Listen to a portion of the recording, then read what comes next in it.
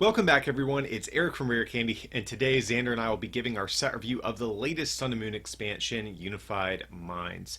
And we're really excited to finally go over this massive new set, as we wanted to have it up actually a little bit sooner than now, but we took some extra time to overhaul a lot of the graphics for our set review, so I hope it was worth it, and I hope you guys enjoy the increase in production values throughout this video. But like most of our sets, Unified Minds is comprised of cards pulling from several different Japanese sets, including GG End, Sky Legend, and Miracle Twins, as well as some other previously unreleased promos that they've had for some time as well.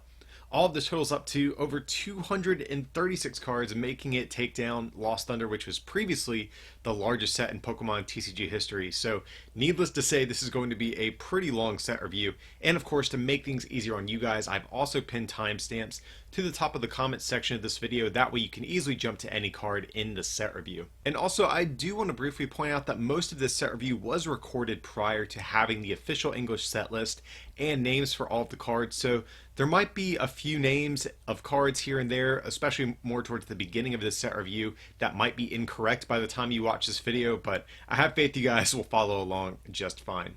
And before we get to the meat of the set review, let's quickly take a look at our rating system, which is something up until now we have properly yet to do.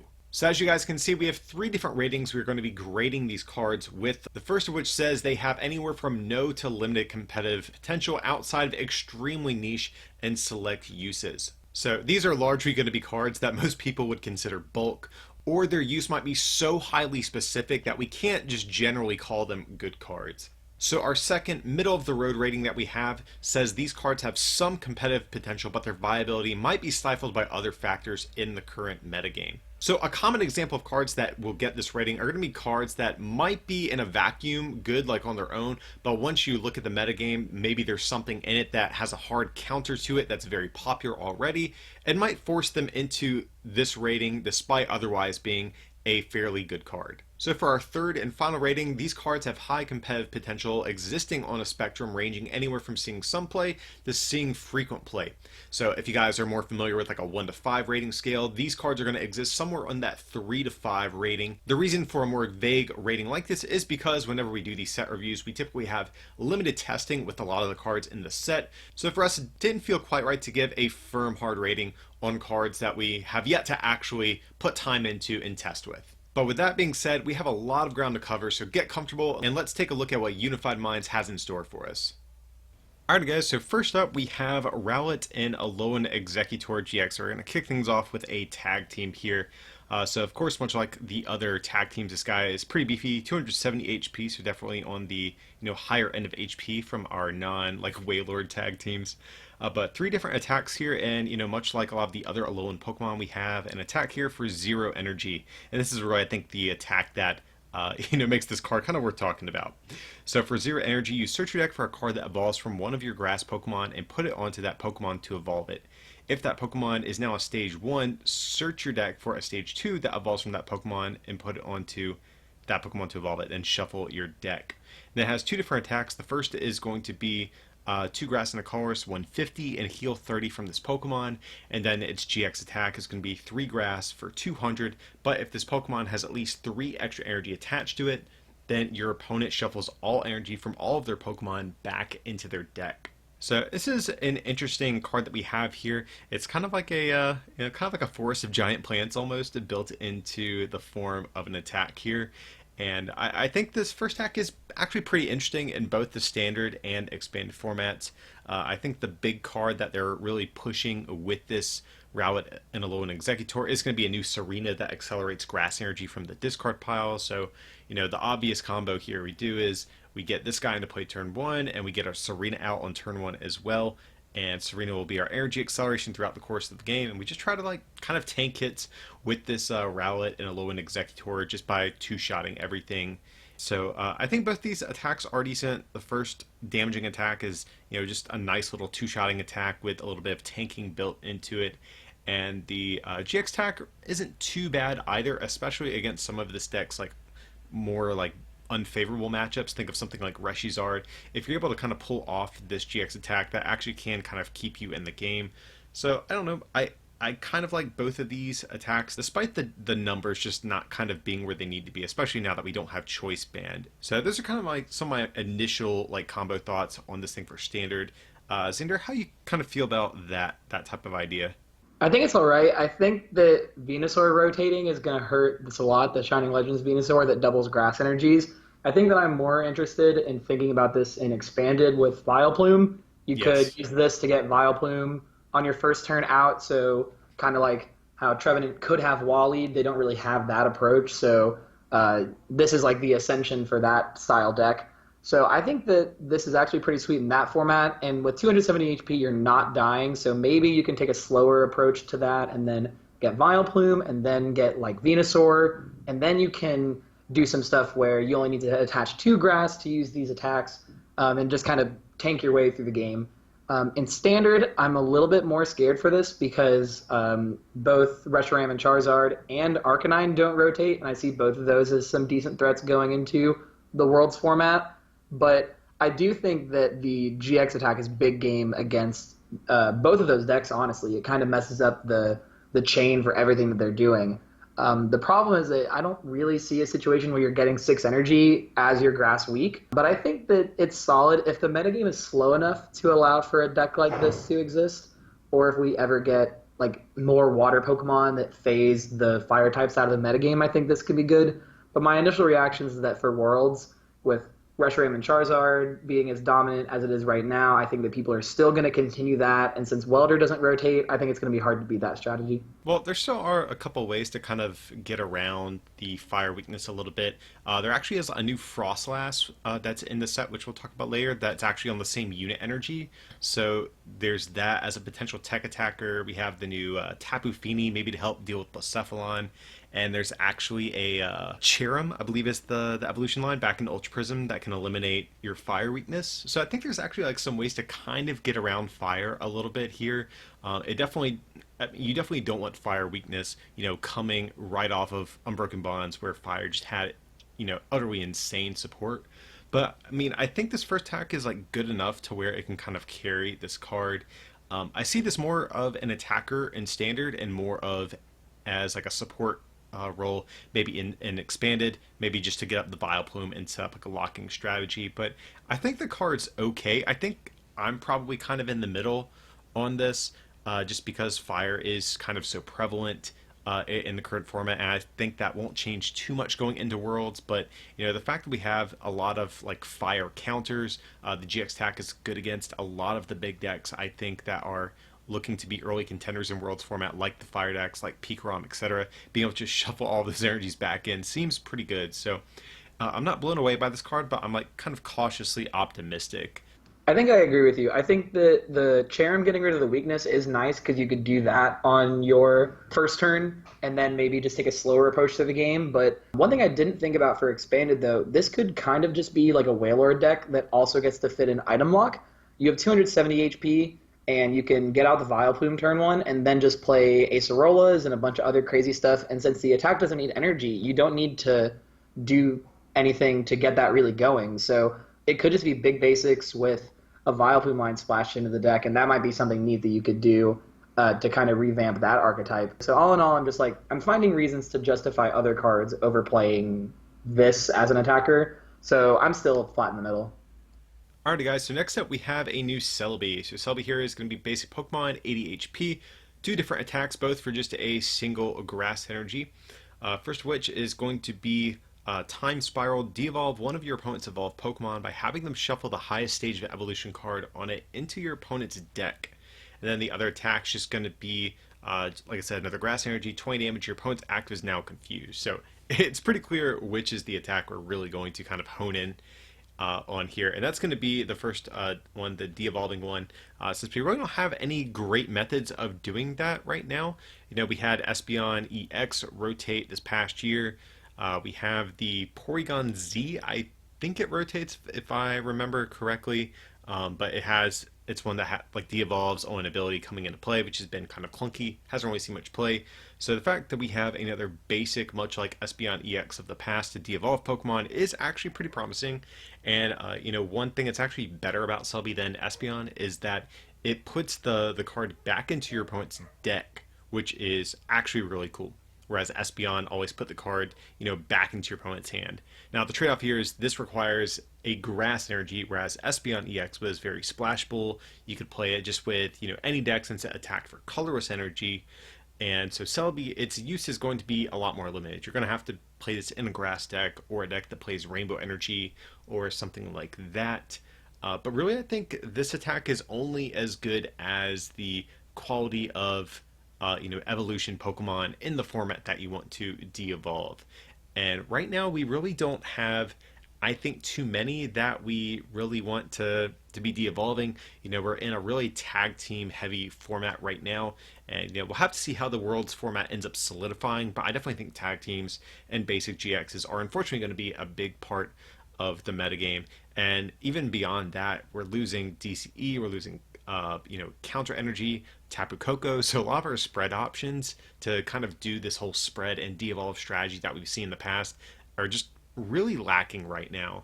So I really do like this attack, but I just don't think this card seems very well positioned for the metagame that it's going to be inserted into. The best home that exists right now for this is Weezing. Decidueye rotate, so we don't even get to like put it into a grass deck. But the advantage of the evolution decks normally is that they're a little bit beefier and you get rewarded for them setting up. But right now, that's just the basic decks. Like, it doesn't matter if the cool thing that I'm doing, if you just turn one Kiawe, or I guess for Worlds format, you get a Welder and then you get an attachment so you can attack on turn 2. Like, it's just going to be better than whatever I'm doing. Like, when this is knocking out, like, even though these cards are rotating, just like when you're knocking out a Gardevoir or a Zoroark or anything like that for like one attack on your basic Pokemon, you don't really need to be playing stage 2s. And so if there's a spread deck that is able to beat enough of the stage 2 decks that don't even exist right now, then this is great. But it's pretty limiting in my book. And also, Espeon is de-evolved each Pokemon. This only de-evolves one Pokemon, so that's an inherent downside. The nice thing about Espeon was that you could just go the whole game, always putting the damage on their Pokemon as you wish, and then just bam, put down Espeon, take like 3 or 4 prizes. And so this is a little bit slower than that. It's kind of hard to make this a win condition for a deck, like how some Greninja or Decidueye decks played it randomly in the past. So not a super huge fan.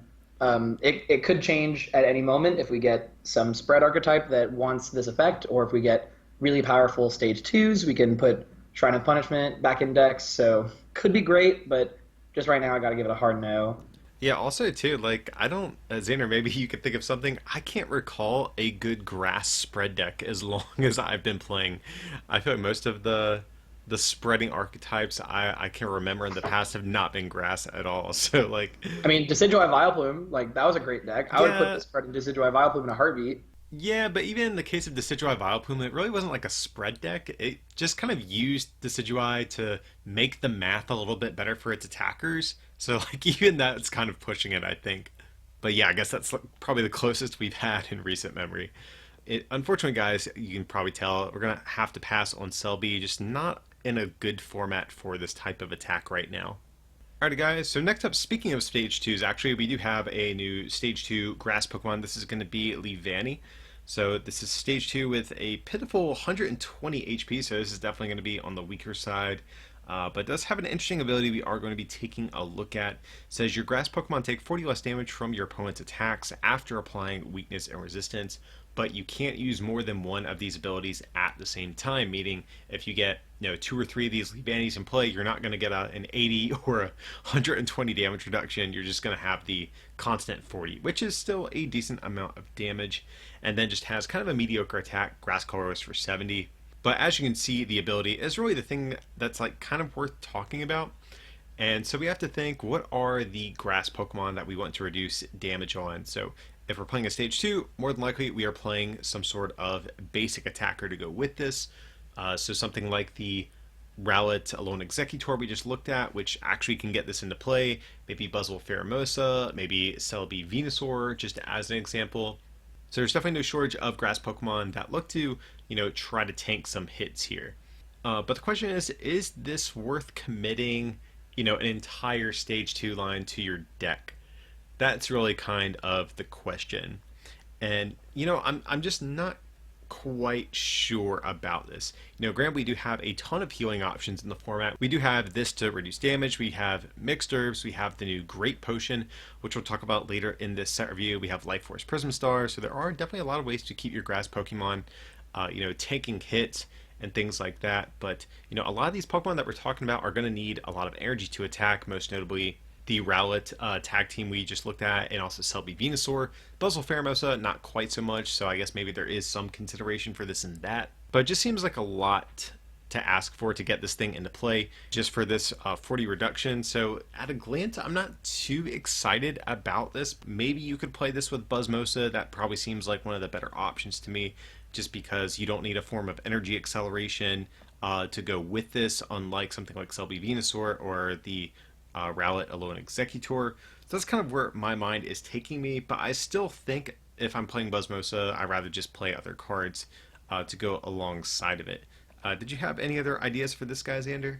I mean, turn 1 Vileplume into turn 2 this seems pretty good. No items, and give yourself a 310 HP tag team that they got to deal with. Can't complain about that too much. I see. So for expanded. Yeah, expanded for sure. And it also effectively has 160 HP because the ability works on itself. Normally effects like this say something like if the Pokemon have a grass energy attached to it, they have like 20 more HP or they'll take 20 less damage. So don't let the 120 deceive you. That is a more of a straightforward number. But I mean, that does seem really good. Like I could justify putting like a 1-1-1 or honestly maybe a 1-2-2.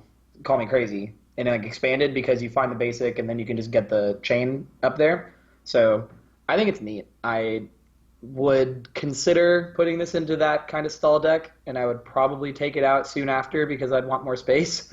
But overall, could just be underwhelming or could be better slots in that deck. But it definitely is something interesting to consider. It'll probably depend on if something is able to hit 270 consistently. Like you'll take the loss to the expanded fire decks because they'll one-shot you with weakness no matter what. But if there's something else that magically is hitting 270 damage but is not hitting 310 damage, like that's the difference. And since you can't play items really to do that, that seems really solid here. Yeah, I like your expanded idea. Definitely much better than standard. I think standard, like we kind of mentioned, the attackers that you'd probably be looking at to pair with this just have better support already. So I'm probably going to give this thing a thumbs down, but I do like your expanded idea. I think that's maybe worth experimenting with, but I think I'm still going to give this guy the thumbs down, Xander. Where do you think you stand here? In a vacuum, this card is hot garbage, and it still might be bad. Like I'm scratching the bottom of the barrel here to think of that idea. I think that Vileplume might just be better, and that deck might just not even be good because you don't get to play a Max Potion or... No, it's not good. It's not good. So next up, guys, we have a new Serena card, and we did kind of briefly mention this earlier when talking about the Rowlet Alolan Exeggutor, but Serena is a Stage 2 Pokemon, 140 HP, has this ability once during your turn before you attack. You may attach a Grass Energy from your discard pile to your active Pokemon, and then it just has kind of a mediocre attack for a Grass and 2 colorless, 90 damage. Nothing too special. Of course, the energy acceleration is going to be the big thing with this Pokemon that we have here. And at a glance, I think this card looks a little bit underwhelming because you have to think we do have Malamar right now, which is a Stage 1 that has a very similar type of ability, and Psychic generally has much better attackers to potentially abuse, but I do think there are a couple of cool things going on with the Serena. The first thing is we do have Netball, so this is one of the few types right now that has like a designated amount of search dedicated to its typing. We also accelerate energy to your active, which I think is actually really important because Malamar decks typically have to, designate a certain number of spots in their deck just to switching effects, like switches, or skateboards, etc. Because you always need that pivot in between every knockout for you to accelerate to your bench. And Serena kind of gets around that, which is actually really, really nice, I think. So even though your deck is going to take up more spots being a Stage 2, but at the same time, you're probably going to be able to save some spots by not needing necessarily to play a bunch of switching effects. That is really good as well. And I think there are some good grass attackers right now in the format that definitely want some energy acceleration. I think the two big ones are going to be the Rowlet and Alolan Exeggutor, which we already looked at. So I think that's going to be the big one that's going to be on people's minds when talking about Serena. But of course, we also still have the Celebi and Venusaur tag team, which actually is in need of some energy acceleration. We did, of course, lose double colorless energy in the rotation this year, so that was one of the main ways that the Celebi Venusaur deck would actually get up and running, and without it, needing 3 attachments at a minimum is pretty bad. So Serena, I think, actually might end up helping that archetype potentially still stay afloat a little bit. So those are kind of my big ones I'm thinking about here. I think you also could play Heracross, the one that does more damage if you have a stage 2 in play, just because you can easily get your second attachment thanks to the Serena. So that's an option as well if you really want to, but I definitely think the big options here we're going to be looking at are going to be the Rowlet Alolan Exeggutor and the Celebi Venusaur. I think this card is in standard basically as good as the Alolan Exeggutor tag team we looked at, and that card's like kind of okay. So I think Serena as a result is only going to be kind of okay as well. You know, fire Pokemon look to be pretty good even after rotation, with Blacephalon GX and Reshizard still retaining a lot of what they need to be powerful decks. Serena and grass Pokemon in general still might not be in that great a position overall. So Xander, are there any other kind of applications you can think of for this card? I know I kind of already, drilled home a couple of the big ones. Is there anything else we might be forgetting here? No, but I think we should focus more on the fact that without Guzma, that's like a big out that we're losing to get Pokemon out of the active. The Malamar decks were playing like Switch, Escape Rope, and then a handful of copies of Guzma.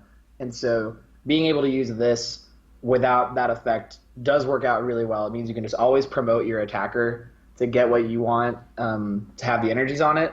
But I think that because it is a stage 2, that's going to be big game, and with Malamar and also Arcanine as ways that we can put energy into play, I don't know if like we're getting the reward that we want. Like if we want to play a really good colorless Pokemon, we have boost energy and we have all those other options. So we have to be wanting something that's specifically grass, and right now there isn't any of it. So this is another card that could turn into something really good depending on demand for grass energy, but generally just not super thrilled. I think we're both kind of in agreement on this.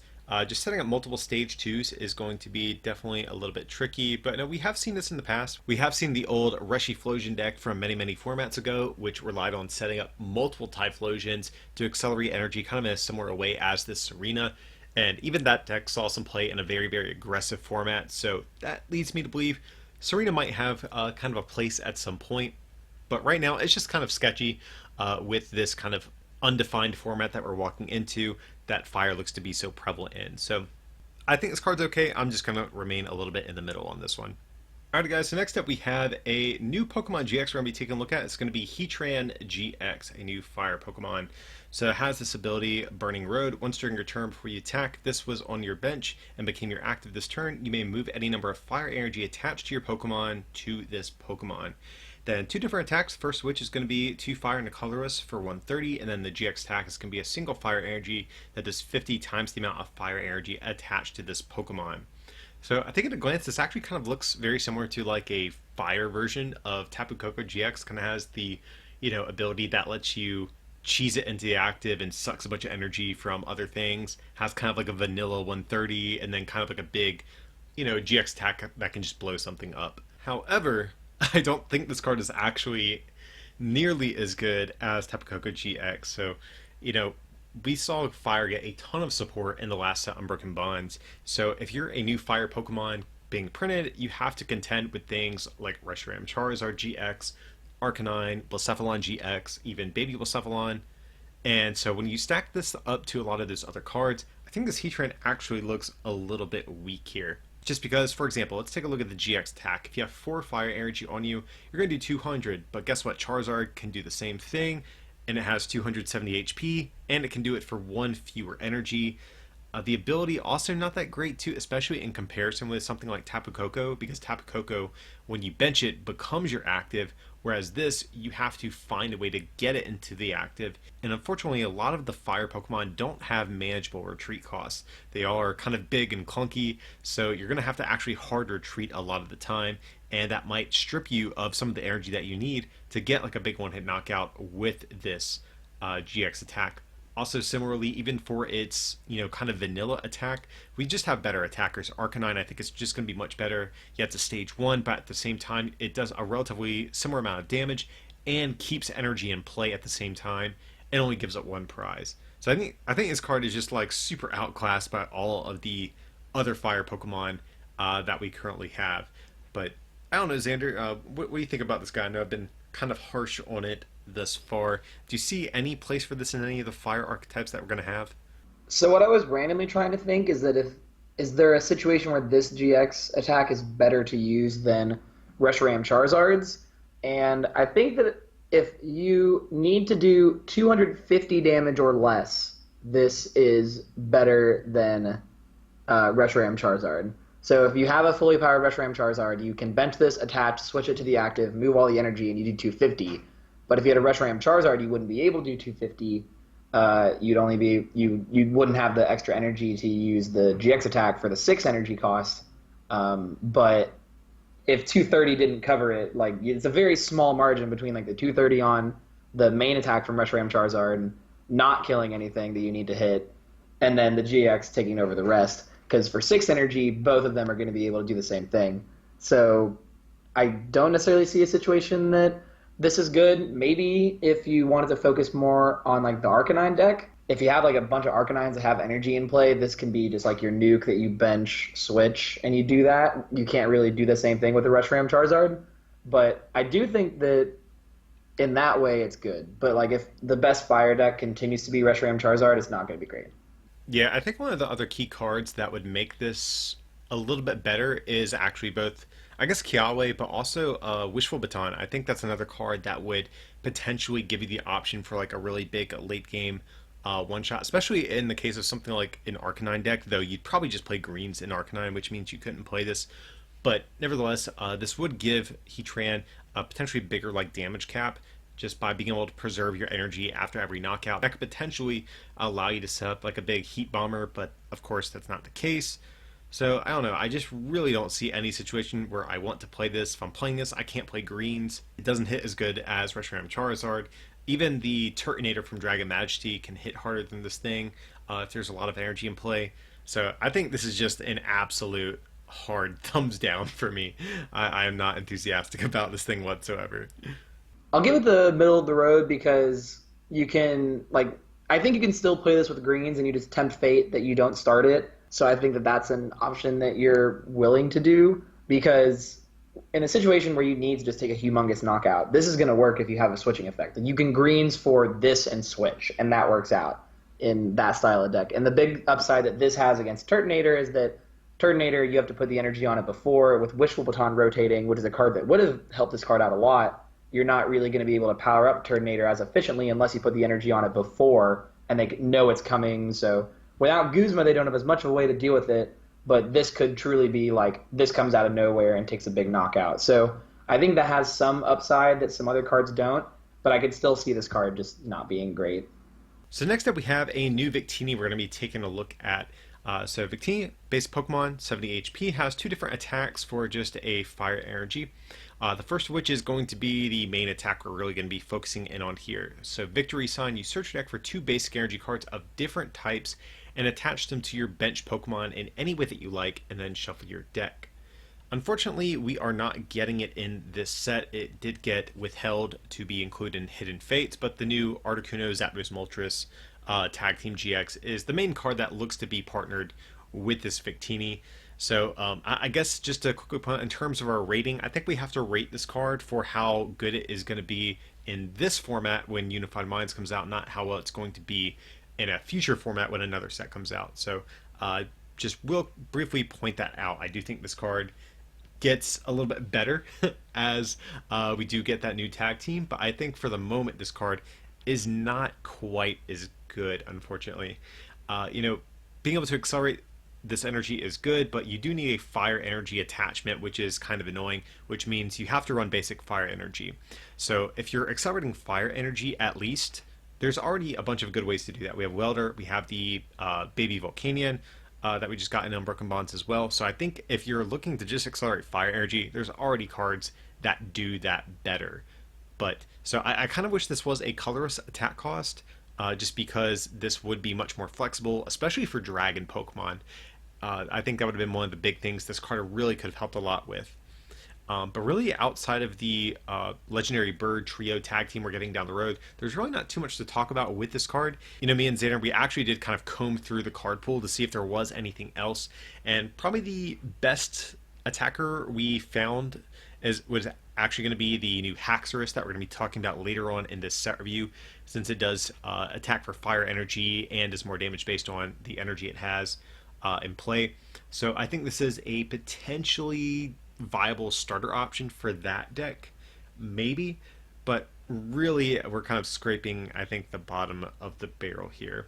Yeah, I don't think this card is that great overall. I think that the Haxorus deck is going to be more willing to want to play something like Dunsparce to get the deck set up, and Mysterious Treasure can help that deck's consistency if you want to play this, so you probably still could, but overall you'd probably need to be playing like 4 to start with it so you can use it on your first turn. You can only use it on your first turn if you go second. You probably just want to start attacking with the Haxoruses if you go first on your second turn, so it might just be a little bit too slow and too clunky. I am excited for the Haxorus, but we'll talk more about that discussion later. But I think overall this card is just not great. If we get a pretty good Dragon basic that wants fire energy in its cost, it could work. We do have Viridian Forest still after rotation, but I wouldn't really want to play a deck that has Viridian Forest for fire energy and two other attack costs to manage to use with this card.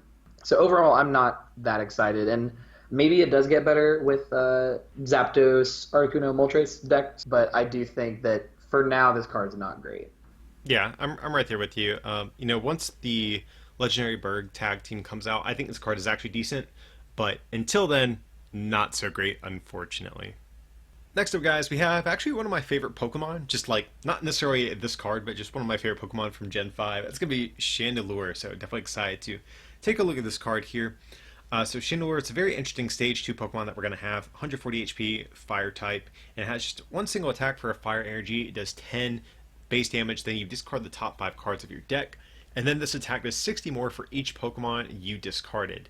Then put any number of discarded Fire Pokemon onto your bench. So this is a very, very different type of card that we're looking at here. Not only do you mill yourself, but you're also accelerating evolutions, ideally, into play with this thing. So your whole strategy is based on just discarding Pokemon every turn with this attack, which is, I think, very, very different. We've seen attacks before, like Night March and Vespiquen, that, you know, do damage equal to the amount of Pokemon in their discard pile, but not really like this, where you're getting Pokemon into play to do damage like this. So this is kind of cool, and there's, I actually think, a lot of different ways you can kind of go with this. Me and Zayden were talking kind of off camera about this. And we'll get into some of these specifics here, but there's a lot of different evolutions that you could potentially get into play for fire Pokemon. There's the Incineroar that increases your damage by 30. You can get your other Chandelures and Lampets into play as well. But there's also some other good support Pokemon like Magcargo that we still have with Smooth Over, which seems like it actually might be good in the mid to late game to ensure that you always hit at least one Pokemon that you want. And then there's also, of course, the Salazzle that we have with Roast Reveal. So Xander, I know I already mentioned a couple of the different Pokemon we could potentially toss away, but are there any in particular that you're thinking of that would make for some good partners here? It's Charizard from Team Up, like the Charizard that we did the testing grounds with. Okay. You can just put it into play, and the ability will power itself up so that you don't have to worry about using Welder. So you can just put the 1 energy onto the Chandelures and then just keep using the ability to get the big damage output. There's also the other Charizard that does more damage for each EX and GX they have in play, but that seems mediocre without energy acceleration. But if you wanted to get really greedy, you could play the Blaziken, the non-GX Blaziken, with Fire Starter. So there are a handful of options. I think you might want to play Blaziken anyway. Just because you're milling cards naturally? Yeah, so it'll let you always hit a Fire Energy. You could use your Fire Energy more for like Heat Factory and stuff like that. But you could also use Brock's Grit and only ever shuffle in fire Pokemon. You would never have to shuffle in energy because the Blaziken would always let you get an energy back from your discard pile onto one of your bench Chandelure. And if you mill a Chandelure every turn, then like that's like a loop that you could do. I definitely think that out of all of those, the best option is Charizard because it can just power itself up on its own, and it kind of just sits there like a ticking time bomb waiting for when it needs to come up to active to take a knockout. Yeah, it kind of gets around like, because if your opponent wanted to, once you fill up your whole bench, they could just choose to not attack you or, you know, take their time at least. while Chandelure just pings you for 10. So I think you're definitely right as far as the Charizard or the Blaziken goes, needing some sort of backup attacker to help close out these games, just because Chandelure is not going to be able to do it on its own. Chandelure is probably going to be really good in the early portions of the game, but something like Charizard definitely seems good for the late stages. But, there's a ton of different Evolution Fire Pokemon that you could potentially run. So I think this deck would need some experimenting. There's a lot of different ways you could go with it, but this seems like it has potential. But the question, Xander, is do you think this combo is actually good? That's the real question here. No. I think you need a little bit too much setup. Like, even if you get a Chandelure out, you still need to mill 3 Pokemon average to kill a non-GX basic tag team, and then 4 to kill some of the tag teams, and 5 Pokemon to kill all of them. And there's also like the Incineroar to kind of help you fix your math, but it doesn't really help for most of it. Like, you might have to mill 1 less Pokemon than normal. I think you're going to need the Charizard, and at that point I think you should just play Charizard. Yeah, this is like I think a PTCGO deck if I've ever seen one. Like, this is probably not the type of deck I would ever consider bringing to like a regional or a major event. But if I'm just trying to meme some people for some fun online, this is definitely the type of card I'm busting out, or maybe like a good league deck or something like that. But it is worth pointing out we haven't actually tested this particular card just yet, so we might have to just experiment around, and maybe, who knows, maybe it will surprise us. But I think there's just a lot going against this. As neat as this whole mechanic is, it is, I think, a little bit gimmicky, and so I'm probably going to downvote my boy Chandelure as much as it pains me to do so. Next up, we have another tag team Pokemon we're going to be taking a look at. That's going to be Psyduck and Slowpoke GX. I don't think this is a tag team any of us were expecting to see, but we do have it. And let's take a look. 250 HP, 2 different attacks, both of which cost just 2 water. And then the first which that we're going to be taking a look at, Tossing Splash. You discard any number of supporter cards from your hand, and then this attack does 40 more for each card discarded in this way. Then its GX attack is like the ultimate meme GX attack for 2 water. You flip a coin. If heads, it does 10 plus 100 more. But if you have at least 6 extra energy attached to this Pokemon, you flip 10 coins, and it does 100 for each heads. Let's quickly just mention this GX attack because it's absolutely hilarious. I don't think you're actually going to be able to successfully pull off this GX attack in this format since we did lose Aqua Patch in rotation, but this is just absolutely hilarious. But the first attack I actually do think has some potential. 40 for every supporter you discard from your hand, not too bad. So if you discard 5, you're going to be doing 200, which isn't too bad. But there are a bunch of ways to actually get supporters into our hand. We have Pokegear, we have things like Lusamine, we have the new Misty supporter card we're going to be talking about later in the set review that can get 3 supporters to your hand. There's a new Lapras, which can get a Misty from your discard pile back into your hand. We have Palpad. So as you can see, there's a bunch of ways to actually get a bunch of supporters in your hand to discard. I think the only real downside to this card is the fact that it takes 2 manual attachments. I think that's going to be the big thing I really dislike about this card, because if your only attacker gets knocked out, it's going to take you 2 turns to get another one powered up and ready to go, which is a little bit of a bummer since we don't have Aqua Patch. But nevertheless, I actually think this attack is pretty hard hitting, and I think a little bit better than you would initially think. So that's kind of where my thought process is on this. You're just going to play the Psyduck Slowpoke, Lapras, and a ton of supporters, and just try to nuke your opponent every turn with this Mimi tag team we have here. Xander, what do you think? You think this is just like a meme, or do you think this has some competitive potential? I mean, the math checks out really well. Like, if you have 3 Lapras in play, you get back 3 Misties, and then you can play a Lusamine and get 2 from your discard pile, put them into your hand, so you have 5 supporters in your hand. Or if you play one of the Misties, you get 3 more supporters, so you're still at 200. So 2 energy for 200 is not a bad rate. Like, that's fine. The biggest thing, like you mentioned, is going to be the consistent attachments. This is something I've been considering for like random decks that don't have great energy acceleration, is you can play Rayquaza GX and then energy switch. So Rayquaza GX doesn't just specify grass or lightning. You can do any kind of energy onto it. Just obviously the decks that are attacking with Rayquaza only need grass and lightning. So you could play the Rayquaza and then put a water energy onto it from the discard pile and then use energy switch. That might not be something that you need to play like a ton of, but just a few to like keep you in the game, like maybe 2 of each. or something like that. So I think that's an interesting approach that you could take. There's also Quagsire and Naganadel are both still in standard, but that's like a lot more Pokemon, but you'll kind of guarantee that you have more things to do with your energies. But I think overall that the Rayquaza idea might be better just to kind of put the energy on here. But back to the card at hand, I think that the math is really solid. If you're behind on prizes, you can use Surge to help you like even get more supporters. If you play Surge Misty Misty, you're doing like close to 300 damage. Like I'm not going to do the exact math in my head, but it definitely checks out. And if fire Pokemon are as good as they seem right now, this definitely seems like a good place to be. But I think it's pretty good. I'm willing to definitely give it a thumbs up. If we look at the big tag teams that I think are going to be existing, at least initially in this new format, Pikarom and Reshizar, I think those are going to be the kind of best ones or early frontrunners for the best ones in this new format. You hit Reshizar for weakness, and the math is really good for Pikarom because you hit for exactly 240. So because of that, I think this attack is actually pretty good. And one thing that is worth pointing out too, since we don't have Guzma in the format, I actually think there is a world where you can take a turn off of attacking.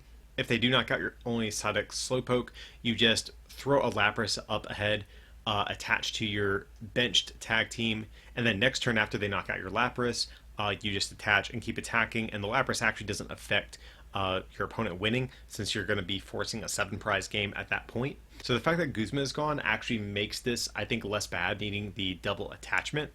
So I have to say, this is a card, I don't know if you guys saw my first impressions of Miracle Twins I posted on the channel a little while ago.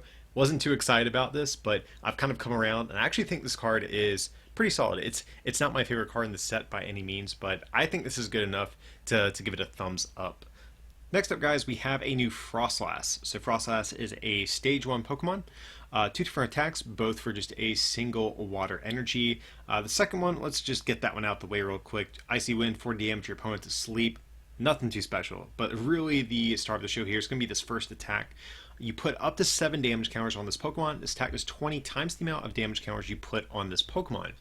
So that means if we put 7 and go down to 10 HP, we're hitting for 140. Which, in and of itself, seems, it's kind of okay for a 1-prizer doing 140 for 1 energy. Not too bad. But really what makes this card, I think, potentially very good is because you can one-shot a clean Reshizard with this thing. So if you are playing a grass deck, just as an example, you can actually play unit energies, which work for the grass, fire, water types, and you can play some copies of Frostlass, maybe a 2-2 or a 1-1 or an 0-1 if you play Ditto or something like that, and you can just dunk on Reshiram Charizard. But of course not just Reshizard, you can also knock out Alolan GX, which looks to be very good post-rotation, Arcanine as well. Any of the big fire attackers you can just nuke with this puny little 1-prizer. This is definitely, I think, a card you will primarily just see as a tech for fire decks. Though I do think you could potentially build this in a way where you're playing like a bunch of single attachment 1-prizers like Zapdos, like the new Xurkitree, like Baby Buzzwole, etc. And just have a bunch of different type coverage, hitting for weakness basically against anything with these fairly strong single attachment 1-prize Pokemon. So that's kind of an idea I wouldn't mind exploring too, but I think primarily, like I said, this is going to be a pretty hard tech, actually, encounter for Reshizard in decks that can abuse it.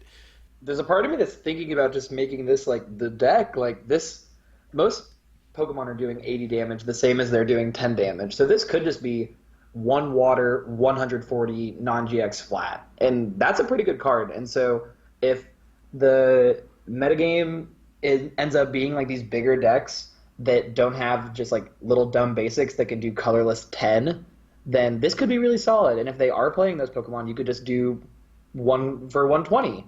So I think that this could actually just be something, or maybe like a part of a deck on its own. But just anything that wants to clap the Reshiram deck, this is just like the easiest way to do it. But I think that this card is really neat, and I would almost be willing to try straight up Frostlass with something else deck. I don't really know what else that would be, that just puts 7 damage counters on it over and over again and does 140. Like, that seems really great. Yeah, like I said, outside of a tech, like I feel like just a single attachment, like 1-prizer deck seems like the way to go. Just like an anti-meta style deck. Like obviously you play this to deal with Reshizard, you might play something again like Baby Buzz or some sort of other equivalent fighting attacker deal with stuff like Pikarom. I think that has some potential as well. But for me personally, I'm thinking of this more as a tech, and it's a pretty good one. Like if you're Rushizard and your opponent plays like two of these things in their list, like what do you do? Because there's not too much reason to play EV Snorlax in post rotation format since we are losing Zoroark, and I think most of the big attackers are going to be tag teams. So I think you're not going to have this really strong non-fire Pokemon to abuse most of the time, at least in the early stages of this new format. So this Frostlass just absolutely dunks on you. So I have to say, I'm actually a pretty big fan of this card. I'm going to give this a thumbs up. So Xander, I've kind of gushed about this one a little bit. Where do you think you fall on Frostlass here?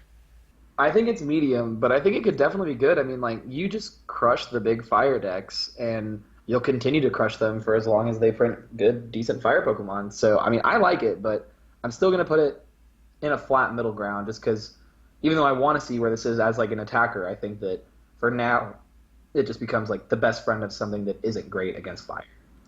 So up next, guys, we have the first of several different fossil Pokemon we're going to be getting in Unified Minds, and this is going to be Carracosta. So this guy is a water type, stage 2, and of course we do have to remember the basic form is going to be unidentified fossil. We do have to keep that in mind when talking about these cards, because that's definitely very relevant given that how difficult these Pokemon traditionally are to actually get out and get set up into play.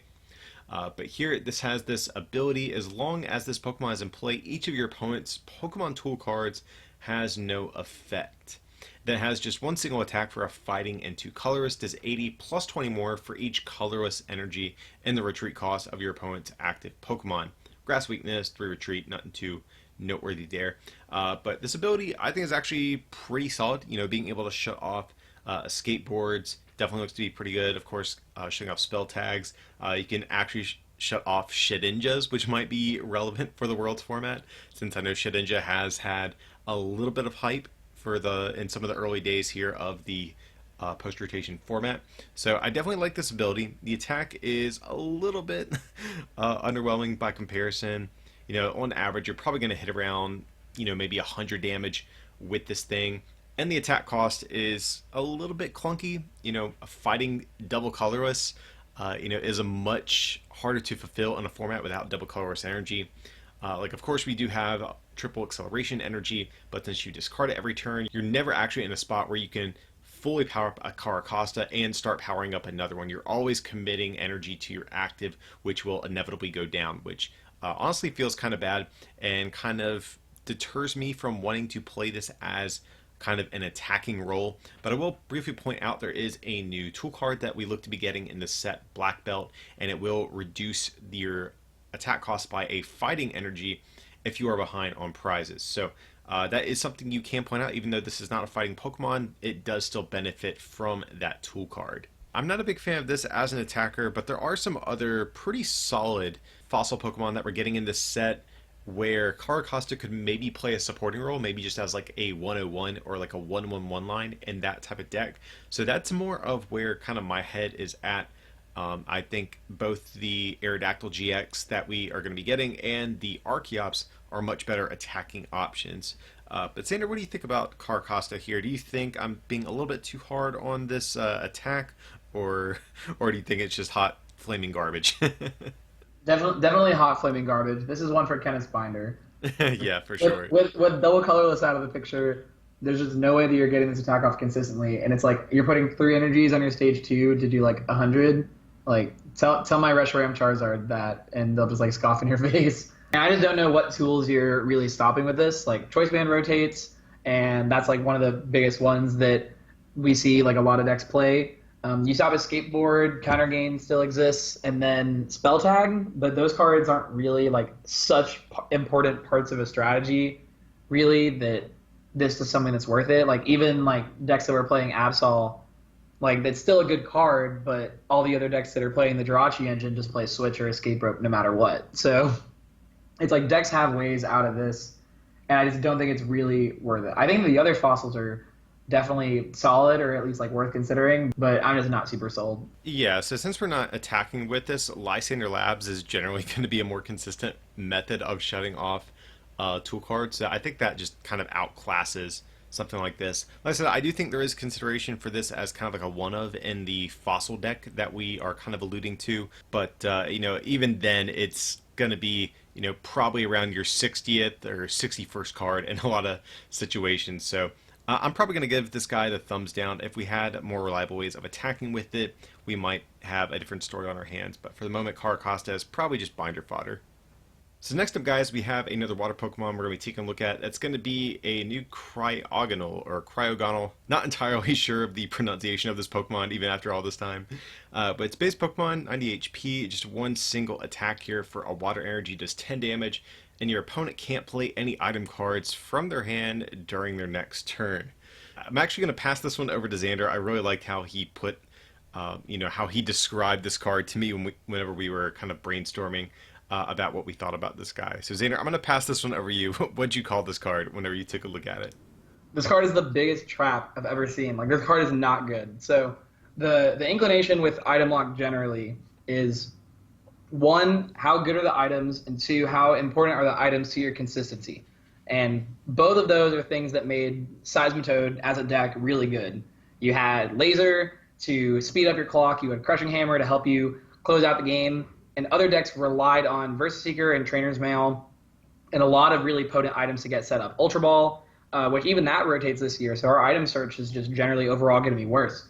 That, combined with this only doing 10 damage and Choice Band rotating, so you can't really increase the amount of damage on it, means that there's just nothing that we really want to be item locking for a turn. Like, the scariest item that I can think about in my head is Beast Ring, and it's kind of hard to, like, you would have to get them 10 short of killing them, and then use this on the Beast Ring turn, and then subsequently keep this up for them not to be able to play a Beast Ring on your 90 HP one prize Pokemon. Like, they kept, like, Seismitoad, the best thing about it was that it had 180 HP, most stuff under item lock, but wasn't going to be able to kill it. This thing has 90 HP, this thing can die pretty easily. If Zapdos is able to, like, switch under the item lock, like if they had an escape board down from before, they can hit you for 80, and then they stay active and they hit you for 10 and you die because you have 90 HP. It's just not good always. Like, it's you have to evaluate how good everything else in the environment is for this to be worth it, and it's just very bad. The only situation that I could see maybe is if we get like a slower water type deck that needs like a turn or two to set up. This might be able to buy you the turn or two that you need, but I think that I would be more inclined to play something that helps with my consistency, like the Dunsparce or like an Alolan Ninetales GX kind of engine to help get me going, instead of stalling for time with this. I just don't think this card is good. One thing I think we should squash pretty quickly that, I mean, you did a pretty good job of is you're not building around this card. This is not going to be its own designated deck just because you're only doing 10. You have no reliable damage modifiers in this format because we don't have Laser, don't have Choice Band, Kukui, etc. But I do think there's a world where this is a potential one of in certain decks that have access to things like Water Energy, Unit Energy, Rainbow Energy, etc., and have a reliable amount of switching options, just because there are going to be some situations where, them going second, if they can find this turn one and get this thing down and start unlocking you, it's still, a good effect. We have very limited Pokemon search as it is right now in this current format, and shutting off what limited search your opponent has access to, I think is actually pretty good on turn two. But again, this would only, I think, ever be just kind of a one of tech in maybe a certain archetype that could find this on the first turn and get it in the active spot and use it. But like we're saying, you're not going to build around this thing at all.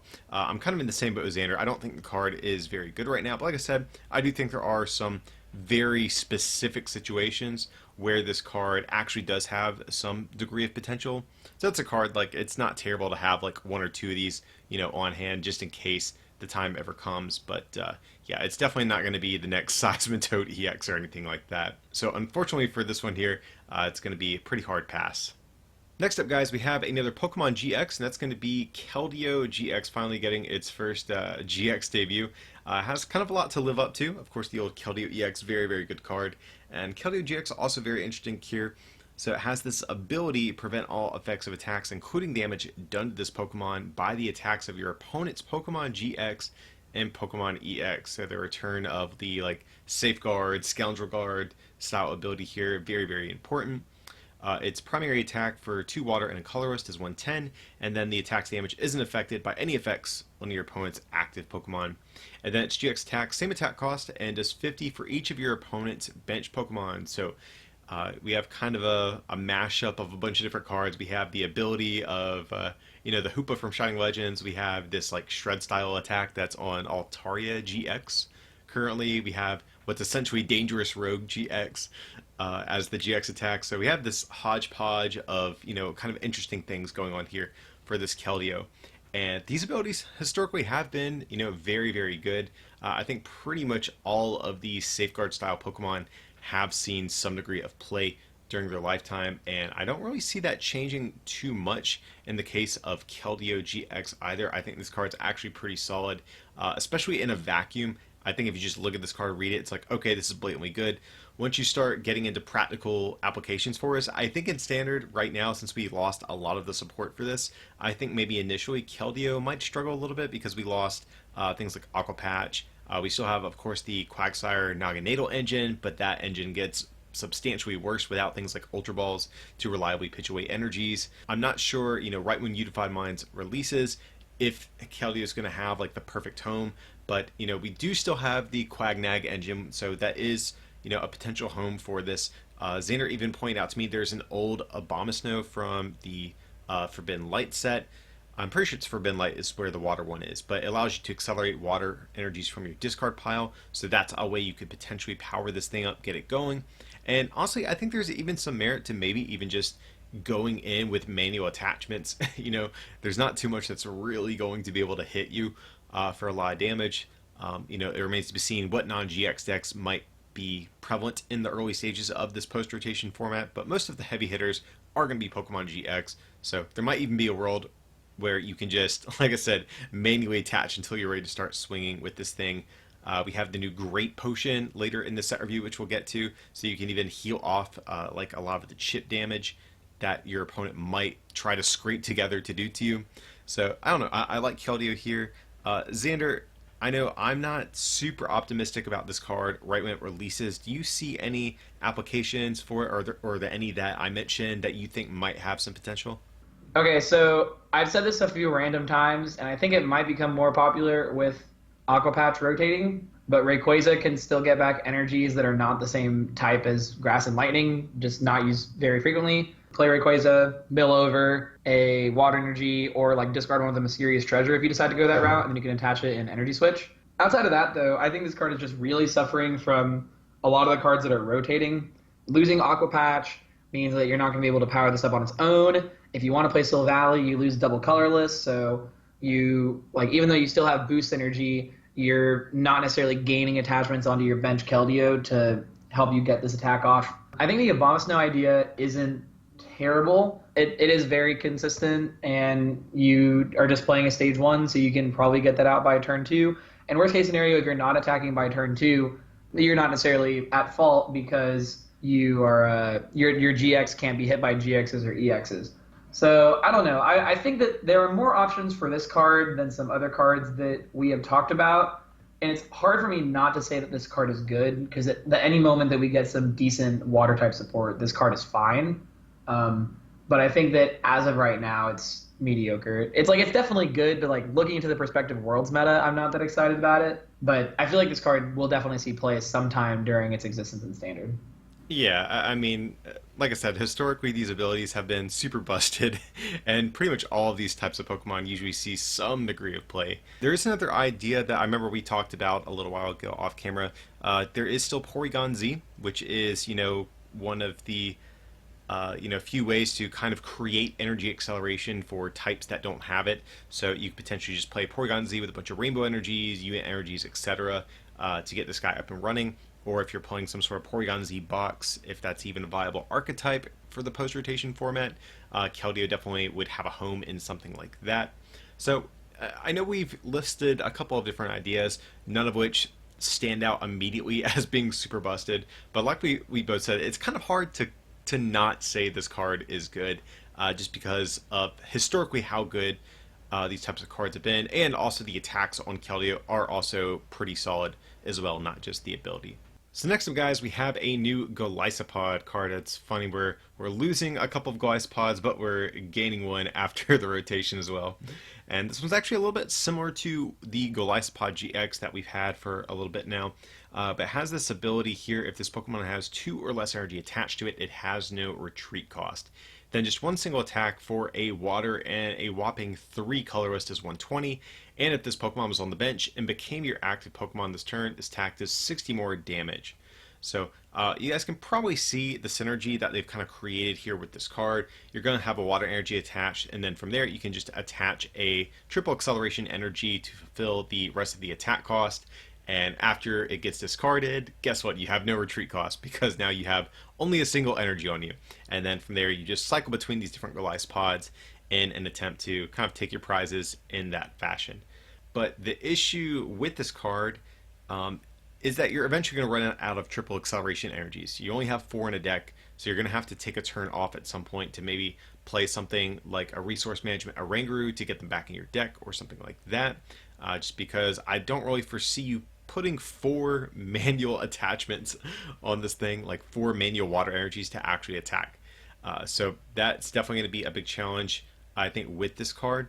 So I don't think you can build your entire deck around this. This might have to be maybe just a secondary attacker in some way, or maybe there needs to be a secondary attacker in this deck to allow it to, you know, have some legs in the late game once you've kind of abused all of your triple acceleration energy. So if there's a decent like 1 energy, like single attachment attacker you could play in this for the late game, that would be, you know, much better than pivoting into an Oranguru. So I don't really think you can build around this, and as a result, I just think this card's like kind of okay. If we still had Aqua Patch, if we still had double colorless energy, I might say, you know what, you could probably build around this, but I just think it's kind of asking for a lot to really keep this type of chain going. Xander, what do you kind of foresee for this Golisopod? Are there any real practical applications you can see? I think that it's decent. The problem is just that there's a lot of stuff that's going to do what this does more efficiently than how this is going to do it. And I think that it very obviously is built with triple acceleration energy in mind. If we ever get like a special charge type effect, this could still be solid, but you only have 4 times in the game that you're going to get to use this attack that is not always going to knock out your opponent's Pokemon. Even with like Shrine to kind of hit 190 against certain things, you're really not, like, unless you're hitting Reshizar, there's still stuff that's going to live during this. So unless you plan on hitting one tag team twice and then it dies, and another tag team twice and it dies, you're probably going to run out of the energy. So when you attack with Oranguru and you take the turn off, you really lose the advantage that you have of being a single prize deck. And all these aspects are just coming together lead me like towards other stage ones. Like, I feel like there's better things that we can be doing than playing this card, because if I'm playing a stage 1 non-GX that's beefy, but I'm not knocking out their Pokemon, and then I know I'm going to draw back to Arcanine, but the Arcanine just, it fuels itself, and it's hard to get your head out of like stuff with Welder. Since it is 3 colorless, you could maybe think about that, but like you would have to attach a water, then play a Welder, and then still not be able to attack. The thing that made First Impression so good was how well it comboed with Acerola and Guzma. And even though we don't have those cards and this has a built-in way to retreat, just being able to use it with another 1 energy attachment, or to pick up the Golisopod, re-put it back down, attach again, this is losing a lot of those synergies. So overall, I'm not super impressed. Yeah, and just to kind of shoot down people's hopes and dreams, maybe a little bit more, to another issue with this card is that once you've attached a water and you've attached a triple acceleration and you get knocked out, well, guess what? You need another attacker, but this guy takes 2 attachments to get up and running. So if you want to successfully be able to attack with our Golisopod on the following turn, you're going to have to play weird stuff, kind of like the Abomasnow that we briefly mentioned earlier. So just to keep this attack going throughout the course of the game just requires a lot of really convoluted combos. And if you're trying to hit stuff for water weakness and only giving it 1 prize, we still have Slowking, which can attack just for a single triple acceleration energy, which might just be maybe a better route to go. So Golisopod, cool card, but it's just not quite where it needs to be. So next up we have a new Tapu Fini. Tapu Fini is going to be a basic Pokemon, 120 HP. Grass weakness, 1 retreat cost, nothing too special there, but 2 different attacks. The first of which, just for a single water, does 20, nothing too special, but the second attack is really where this card I think is going to shine. For 2 water and a colorless does 100, but if your opponent has any Ultra Beast in play, the cost for this attack is just a single colorless. So this is the Blacephalon killer. This can be teched into basically any deck that has like a bad Blacephalon matchup, and now you can just blow away the Blacephalons just for a single attachment. So, and the fact that this is a basic that you can search out easily with something, maybe just like a Pokemon Communication, just as an example.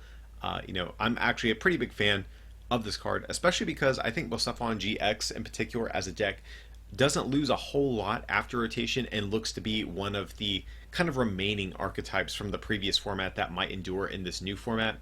Tapu Fini has, I think, a lot of potential going forward. So I think this is actually a super good tech card. It's a pretty straightforward one, but I have to say I'm a pretty big fan. So I think it's even better than what we're saying, because what's notable is that it's if they have any Ultra Beasts in play, not if they have any Ultra Beasts active, if it's in play. So I think it's really neat just to be able to, like, if you're playing against Zap Beasts, if that deck exists in some fashion, they put down a Buzzwole, you're now hitting for 100 for 1 energy. If they put down an Ultra Necrozma, you're doing this for 1 energy. If they play a Buzzwole Pheromosa down, you're doing this for 1 energy. So I think that this is a card that I would really hastily throw into Zapdos, just as, like, more often than not, they might have an Ultra Beast in play, and it's just a flat 100 for 1 energy with no, like, pain at all. Having 1 retreat means that it's not fundamentally hurting your strategy outside of that, because you can attach to retreat, or you can put an escape board on it and be good to go. But I think this card's very impressive. As of right now, I don't think that the Reshiram Charizard decks play any Ultra Beasts, so not going to be super great against that, unless you're able to get the full cost on the attack to just do 200 with weakness. But I think that it's just a solid one-of that you can play for the Ultra Beast decks. And with a deck like Zapdos, where you're generally two-shotting stuff anyway, this saves you a Zapdos, and it gives you more advantage against stuff like Blacephalon that wasn't necessarily a bad matchup, but it's definitely going to help you in your favor. I pretty much agree with everything you said there, Xander. I think this is definitely a super solid tech card overall. It definitely be sure to have some of these. I think it'll be interesting to see too. Like, I wonder if Blacephalon GX decks might even attempt to play this in some capacity for the mirror match, even. So that's something to maybe consider as well. But yeah, I'm a big fan of this card. Definitely a big thumbs up for me. So guys, up next we have our next tag team Pokemon we're going to be taking a look at. That is going to be Raichu and Alolan Raichu GX. So it's continuing the theme of the same Pokemon tag teams like we got with the Muck GX, or even like the kind of like the Mewtwo Mew GX that we're getting in this set. But anyways, so we have Raichu and Alolan Raichu GX here. Tag team 260 HP, so decent tank ability here. Fighting weakness, metal resistance to retreat cost, all pretty standard stuff that you'd probably expect from a lightning Pokemon like this. But 2 different attacks here, the first of which I think is the one that's most interesting for me personally. That's going to be 2 lightning and a colorless, does 80 plus 80 more if this Pokemon was on your bench and became your active this turn, and also they're paralyzed too. So this is like a busted version of First Impression. And then it does have a GX attack, also solid. So same attack cost, 150 damage, and you switch this Pokemon with one of your bench Pokemon, but if it has at least 2 extra lightning energy attached to it, this attack does 100 more damage. So you have some one-shotting potential here with the GX attack. You have an absolutely insane 2-shotting attack with the first attack here. And this is a card that got revealed a while back. This came out in Japan's GGN set, and that was prior to rotation, and I think maybe at the time this card didn't look as exciting. But now that we are entering this new post-rotation format where we no longer have Guzma, we no longer have Escape Rope, we no longer have Acerola, this first attack actually becomes incredibly good. Not that it was ever bad to begin with, but especially now that we have so many fewer switching options, I think this attack is just so good. Because imagine you're playing against another tag team deck like a Reshiram Charizard deck or a Pichu Zekrom deck. You're not really knocking them out with this attack, but doing 160 in paralysis basically means they're not going to be able to attack you on their next turn, and you're effectively one-shotting them. Outside of them gaining an extra turn, they might be able to find a switch, but a lot of the time they're just going to be knocked out on your next turn because they're not going to have a way to actually get out of the active. One thing I will point out though, a skateboard does still exist, which actually will allow you to retreat through paralysis, so that is something to kind of keep in mind if you are going to be playing this Raichu Alolan Raichu GX. But this attack is very, very good. And another card that we haven't talked about yet, but we will get to later in the set review, is the new Tag Switch trainer card that we're getting. So if you have two of these different Raichu Alolan Raichu GXs in play with a Zeraora, you can just basically retreat between both of them thanks to Zeraora's ability, and with Tag Switch and Energy Switch, you can actually manipulate your energy to always have an attacker ready to go every turn. So I'm a really big fan of this first attack. The GX attack isn't terrible by any means, but if you're playing a lightning deck already, like a lightning GX heavy deck, you're probably still playing some counts of Pikarom already, and I think Tagbolt GX is just generally a much better GX attack, but nevertheless this still can be very good as well. So Xander, I know I've kind of dominated a lot of this discussion so far, but as you can tell, I'm pretty excited about this card. Also doesn't hurt that I'm a big fan of Raichu just as a Pokemon, but what do you think about this guy here? This card is great, and the more that I thought about it, the better and better it got. It's just like, it slides into Pikarom so well, and I don't know if every Pikarom list is going to be playing like two of these. I think that there are versions that are probably just going to continue to look like kind of what they do now, but I think this card is great. Turn 2 can be doing this attack or turn 1 if you're crazy with Thunder Mountain, but let's just say turn 2 with the Thunder Mountain or the Cocoa Prism. You bring it up and you hit them for 160 and they're paralyzed. And then if that causes them to be unable to attack, then on your next turn, you can just retreat with Zeraora, send up a Pikarom, Tag Switch, and then Full Blitz to put the energy back onto this Pokemon that you just took off of it. So now you're ending your turn with 6 energy in play. You can Tag Switch off of this one to put stuff onto another one of your tag teams, another Raichu even. And it's just really solid. The GX attack is still really good, just because you don't have a great way in the mirror to one-shot a Pikachu and Zekrom without a bunch of choice bands and electro powers. So you could just go Full Blitz onto here, retreat with Zeraora, Tag Switch 2 energy onto here, and then you have 5 energy on you already. This card is just really wild, and it definitely makes your tag team matchups a lot better. Obviously right now the biggest ones are Pikarom and Reshizard, but I would not be surprised to see Mewtwo have some kind of variant. Maybe Garchomp Giratina has something along with it. But I think that this card is very solid. I would almost say one of the best GXs in the set. I can't necessarily remember everything that's going to be in here, but this card is very good. Luckily, the tag teams aren't Pokemon that you're playing 4 ofs in your deck, but I would definitely try to pick up 2 of these and hold on to them, because at any moment with the Pikarom deck, this card is good immediately. It's not like the Keldeo that we were talking about, like, this could be good eventually. This card's good now, and it will probably stay good. It's actually kind of funny that you mentioned Keldeo, because I think both of these cards have kind of the opposite things happen from them from the rotation. Keldeo, I think previously when it got printed, was probably a bit better in Japan's format, since they still had things like Aqua Patch, Ultra Ball, etc., and got worse from the rotation. Whereas Raichu Alolan Raichu, I think, was more on the just maybe above average side when it originally got printed, but now I think it's substantially better thanks to rotation. So kind of interesting how this rotation is affecting some of these cards that were actually printed a while back in Japan. But yeah, as you can tell, guys, we're pretty excited about this card. I think it's very, very good, especially in Pikarom, where your one-shot potential becomes a little bit more awkward. We do still have Electro Power, but without Choice Band, I think a lot of times your combos are going to be a little bit harder to make happen in terms of one-shotting. So the fact that you're not going to be as consistently one-shotting Pokemon, especially tag teams, and you have this fantastic two-shotting option that leaves your opponent paralyzed, is just, I think, a really, really good option for the whole Pikarom type of archetype going forward. Alrighty guys, so next up we have a new Electros that we're going to be looking at. So Electros, of course, is a Stage 2 Pokemon, 150 HP, Fighting Weakness, Metal Resistance, 3 Retreat Cost, and it has this ability: if this Pokemon is in your hand and you have 4 Lightning Energy in play, you may use this ability, put this Pokemon from your hand onto your bench. If you do, you may move as many Lightning Energy from your Pokemon to this Pokemon as you like. And then it has an attack, as you would imagine, for 4 energy, a lightning, and 3 colorist is 130. And then during your opponent's next turn, the defending Pokemon can't retreat. So this is kind of an interesting card. It actually has a variety, I think, of different applications on paper, you might think.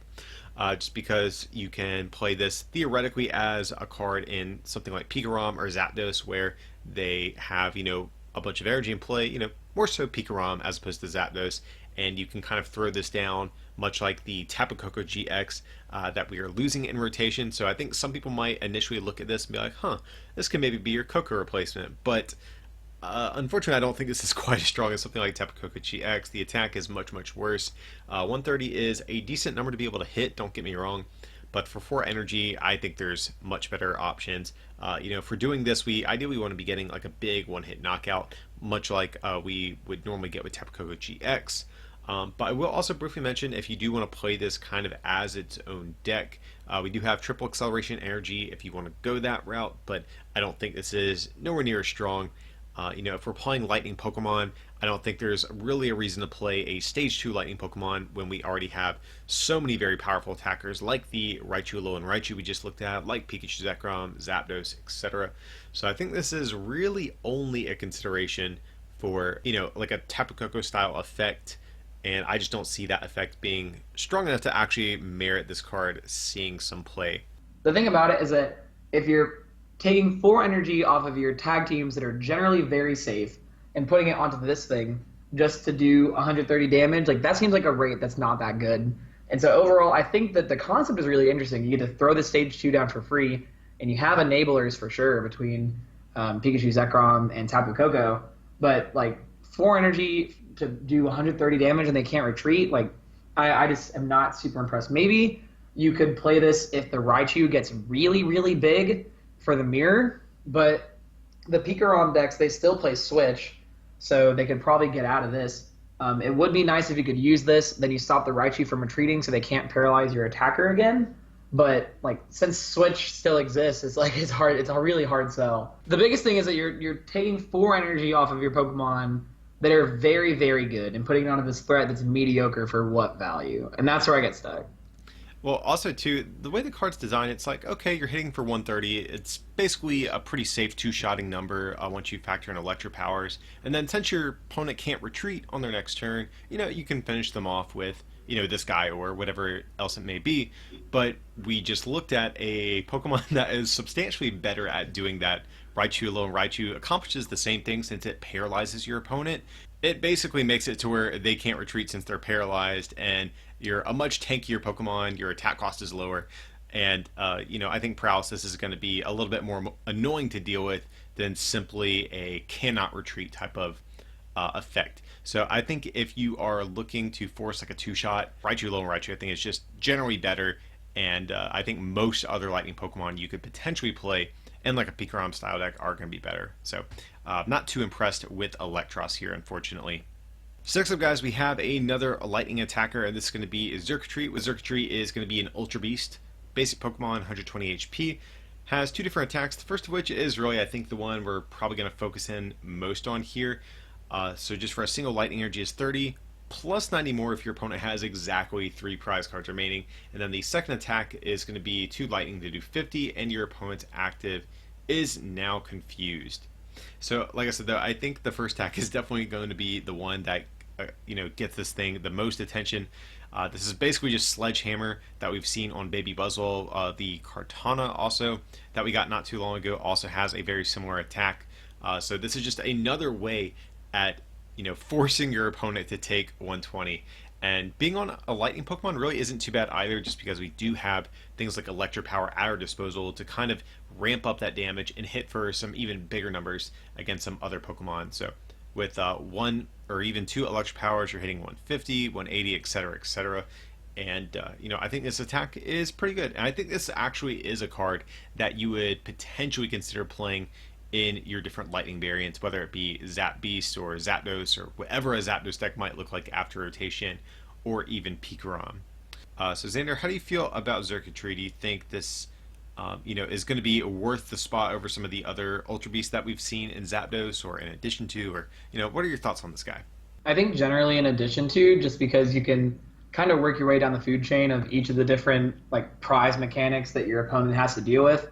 Like they're going to get hit for 120, and it makes your Electro Powers even better because this is a Lightning type as well, so you can actually get to some of the numbers that you want to get to or you might struggle to get to now without Choice Band. Like if you wanted to hit 270 against a Buzzwole, Pheromosa, or a Reshizard, you could hit them with Sledgehammer off of the Baby Buzzwole, do 120. Then if they have no way to heal, you use this with an Electropower, and that's 270, and they are all knocked out. So I think that's pretty impressive, and both like the other attacks aren't terrible. One Electropower knocks out a Zapdos in the mirror because it has weak to lightning, and then Signal Beam I could see yourself using in like a worst case scenario. So I've seen worse attacks than that before. So overall, I think that it's fine, and I think like you get the obvious upside, very similar to Baby Buzzwole with the Sledgehammer on the turn that you want it. But outside of that, it just doesn't matter. It's still a fine card. This is definitely going to be a card I'm going to stand by. It's not like I'm not like super excited to endorse this card. Like it's not like a really awesome card or a really exciting or fun card to use or anything, but it's definitely good. It will see play. Sledgehammer's kind of proven itself to be pretty strong, and I don't see. Next up, guys, we have Mewtwo and Mew GX. I know this is definitely one of the big new tag teams a lot of people are looking forward to. So it's a basic tag team, of course, 270 HP, Psychic Weakness to Retreat cost, and it has an ability here which is very, very interesting, and then just one single attack. So the ability says this Pokemon can use the attacks of any Pokemon GX and EX on your bench or in your discard pile, but of course you do still need the energy necessary to use each attack. And then just the single GX attack it has is 2 Psychic and a Colorist is 200, but if this Pokemon has at least 1 extra energy attached to it in addition to its attack cost, you heal all damage from each of your Pokemon. So this is definitely a very interesting card. The ability is very reminiscent of other Mew cards we've had for several years.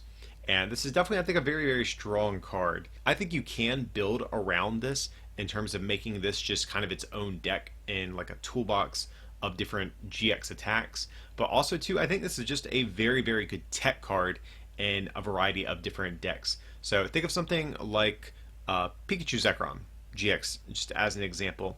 So if there is a prevalent fighting archetype that looks to get pretty big, well, guess what? You can play Mewtwo Mew GX, and you can still use all of those attacks that you normally want to without having the fighting weakness that you previously had.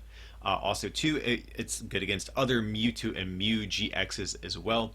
So I think this is definitely going to be a very easy, like a one-of slot for a lot of different tag team decks out there if they are looking to avoid weakness against certain things that might be in the metagame. But also, like I said, you can build around this. I do, however, think it does become a little bit more difficult post-rotation.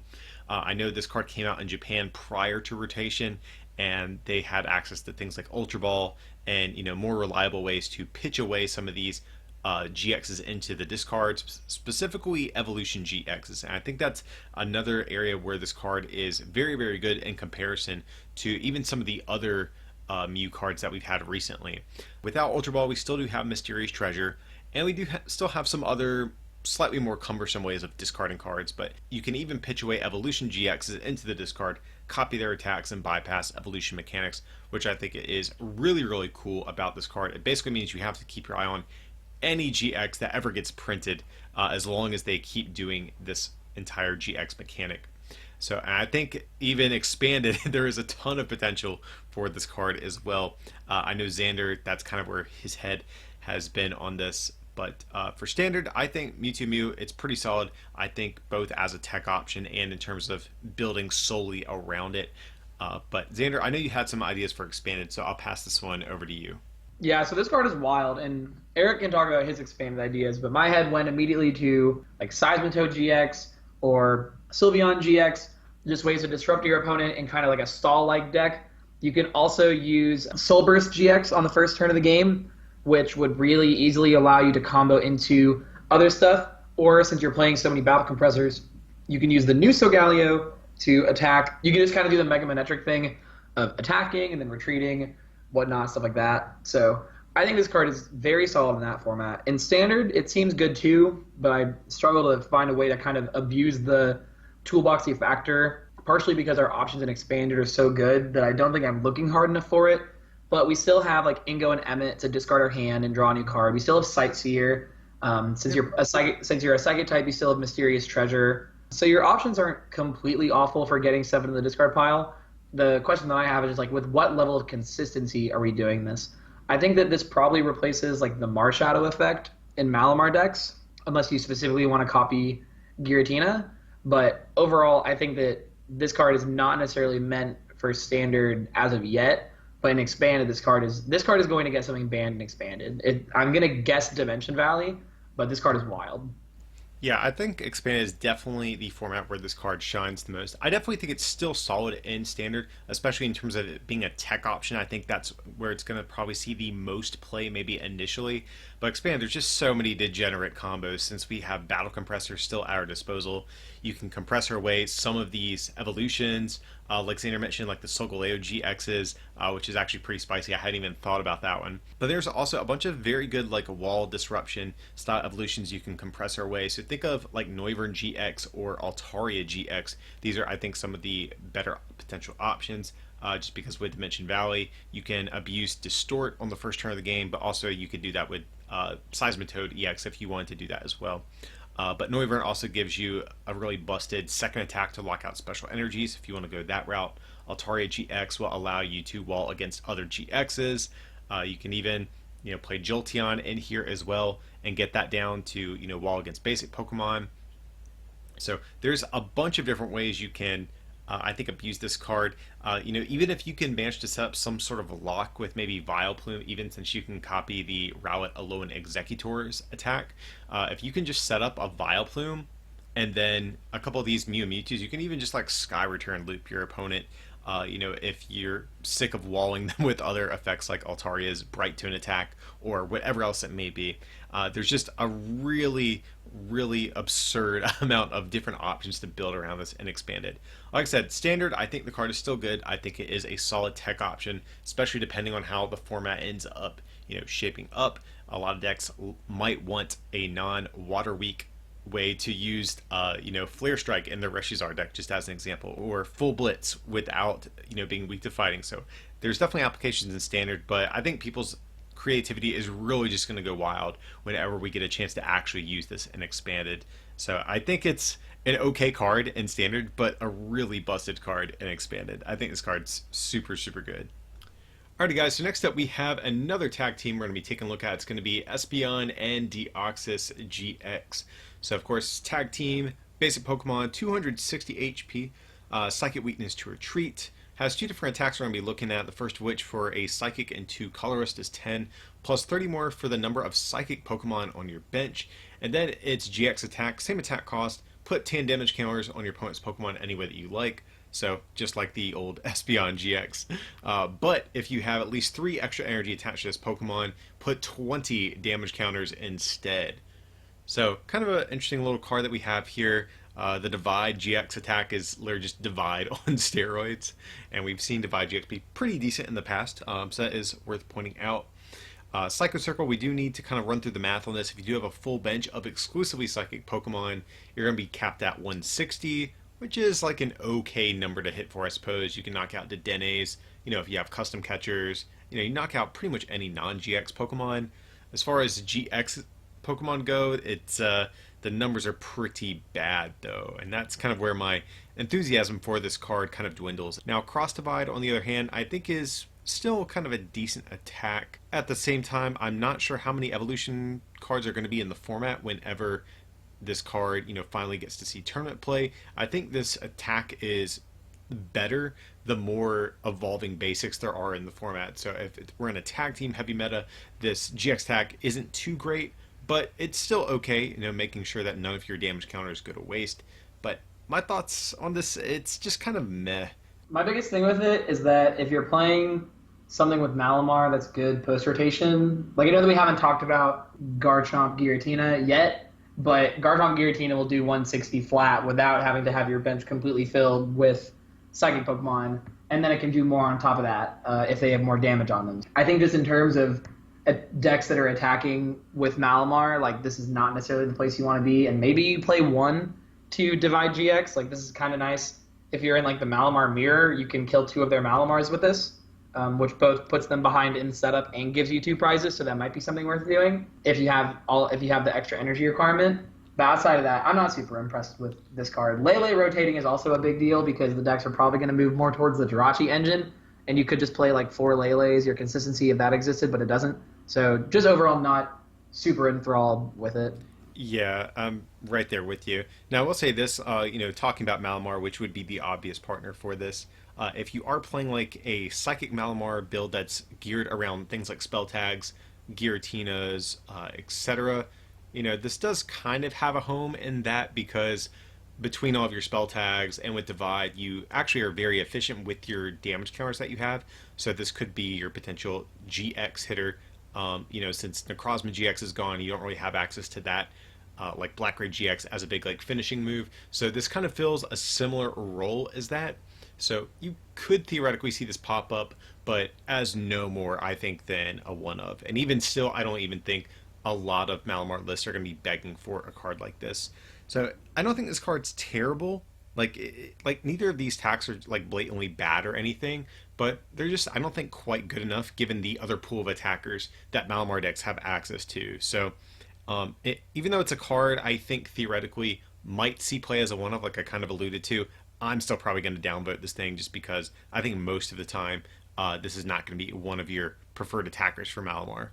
Yeah, if you think of it as just an attacker, like that's not necessarily where this is at. But the more that I think about it, like that spread damage with the spell tag does add up a lot more. Shrine doesn't rotate, and then Giratina puts 2 damage on their board. So you could play like exclusively attacking with Giratinas, get all your spell tag damage, and then at the end of the game, just put this down on a turn that they're gonna not be able to kill it immediately. If you do it when you have or when they have 2 prizes left, they kill one of your single prize Pokemon on board. If you set it up in a spot where they can't kill this yet, and with Guzma rotating, you could probably take a turn or two to power this 6 energy attack up. Then you can just essentially wipe out their whole board, assuming that attacking with Giratinas wasn't good enough.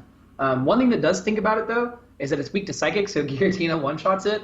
Luckily, the Jirachi that we're going to be talking about soon gets rid of weakness, so that'll make that a little bit better if that's really worth the investment. But either way, it does sound a little bit better with this GX attack because 6 energy on something for a Malamar deck isn't that hard, especially if you're not trying to do it in one turn. But still going to give it like a flat middle because I don't see this as like this is not the main attacker of a deck. This is like your finisher. Yeah, exactly. I think it's probably most likely to see play, if it does see play, is kind of like that Necrozma GX role, like we kind of talked about, where a lot of Malware decks they usually don't play it down until they can take their last knockout with Black Ray or like a big prismatic burst, and I kind of see this falling into that same sort of role, especially since we lose Necrozma GX. So very very niche type of use, but nevertheless, there is some degree of potential. So next up, guys, continuing our Psychic Pokemon GX that we're going to be talking about in this set, we have Latios GX. Latios GX, of course, a basic Pokemon. This guy has 170 HP, Psychic weakness, 0 retreat, which is actually very, very relevant to point out. But has an ability, if you have 4 or less Pokemon in play, this Pokemon can't attack. That has 2 different attacks, the first of which is going to be Psychic, 2 Colorist is 120, and during your opponent's next turn, this Pokemon can't be damaged by the attacks of Tag Team Pokemon. And then its GX attack for a single Psychic energy, until the end of the game, your opponent can't use a GX attack. So this is a pretty cute little Pokemon that we have here. You're immune from GXs, you can, take your opponent's powerful GX moves away from them, in return you essentially don't have one either, but that's still pretty cool. And the ability is pretty interesting as well, just because you're basically forced to give your opponent some sort of custom catcher target or something like that. That way you can't just wall with this attack over and over against tag team decks. So very interesting card that we have here. I think, much like the Espeon Deoxys we already talked about, this is a potential partner for Malamar, just because, of course, that's going to be a pretty reliable way of recycling psychic energies. Free retreat is super busted for Malamar. You always want a free retreater, and the fact that this is a pretty good attacker that can wall against a number of different decks too is something I think not to be undersold. And we kind of mentioned the spell tag Giratina style of Malamar deck when talking about Espeon Deoxys as well. But in a deck like that, where you're primarily attacking with something like Giratina, you're not really reliant on Pokemon who have a bunch of GX moves. So potentially this could be your your GX move for that deck by just taking away your opponent's potentially really good first turn attacker. If you can get this into the active, just being able to wipe that GX option away from your opponent is pretty nice. Especially think of something like Double Blaze GX on Reshiram Charizard. That's how they would normally get through the effect of Tag Purge here. And if you just clear Vision GX right on the first turn of the game, Reshizard doesn't even have that option anymore. Same thing, Pikarom doesn't have the option of sniping behind your Latios GX with Tag Bolt. So I think everything about this card is honestly pretty interesting. Of course, the ability is the big downside, but if you're playing Malamar, you're going to have a full bench anyway. So I'm actually kind of a fan of this. Xander, what do you think here about Latios? I think this card is really well balanced. I like the dichotomy between the ability forcing you to have Pokemon in play, but the attack walling you off from tag teams. I think it's a really safe way to keep this effect in Standard. Even though Guzma's out, Custom Catcher is like something that I think is going to see a lot more play. I think the most interesting thing about this is that GX attack. Like you can tell that the first attack's going to be good, so I don't want to spend that much time talking about it. You can two-shot Pikarom, and you can set up math on other stuff. So I think that this is a great card for that ability, that attack. Not worth too much time talking about it.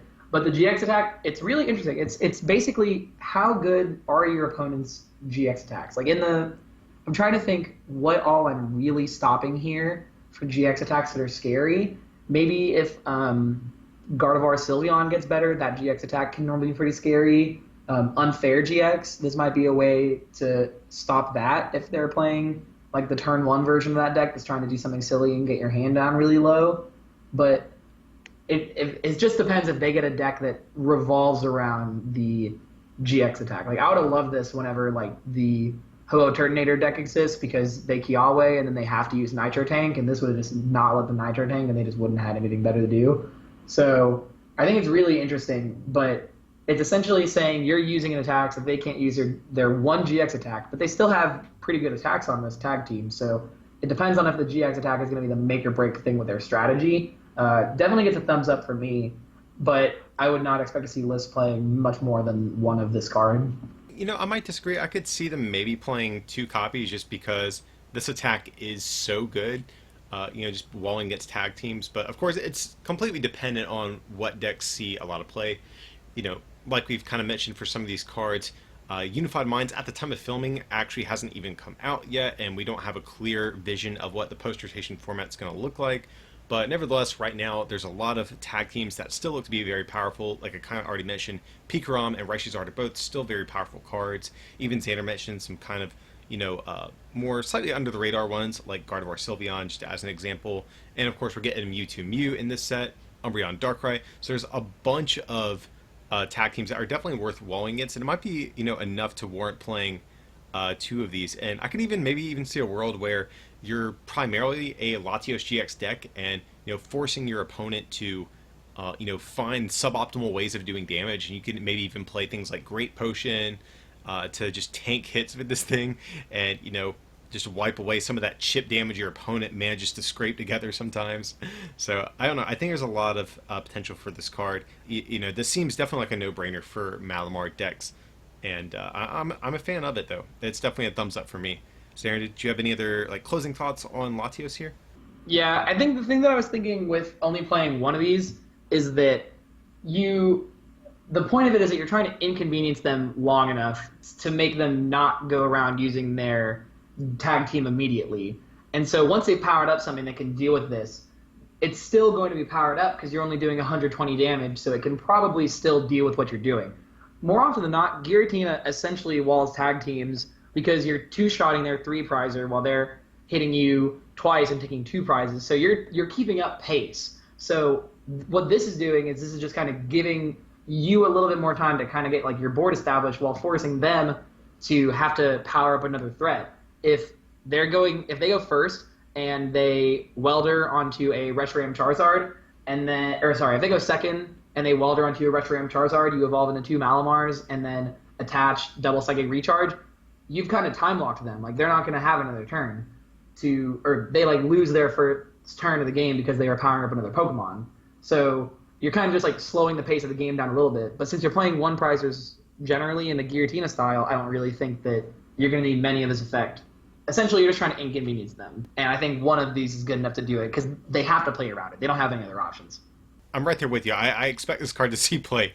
Well, no matter the counts, I think it will pop up, just because both of the attacks are so strong. And like I said, having free retreat is something definitely not to undersell if you're a Malamar variant as well.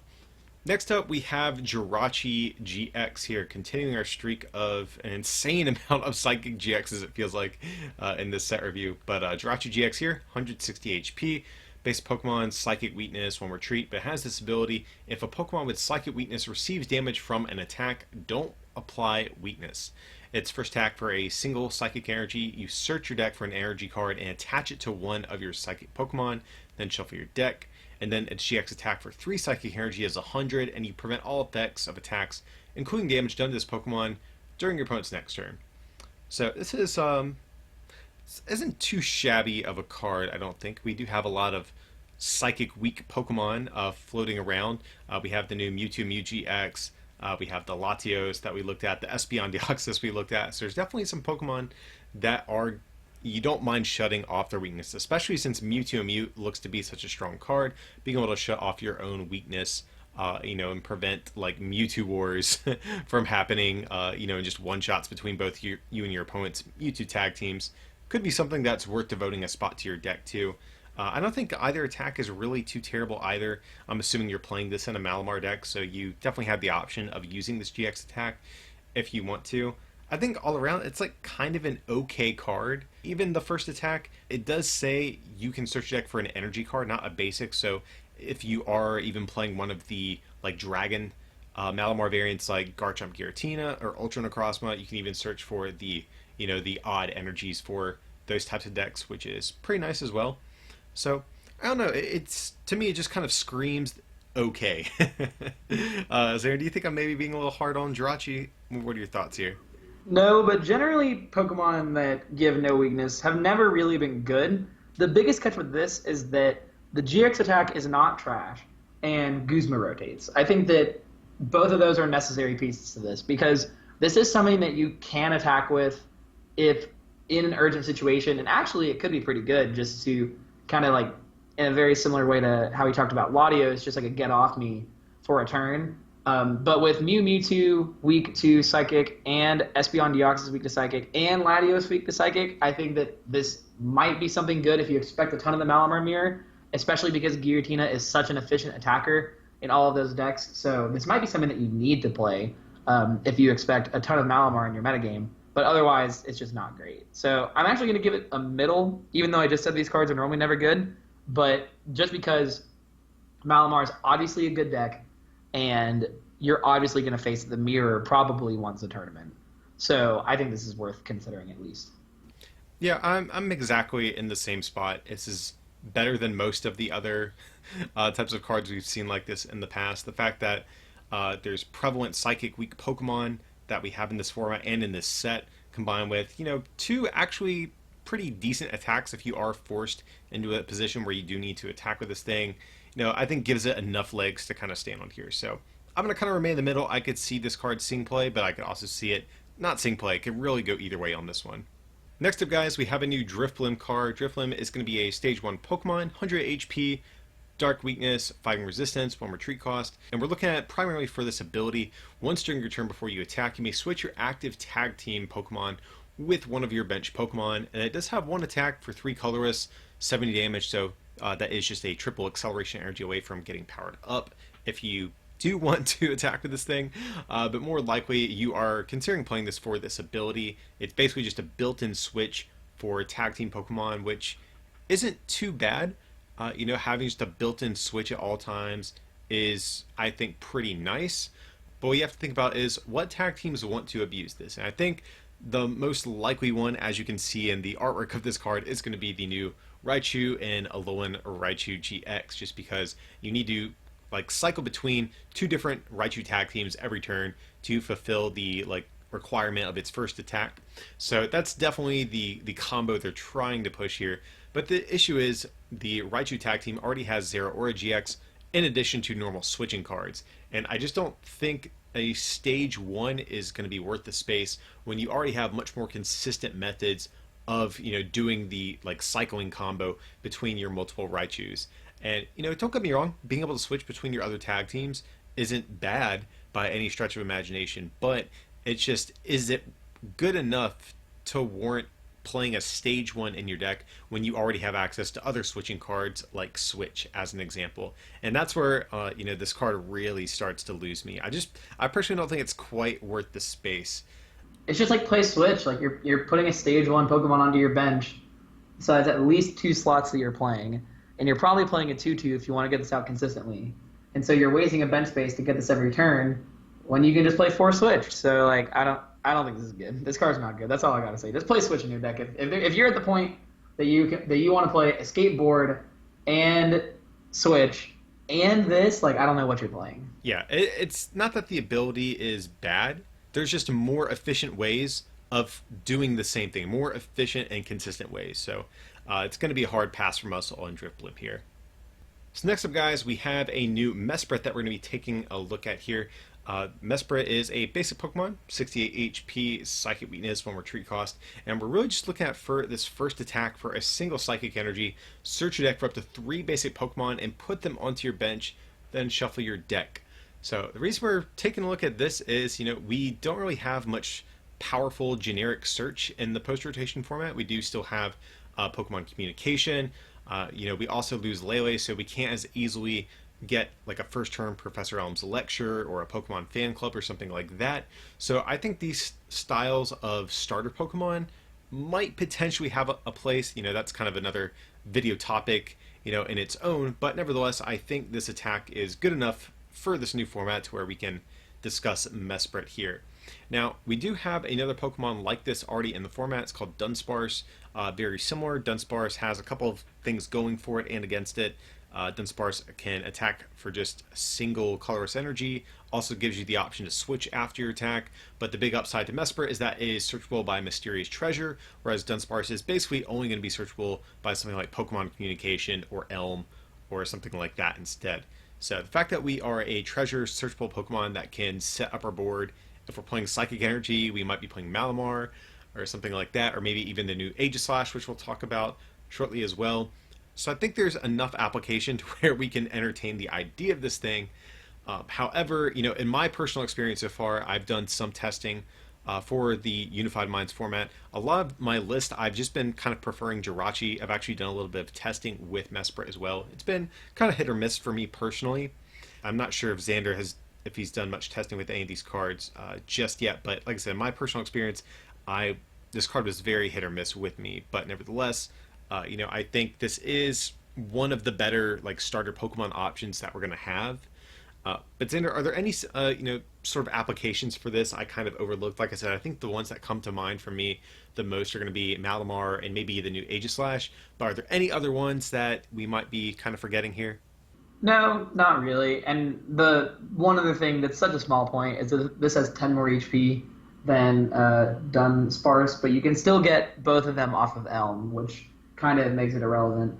I think that most of the decks that are going to want this effect will probably just want to play Dunsparce, because even though you can get this off of Mysterious Treasure, you still get to switch into a Jirachi, which is really good. Or you can assume that your Mesprit's going to die and you can get a Jirachi, but it doesn't necessarily have some of the same value, especially if the format's a little bit slower. Call for Family attacks have not necessarily had their day recently, and I think that with Elm still in Standard, and at least for Psychic types, since they have Mysterious Treasure, this might not be where you want to be for your search. Yeah, I would agree, especially after getting in some testing with this. I actually initially thought this card would be really solid, but it's been pretty underwhelming out of the decks I've tried it in so far. It's not really any fault of Mesprit, more of these types of cards in general right now. I think there's just currently better ways to get your board set up other than these, style attacks. So unfortunately, pass on Mesprit for the moment, I think. Next up, guys, we have a new Giratina. Giratina is going to be a basic Pokemon, 130 HP. Has this ability: whenever you play this Pokemon from your hand onto your bench during your turn, you may discard a special energy from your opponent's active Pokemon. That does have 1 attack for a Psychic and 2 colors to 70, and your opponent's active is now confused. Then Dark Weakness, Fighting Resistance, and only 1 retreat, which is actually pretty nice. Giratina usually tends to be on the clunkier side as far as retreat cost. That's definitely pretty decent. But I know a lot of you guys are probably thinking this is very similar to the Kartana GX that we are losing in rotation. So I remember, kind of seeing this card whenever it first got revealed for Japan several months ago. It was definitely very underwhelming because we still had Kartana and E-Hammer in the format. And now that we lost E-Hammer, now that we lost Kartana, I do think Giratina does kind of jump up a bit in value just because there's few other cards kind of doing a similar effect. And it's also Mysterious Treasure searchable, so it's got some things going on for it. But, and correct me if I'm wrong, Xander, but I just don't think there's too many great special energies worth discarding. Probably some of the more notable ones are Triple Acceleration and Rainbow. Triple discards itself. I'm not really sure off the top of my head what decks are going to be playing Rainbow, but that is traditionally one of the more prevalent special energies that does see play. But, we do have a couple of other new ones getting printed in this set, but I'm not sure if there's going to be any special energies that see enough play to warrant actually playing this in your deck. Yeah, with Triple Acceleration Energy discarding itself, there's like just Rainbow, and there is that energy that stops weakness that we haven't yet to talk about. If you care that much about teching for a tech card, like you have a lot of extra space in your deck that you could probably be devoting to consistency. So I'm not super sold on it. I think it's okay. The attack is splashable in Malamar if that's the kind of deck that you want to be playing this in, but it's fine. Like, I'm not excited for this card. With E-Hammer rotating, it is the best option that we have, and since it's Mysterious Treasure searchable, that is a plus side, but it doesn't really make up for the fact that you're really committing a bench space, and I think that's going to be one of the biggest things that's mattering in this upcoming format. It's just one of these cards that's really only as good as the card that's attempting to counter here. So if we get a double colorless energy reprint, this ability gets substantially better. But in the meantime, I just don't see too many energies that are going to be worth discarding. So I think for the moment, I think this card's actually pretty bad.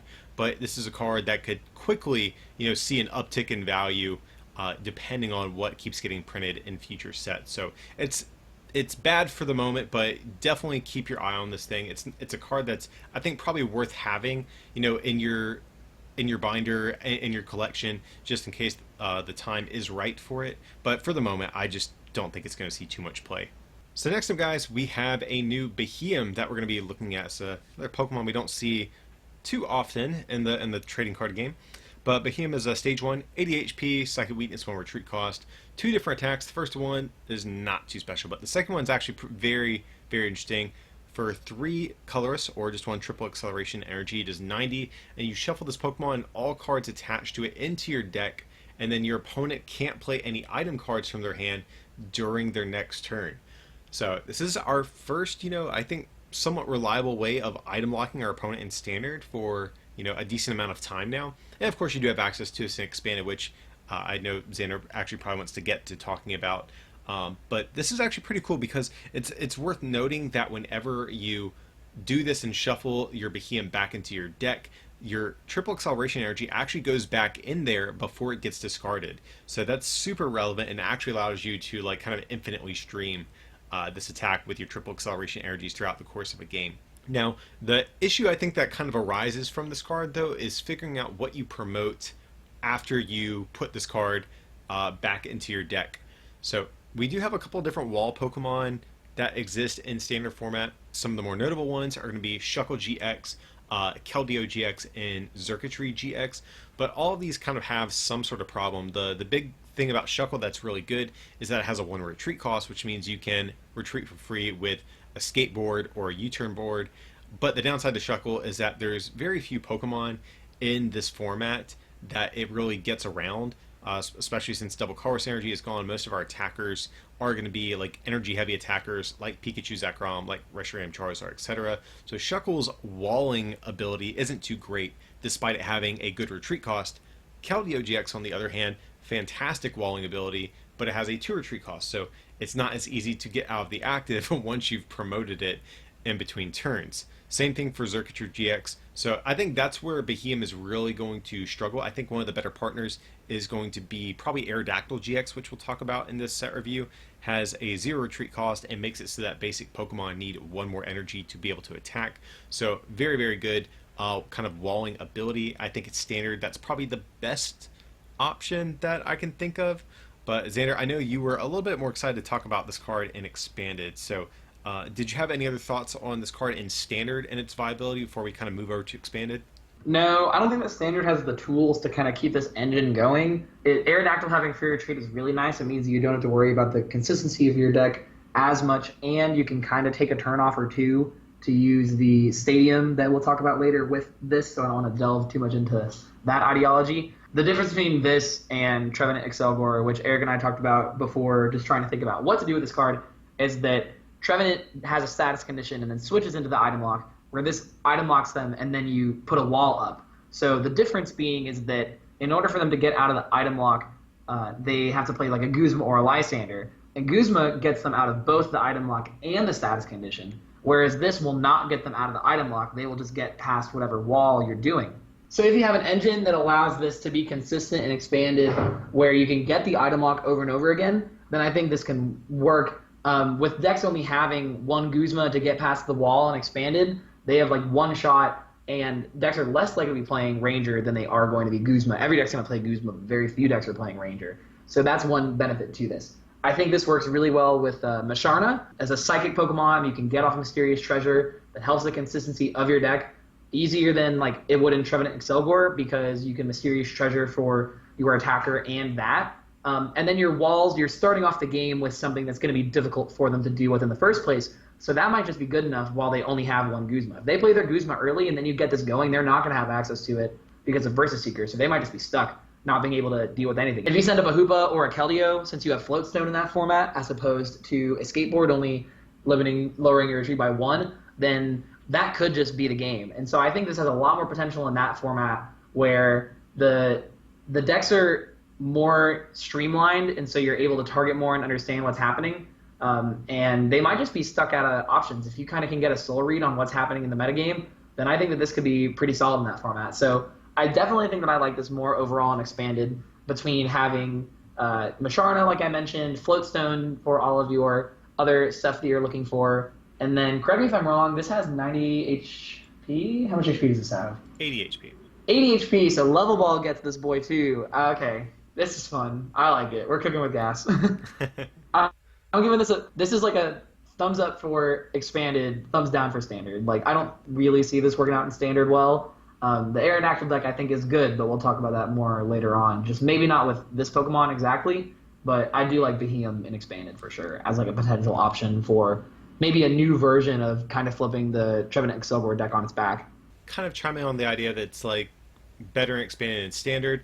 It has more options to more consistently set up in expanded, but also decks in expanded also are generally much stronger than the decks we have in standard. So even though this is weaker in standard, I think most of the archetypes in general are weaker in standard than expanded. So I actually do still think this has potential, because if you want to talk about like other consistency boosting Pokemon, we do actually have Pidgeotto, which is very, very similar to Musharna. They're almost the same in terms of their abilities. The big thing I think that's better about Expando is we have Energy Lotto, whereas we don't in Standard. So finding your triple acceleration is going to be, I think, the tricky thing in Standard. I think if you can reliably fix that issue of the deck, I think this still does have potential in Standard. But I generally tend to agree with you, though, Sandra. I do think Expanded has a lot more tools at the disposal of this card. Alrighty, guys, so next up we have a new Stage 2 Pokemon. It's going to be Aegislash. This one I'm actually personally very excited for. So this guy is a Stage 2, 130 HP, so unfortunately a little bit on the lower side as far as HP goes. But Dark Weakness, Fighting Resistance, 3 Retreat Cost. And it has this ability: if this Pokemon is knocked out by damage from an opponent's attack, put it into your hand, but you do have to discard all cards attached to it. And then its attack for a single colorless energy does 10 times the amount of items in your discard pile, but you can't do more than 130 damage in this way. So every time a new set comes out, I never fail to find a Stage 2 Pokemon that I make kind of like a pet deck of mine that I attempt to make work.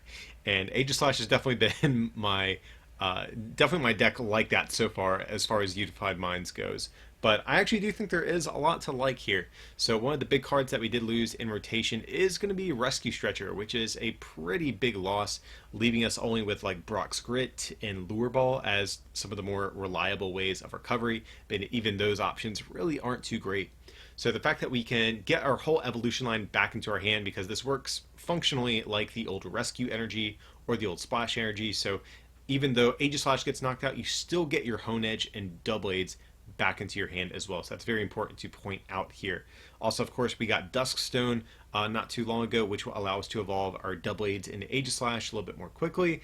And the fact that this is just a single colorless energy for its attack cost makes attacking with this thing very, very flexible. And so we're Mysterious, Treasurable, Searchable. You can abuse Spell Tag. You can even abuse things like Morty. And like I said, you're a colorless energy-based attacker, so you can abuse fire energy if you want to like go the Heat Factory route and have access to a good like stadium in your deck. Or you can even play the new Recycle Energy, which we'll talk later about in this set review as well, and just recycle your energy and all of your Pokemon every turn. I think there's a lot to really like here. The big downside, of course, is the damage cap at 130. But like I said, you have Spell Tag, you have Shrine of Punishment, you have ways to kind of make up for the relatively small damage cap. But even still, you're two-shotting tag teams, only giving up one prize in the process. You're going to set up pretty consistently just because you're going to be running Dusk Stones, maybe some rare candies. And you basically want to play other like digging item cards like Acrobike and Judge Whistle that make you naturally more consistent anyways. So I'm a big fan of this card, actually. Xander, you'll have to jump in and stop me because I could like kind of keep gushing about this. I'll do it right now then. I think it's really interesting. Just being able to play 4 Pokegear and 4 Acrobike reminds me very much of like the standard right when Roaring Skies came out, where it was like 4 Acrobike, 4 Trainer's Mail, you just like go to town. So I think this is really interesting. Duskstone being an item combos really well with this, and so I think that normally there are not a ton of items that you can kind of slam into a deck and still have it be decent. But I think that this works out pretty well. You're two-shotting most of all of the relevant tag teams in the metagame. You play Spell Tag, you fix your math on the rest of the stuff, and that's an item. So I think that this actually works out pretty well. You can start your early setup with maybe greens, or honestly, you just kind of can get there on turn 2 because you evolve into Doublade, and then you can use the Duskstone to get out your Aegislash.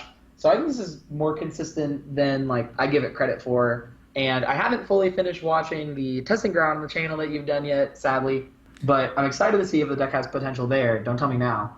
Because I think that it actually like can be something. 1 colorless for 130 is a rate that I'll definitely take if you can kind of pull it off consistently. And even if you're doing like 100 or so, Spell Tag will kind of fix the damage later on whenever you need it to be something that's better or more in your favor. So I like it. I think it's good. Another thing to point out too is that we do still have the Hone Edge all the way back from Forbidden Light that has the ability as well where if your opponent knocks it out, then you get to put 3 damage counters on one of their Pokemon too. So you have this natural like spread, or not really spread because it's only on one of their Pokemon, but you have like, if you're at the point in the early game where you just have to kind of like sacrifice stuff, you can even just like let your opponent take like a knockout or 2 on these Hone Edges and get some additional damage on the board like very quickly. Like if you put a Spell Tag down on a Hone Edge, they knock it out, that's 7 damage counters you have to play with without even attacking.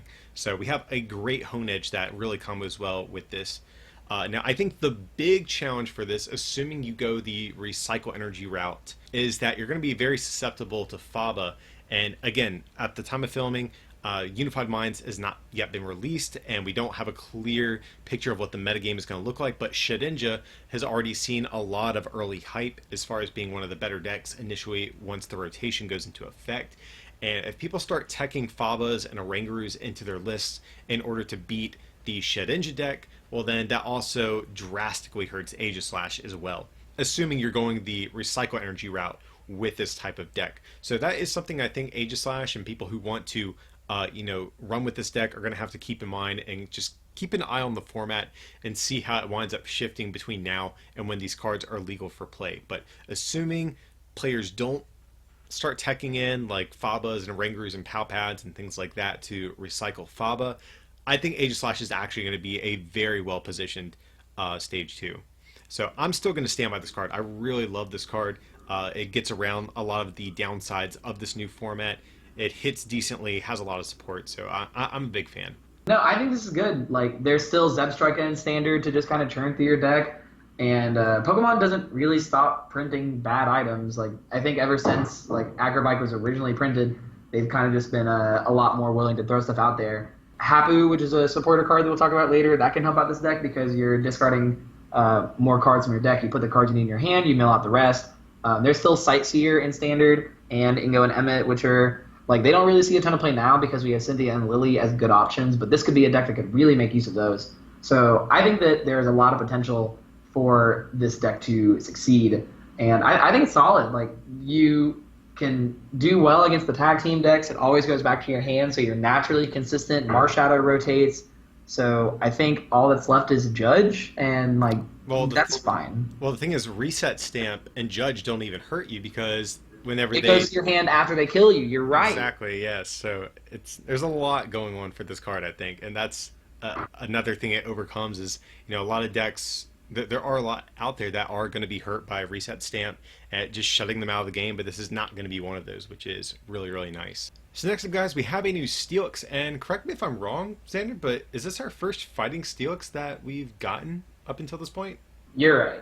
It is it's the first fighting Steelix. So yeah, it's crazy. Just after how long Steelix has been as a Pokemon, around, our very first fighting Steelix. But anyways, so let's take a look at this guy. It's a stage 170 HP, which is monstrous, fantastic. Grass weakness, 4 retreat cost, so you can even play buff padding if you want to get extra spicy and make your Steelixes even tankier.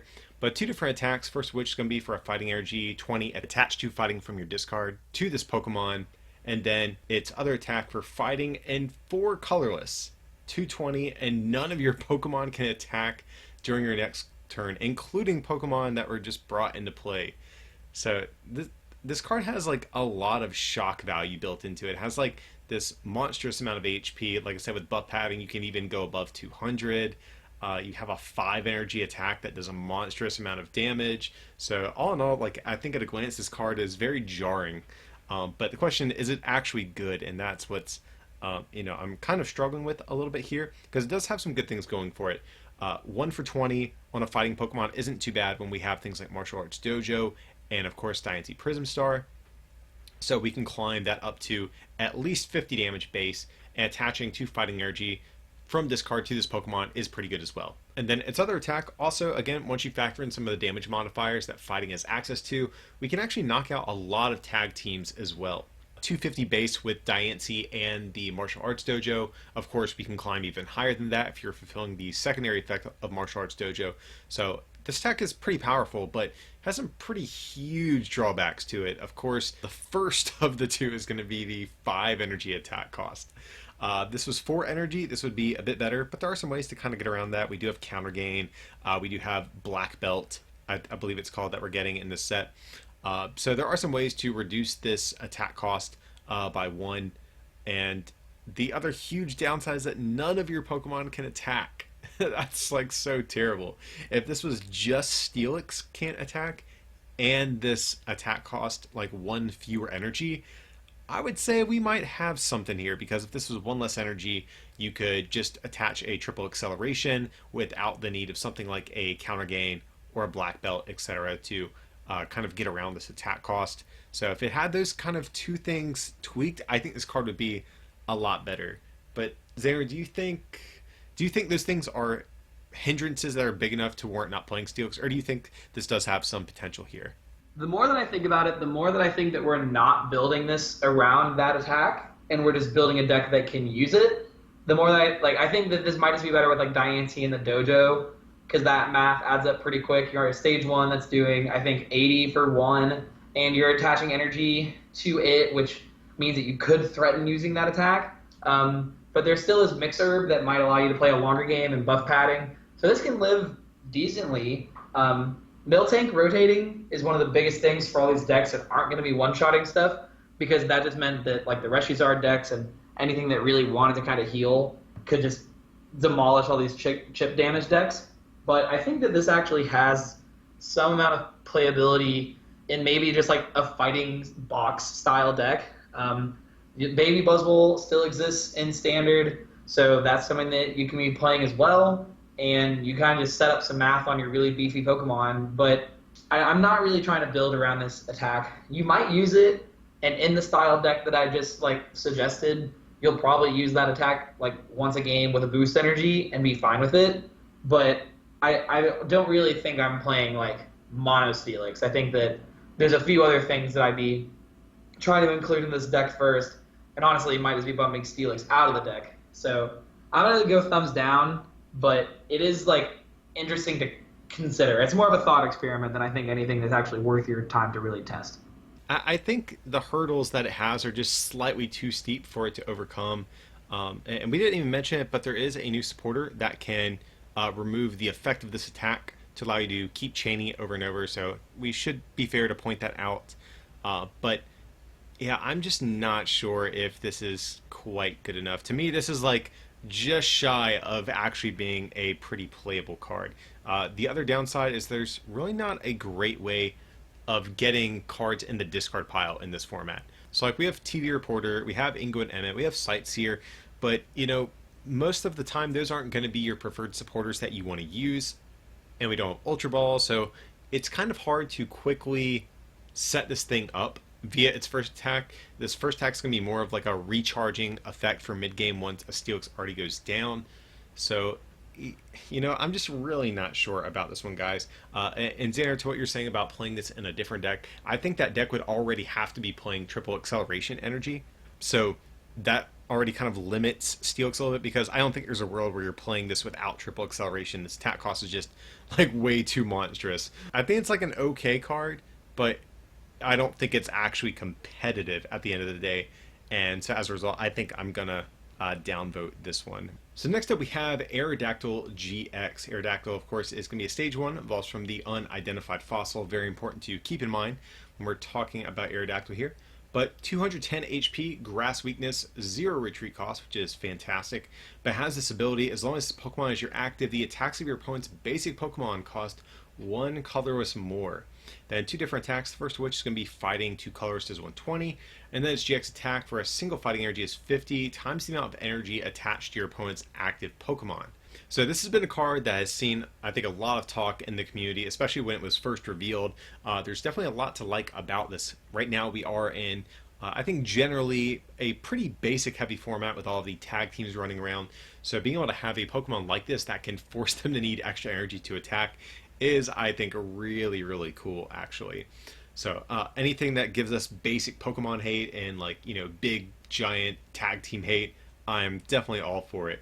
And Aerodactyl does a pretty decent job of that. The main attack here, it's okay. 120 is fine. With Diancie, you can 2-shot everything in the format. And then the GX attack, of course, has synergy with this ability, just because you're forcing them to commit more energies, and the GX attack does 50 for each energy that they have. So a lot of synergy here.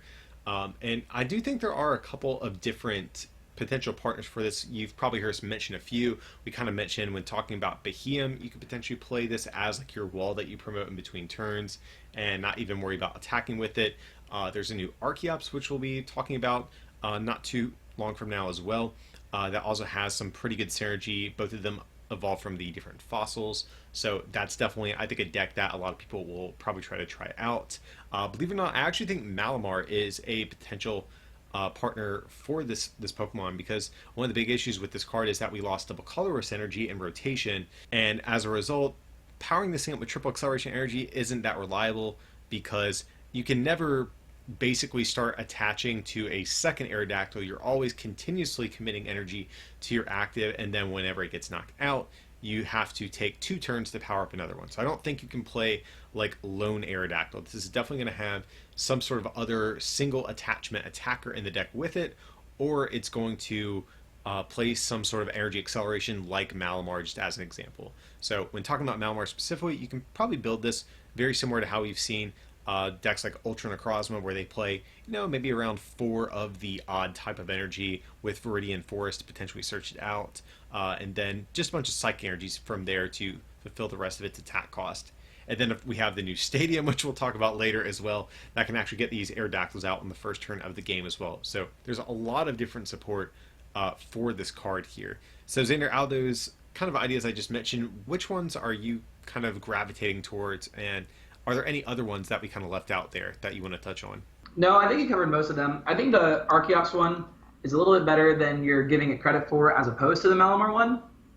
The U-turn into this allows you to focus more on maybe like the mixed herbs or the giant potions that exist in this format, but you can still get an attachment onto here during the turns that you're setting up and kind of just go for this Rock Smash attack once. In the Malamar deck, I think that you can actually build this in a way where you're not focusing on it as an attacker. There's already a Aerodactyl Malamar deck that exists that tries to use the Aerodactyl that for 3 colorless you do 90, and if you have no EX or GX on your bench you do 90 more. So I think you can actually play this in that deck maybe as like a splashable tech for Pikarom or for Reshiram Charizard, because without Guzma, this can just wreck through a Pikachu Zekrom list, and I think that might be something that's worth considering, just because Pikachu Zekrom has shown itself to be a very popular deck, especially with it being the most played deck at NAIC, even though rotation is happening. I think going into Worlds or maybe some first League Cups, people are definitely going to stay with what they're comfortable with. So that might be something that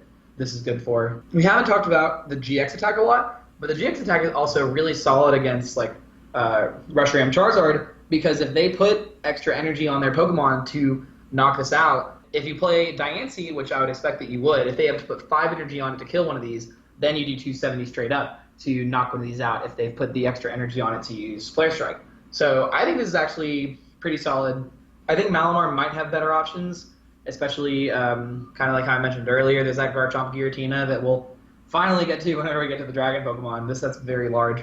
But I think this card's solid overall, and it's going to see play in a variety of places in Standard. With tag teams being as prevalent as they are, making their attacks cost more is just such a big deal, and I think that this card could almost have that ability and no other text and still be relevant. Yeah, definitely for sure. If nothing else, just being a very effective wall for a couple different archetypes to make use of. So I think Aerodactyl is good. It's kind of a shame we did lose double color synergy in the rotation. Otherwise, this card might be even better, because then you kind of avoid the downside of powering this thing up via triple acceleration energy. So I think this card definitely took a hit in the rotation, since this did get printed in Japan before they announced rotation, all that stuff. But nevertheless, I still think this card is pretty strong. It definitely has a couple of different options for how you want to build around this. So like I said, it does need a partner for. You're not playing lone Aerodactyl GX, I don't think. So it's just a matter of finding which partner is going to work best, but I think there's enough going on here to where Aerodactyl will see some play. Alrighty guys, so next up we have a kind of a duo that we're going to be talking about. We have Breloom and Amoonguss. So, both these cards are going to be in Unified Minds, and we could talk about them separately, but really I think they kind of belong in the same discussion here, since they have some pretty obvious synergy. So first of all, we will take a look at Amoonguss. He's going to be kind of the more core support Pokemon here. So both these are stage 1s, but Amoonguss has an ability once during your turn before you attack. Whenever you play a Pokemon with Spore from your hand into play, your opponent's active is now Sleep and Poisoned. Then it does have an attack of its own. Probably won't use it too much, but will briefly point out 20 plus 70 more if your opponent's active is Poison. So it has some synergy with this ability here, but the Breloom is going to be the better attacker out of the two for sure. And then Breloom, also a stage 1 Pokemon, 2 different attacks here. This guy's going to be fighting type, very important to point out, so we'll have access to the different fighting support that exists, even though it does require grass energy for its attacks. But the first attack here is going to be Spore, very important to point out. So your opponent's active is now asleep. Not really too great as far as attacking, but definitely important to fulfill the ability on Amoonguss. But its attack to do damage is going to be just for a single grass, 30 plus 90 more if your opponent's active is asleep. So you guys can definitely see the synergy we have here. Our Amoonguss is going to inflict the status conditions, and Breloom is going to, do our damage. So if we just briefly run through the math here, we're going to be hitting 120, and then once you factor in poison, you can get up to 130. So that's actually pretty decent as far as two-shotting. We also do have things like Diancie Prism Star available. We also have the Martial Arts Dojo, though I probably think you're going to favor the new Stadium card that gets printed in this set. But nevertheless, you do have some different fighting damage modifiers at your disposal. And a couple of other things to point out, the Fungus actually has the Spore attack as well. And there is a new Stadium card, which forces your opponent to flip 2 coins between every turn for sleep, which is pretty degenerate since we don't have Guzma anymore. We don't have Acerola. So we have kind of a fun little non-GX deck that can pretty much two-shot everything in the game right now. So I'd say, I think at a glance, a lot of people might look at this and think this is like a total meme. But honestly, I think there's something here. We can abuse Netball as well to find our grass energies and our pre-evolutions. So I think there is something to this whole package. Our attacks are low cost as well. And that's basically kind of the whole strategy of this archetype and this idea here. And I have to say, I'm actually a pretty big fan. I'm very curious to try this out in some games and see if it can manage to stack up. And another partner we haven't mentioned yet for Breloom actually could be the Mareep from Lost Thunder. Has an ability where if it's your active, you may leave your opponent asleep. So that's definitely another, I think, strong option for anyone considering this Breloom deck to kind of mull over, just because the trade-off with Mareep is that it's a basic, so it takes up less deck space. In terms of Pokemon, you might have to run some additional switching cards to kind of make up for it, but nevertheless, I think that's definitely an option. I am a pretty big fan of this Breloom, and I think the Mareep idea is pretty solid as well. Xander, do you have any additional thoughts on Breloom, especially maybe even as far as the Mareep versus the Amoonguss?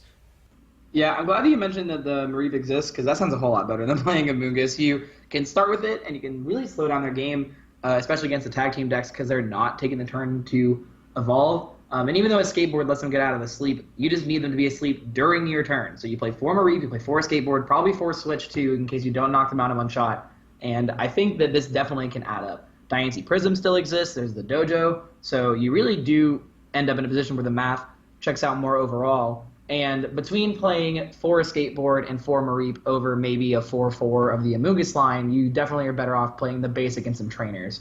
And that allows you to play more of a Jirachi engine too. If you need the Jirachi for the setup, you can Jirachi into the Mareep, put them to sleep, then switch. Now, there's a lot of similar sounds, but I hope you follow. I think that it's actually pretty solid. So I'm excited for this, and I do like it more than I was excited about the Amoonguss, but now that we've stepped away from that and taken some more time to think about it, this seems a whole lot better. Yeah, I think actually either option seems solid. I think the Mareep version is probably better in the late game too, because the Amoonguss version is very susceptible to reset stamp, because you basically have to wait and evolve each of your Shroomishes whenever you plan on attacking. So a lot of times you wind up with these unevolved Shroomishes, and then a late game reset stamp can sometimes shut you out of the game. Whereas with the Mareep version, you can pretty safely evolve any of your Shroomishes that you want, so you're not as susceptible there. So that is definitely one sort of pro to that version as well. But overall, like I said, though, I'm a fan of this card. I think either version has some legs to stand on. Amoonguss is a stage 1, so it takes up more deck space, but also Foongus is netball searchable, which is something Mareep is not. So you guys can see here's some trade-offs between which way you kind of want to build around this, but I definitely think the card Breloom at the end is solid no matter which route you go. So definitely a thumbs up for me. I do like this card. So up next, guys, we have a new Medicham that we're going to be talking about, but also we will be talking about the Meditite in this discussion as well. Both are pretty relevant here. But for the main attacker here, we are going to be looking at Medicham. Medicham, of course, is a Stage 1 Pokemon, has 110 HP. 2 different attacks, first of which, just for a single fighting energy, put 4 damage counters on your opponent's Pokemon in any way that you like. And then its second attack for 2 fighting energy to 60, plus 60 more if you have Black Belt attached to this Pokemon. And briefly, we will mention what the Meditite does. For just a single fighting energy, does 40, and you can't use that attack on your next turn. But like I said, Medicham is kind of the primary attacker we are going to be discussing, especially for standard format out of these 2 Pokemon. So this is really not too terrible. 60 plus 60 more with a Black Belt attached for 2 energy isn't terrible. Just for some context, Black Belt, if you're behind on prizes, it's a tool card. Your attacks take 1 fighting energy less. So this annoying 2 attack cost actually quickly becomes a lot more manageable, assuming that you are falling behind. So it's one of those things where if you're, the big downside to Pokemon that need multiple manual attachments is that whenever one gets knocked out, you don't have a way to actually attack on the following turn because your attack requires 2 attachments. Black Belt actually gets around that, which is pretty nice, because if your only powered up Medicham goes down and you fall behind on prizes, well, guess what? Your next one is only a single attachment away, assuming you can find your Black Belts. So, it's an okay attacker, but I think this card definitely has some issues, though. You're only allowed 4 Black Belts in a deck, and so, but I guess at the same time, you're only allowed 4 Medicham, so I guess that's going to be totally fine. Another thing is, too, just if you're fighting Pokemon that's hitting for around 120, I think the Breloom that we just looked at already does a much better job at that. And I think its attack is actually a bit more consistent just because it's only a single energy. So, I don't really think this card is very bad, especially because it's damage output can scale decently with Diancie, Martial Arts Dojo, etc. But I just don't see too much incentive to play this over the Breloom that we just looked at. Well, here's something really interesting. It's that this is actually maybe one of the worst decks to go first with. So, like, let's say that you attach to a Meditite and it doesn't die. You attack with 2 energies on there, and if you kill something, you go to 5 prizes. They kill you, they're at 5 prizes. Now you've used both of your attachments onto your Medicham, and since you're at the same prizes, you can't use Black Belt to lower the cost. You really need a way to force your opponent to kind of take an extra prize. And there is Miss Magius in Standard, but a single prize deck using Miss Magius kind of actually is worse because the ways that Miss Magius is kind of being used right now are kind of with tag teams that those prizes are not really going to matter. So they definitely matter with this, and they screw up your game, and it is not going to be as nearly as consistent as the Breloom idea that we've suggested. So overall, not a super huge fan of this, especially by comparison. Yeah, it's one of these cards. It's really not a bad card by any stretch of imagination, but there's just no incentive to play this over other similar, better options. So that's where I think the Medicham deck kind of falls apart. But Meditite, I think, is actually a pretty good card. You know, not only is it a strong pre-evolution for Medicham if you do decide to build around this, but actually more of where my head is at is in expanded. We have the old Medicham all the way back from Primal Clash that has the Omega Barrage Ancient trait that allows it to attack twice in a single turn. And we've seen people play with that Medicham before. It has seen some degree of success in the past. And basically what they would do is they would use something like Celebi EX or like a Shrine of Memories type of style effect to copy Meditite's attacks. And the one that was copied most was an attack that did 20 damage.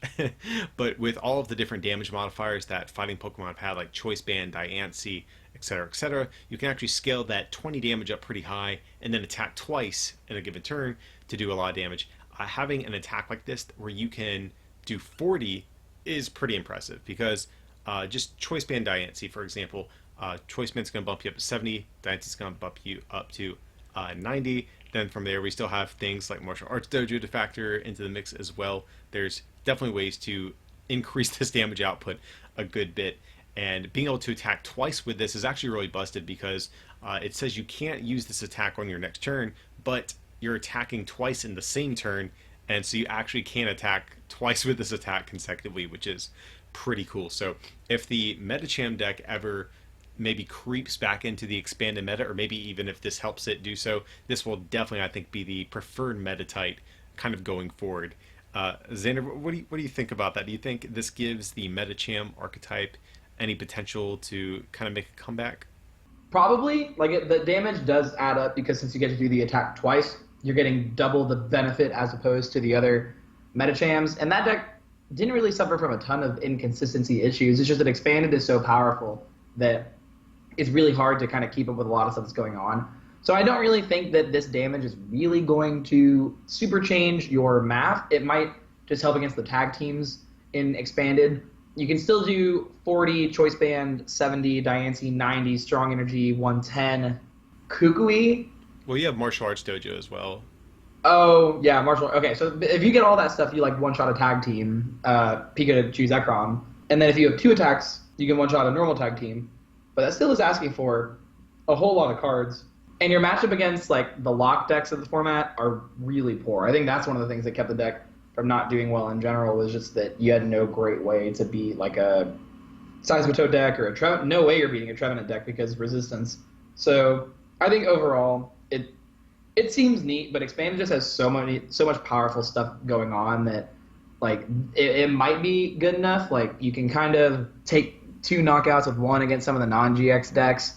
It just seems really fair for what Expanded is doing by comparison. And that's like saying that you're doing 1 energy, 240 possible damage on a stage 1 Pokemon sounds hilariously unfair, but due to just the nature of Expanded, like that's so far past the powerful stuff that Expanded's doing. So that's a great way to kind of talk about Expanded. It's like, oh, this card is a fair and balanced, strong card.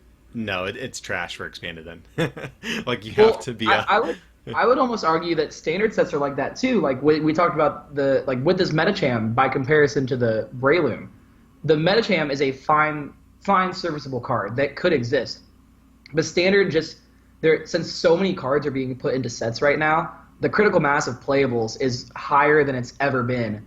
In the past, where there haven't been as many good cards printed overall, you can get away with playing a worse deck. But right now, there's just so many strong archetypes and cards that support it, and that might change a little bit with rotation. But just generally overall, with how large these sets are, they're not putting bad cards in these sets, and so you can't play anything that doesn't just like smash out of the gate is really solid.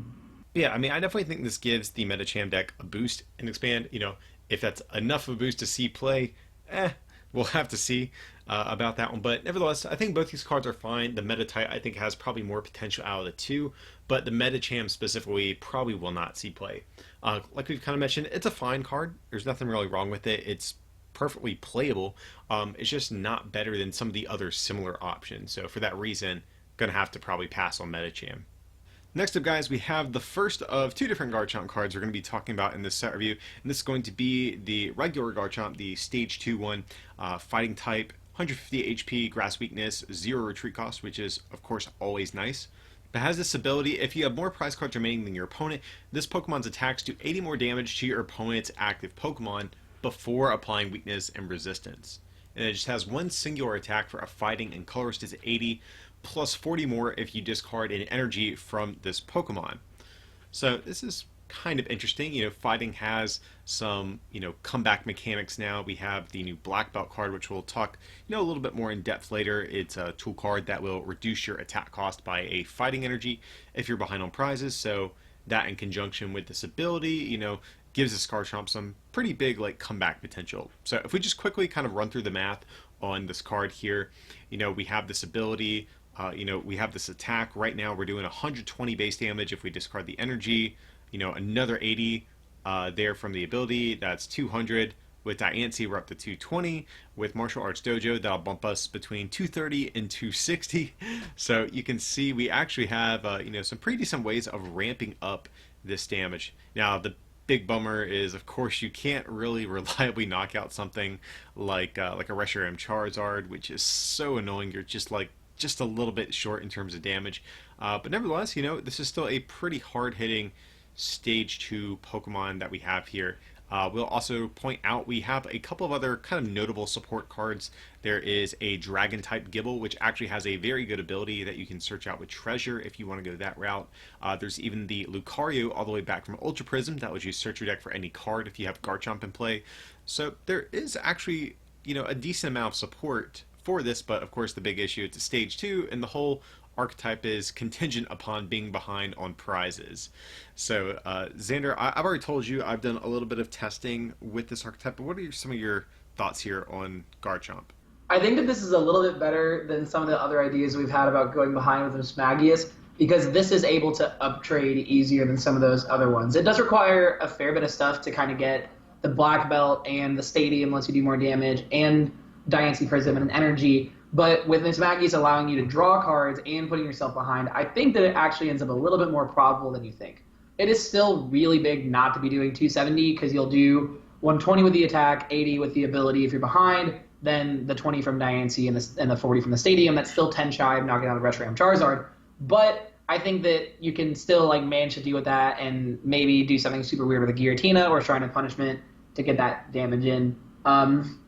As a Stage 2, it's not super consistent, but Mismagius will let you hit your Rare Candy and your Garchomps in the early game, and you don't have to have this ability making it so that you're doing extra damage the whole time, because if they don't kill you after you knock something out, you can just attach another energy to this, hit them for either 80 or for 120 if you want to discard an energy, and then if they knock you out, you still have the potential to attach on your next one if you're behind, so you can do the bigger damage. So I think that I can at least figure out some lines for this deck, unlike other decks, but the opposite side of that coin is that you're still playing a Stage 2 deck that, with single prizes, the prize from Mismagius matters a lot more than you think, and I think that there are just some other options that allow you to be more consistent without having to kind of be gimmicky and get this big, cheeky knockout that all of these cards required force you to have to do. So I'm going to downvote this just because I think that you have to play a lot of cards every turn to get this working, and Standard isn't really the kind of format upcoming that's going to allow you to get everything that you need for this out. So I think that it's going to struggle But if you want to, I think that Lucario from Ultra Prism or the Mismagius approach will be your best choice. Yeah, the Mismagius is actually kind of a neat idea. That isn't one of the routes I've explored with some of my early testing with this card, but it's really cool because you actually can treasure for the Mismagius line in addition to your Gibbles and Gabites, which is pretty nice because that's really the biggest issue I've kind of found with this Garchomp deck is just having reliable search. You know, we have communication and we have treasure for your, of course, your Gibbles, but you know, this Garchomp is fighting, not dragon, so it makes it much more difficult to find. You know, Pokemon Communication is a card that exists, but you know, Communication's not quite as strong as Ultra Ball, which we're losing most of the time. I think that's really where you know, I think a lot of my early lists with this card I've struggled with is just finding all of your cards on certain turns. You know, it's really not a bad card. You know, I'm probably going to, you know, stand beside you on this one, Xander. Probably downvote it. It's really not bad. You know, even out of the games I've tested with it, you especially can have some pretty crazy turns. You know, you're just gonna roll Pikarom, honestly. You know, whether they're attacking with Pikarom or the Raichu tag team, whatever it is, Garchomp can definitely make quick work of that deck. But you know, it's still very inconsistent. You can just lose sometimes just from being a very inconsistent stage 2 deck without a great draw engine. Lucario is very powerful, but anyone who tested the Ultra Prism Garchomp archetype knows that Lucario is very good in the mid game, but it does nothing to help you actually get set up, unlike a lot of other stage 1 support Pokemon we've had in the past.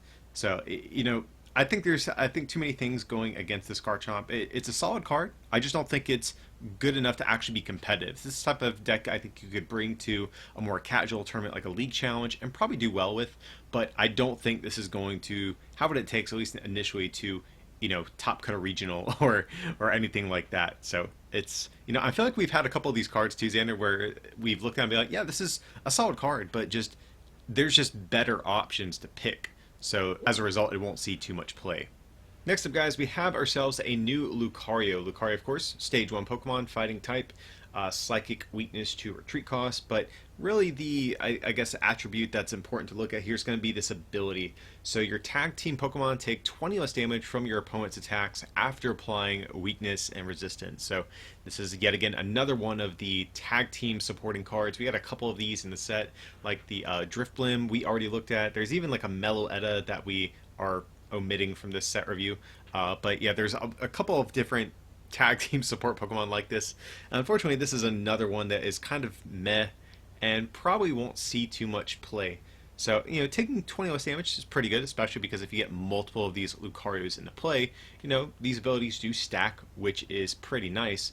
But the issue is it's a stage 1. If this had been a basic, you know, we might be in business. But the fact it's a stage 1 and requires at least 2 deck spots for this one instance of the effect, it's just, it's a lot to ask for. Same thing with Drifblim. Drifblim has honestly a solid ability, much like this one, but it's a stage 1, and that's really, I think, the big issue here.